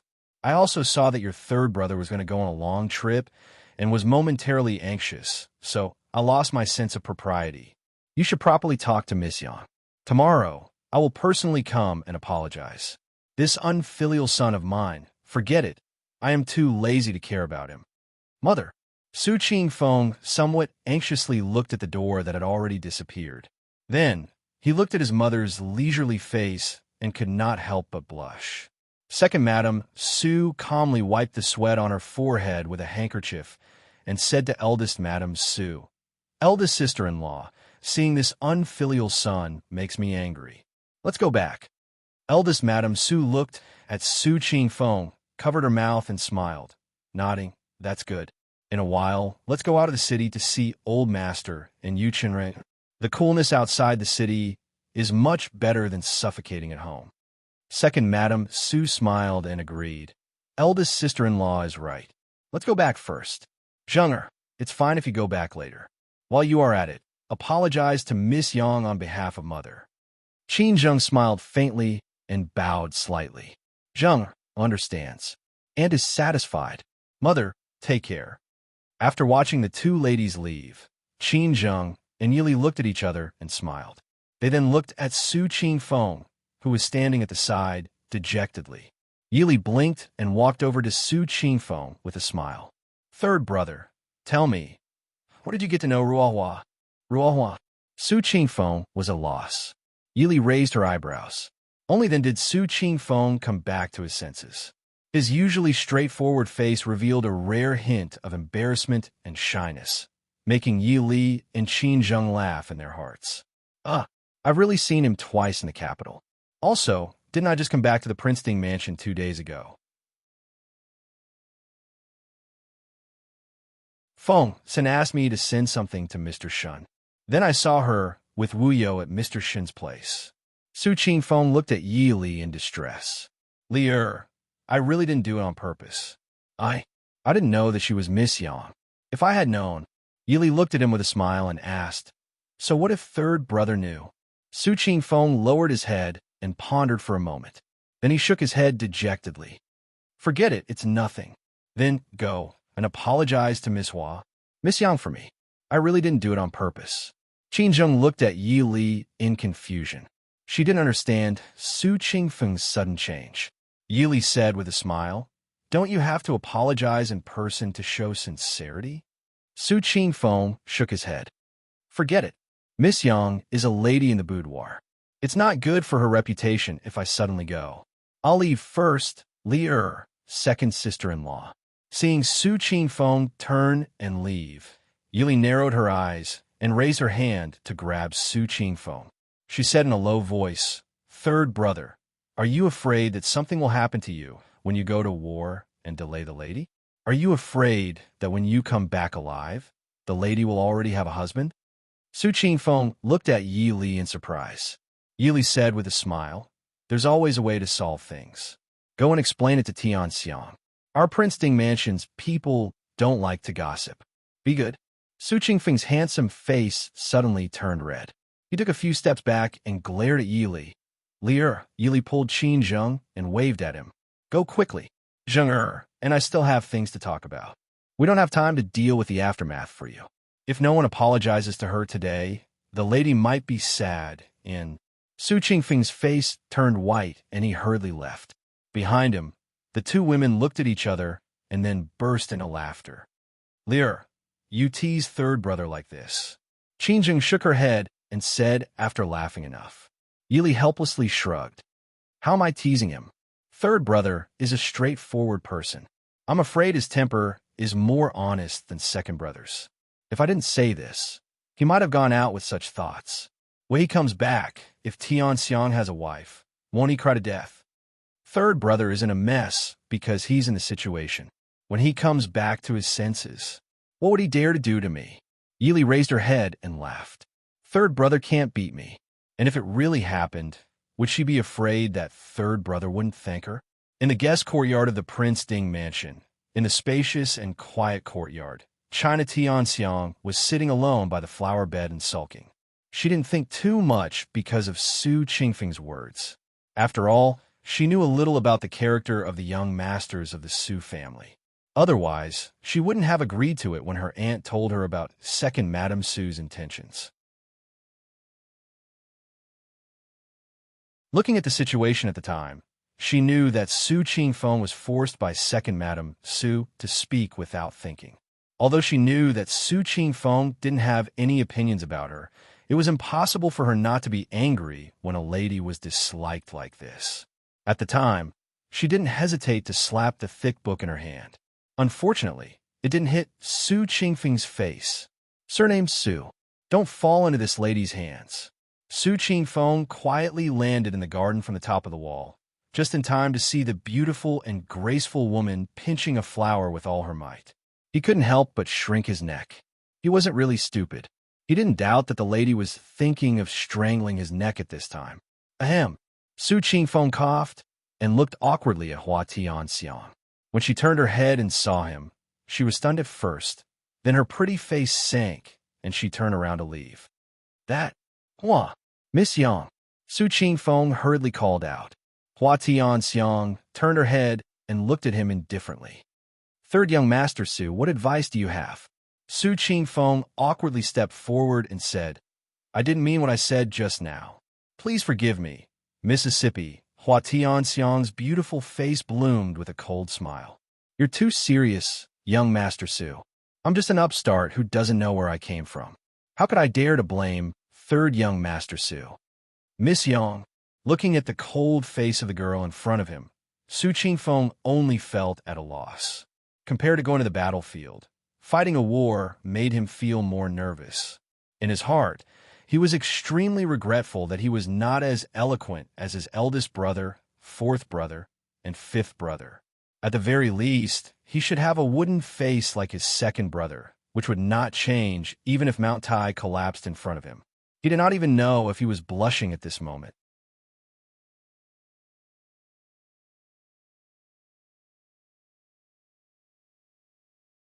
Chapter 646.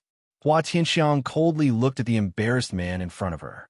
She could not help but twitch her lips and roll her eyes at the sky. Why does it look like I'm the one who's bullying him?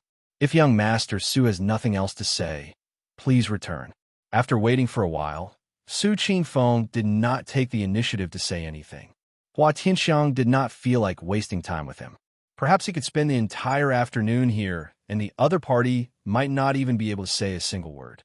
Seeing Hua Tianxiang turn to leave, Su Qingfeng anxiously reached out to grab her.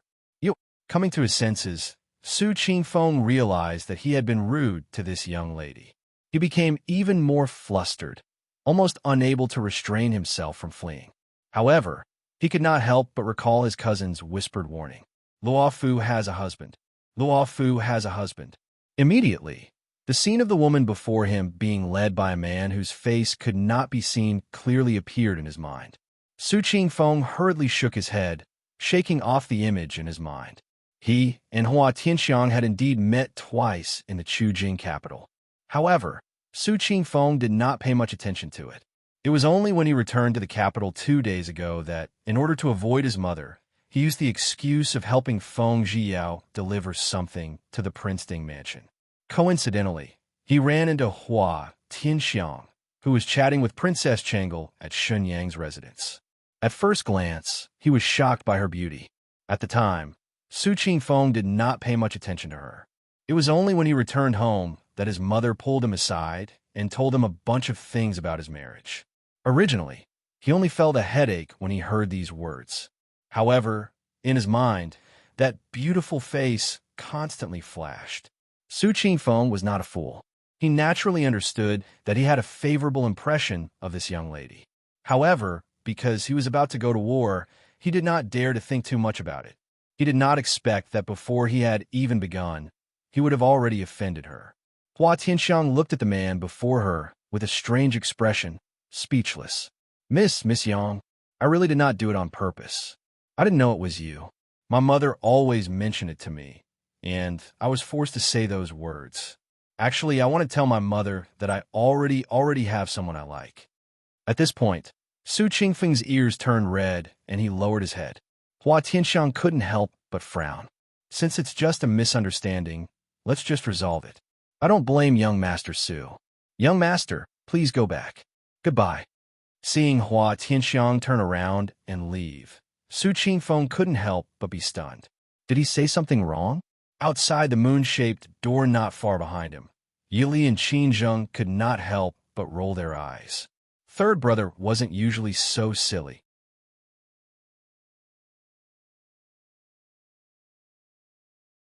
Yili clenched her teeth and took off a hair clip from her hair and threw it at Su Qingfeng.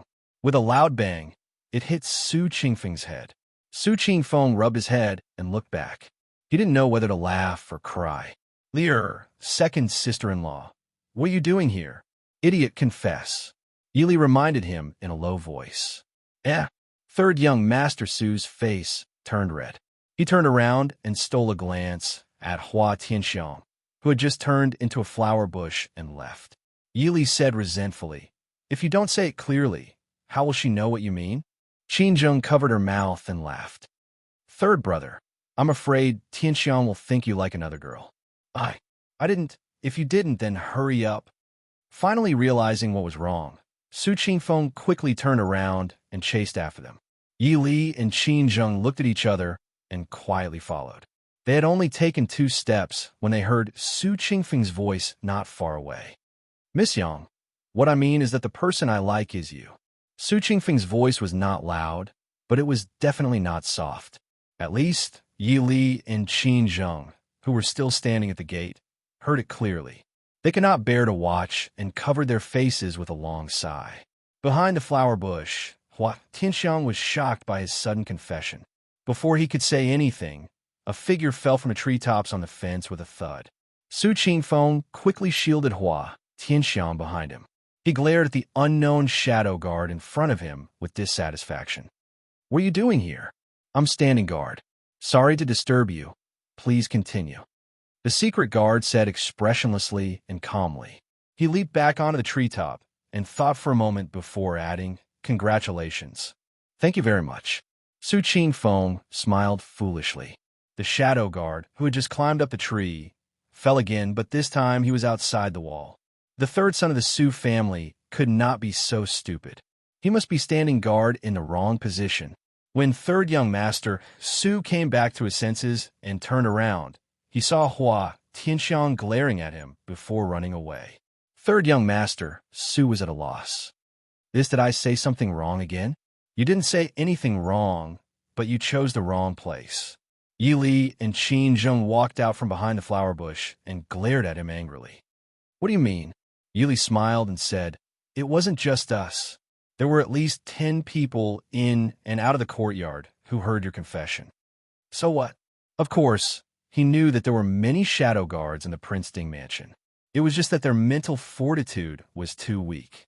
The one just now had fallen twice in a short time. Qinzheng angrily glared at him. Third brother, Ruohua is an unmarried girl. You want her to... Su Qingfeng suddenly understood. Lier, second sister-in-law, thank you for your advice. I'll be leaving first. After saying this, third young master Su turned and ran out of the courtyard. Where are you going? To invite my mother to propose marriage. Third young master Su's voice came from afar. Yi Li and Qinzheng, who were left behind, could only look at each other. Princess consort, young Madame Su. The Empress walked out from behind the fake mountain with Hua Tianxiang. When she saw Yi Li and Qinzheng, Hua Tianxiang shyly lowered her head. Yi Li went forward and said apologetically, Madam, third brother is straightforward and doesn't care about trifles. Please forgive him if he has neglected you in Ruohua. However, the Su family definitely did not have any intention of bullying you. Please believe me on this. The Empress smiled and said, I naturally believe Princess Consort's words.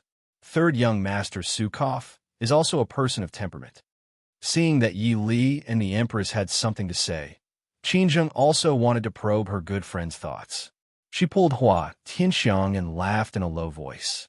Let's talk. The Empress smiled at her niece and said, Go, Princess Consort, and I also want to talk. Qinzheng then pulled Hua Tianxiang away. The Empress turned to look at Yi Li and said, I believe in Princess Consort and the Su family's sincerity. I'm afraid that today's matter was a misunderstanding. However, although third young master Su has already expressed his feelings to Rohua, but Yili smiled and said, we naturally can't force a marriage. Even if Rohua and third brother are not fated to be together, I guarantee that today's matter will not affect her reputation. The shadow guard of the Princeton mansion won't casually spread gossip. I've made Princess Consort worry, the Empress said apologetically. What are you saying, madam? One of them is my cousin, and the other is a close friend. How can I worry about them? Yili said with a faint smile.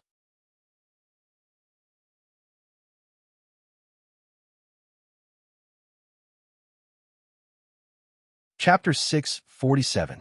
By the time Yili finished speaking with the Empress, Qin Zheng and Hua Tianxiang had returned hand in hand. Seeing the smile on Qin Zheng's face and Hua Tianxiang's blushing face, Yili knew the answer. She didn't say anything to make Hua Tianxiang uncomfortable and just smiled at her. Hua Tianxiang blushed and whispered, Li'er, thank you. Silly words. The Su family acted quickly. The next morning, second Madam Su came to propose marriage.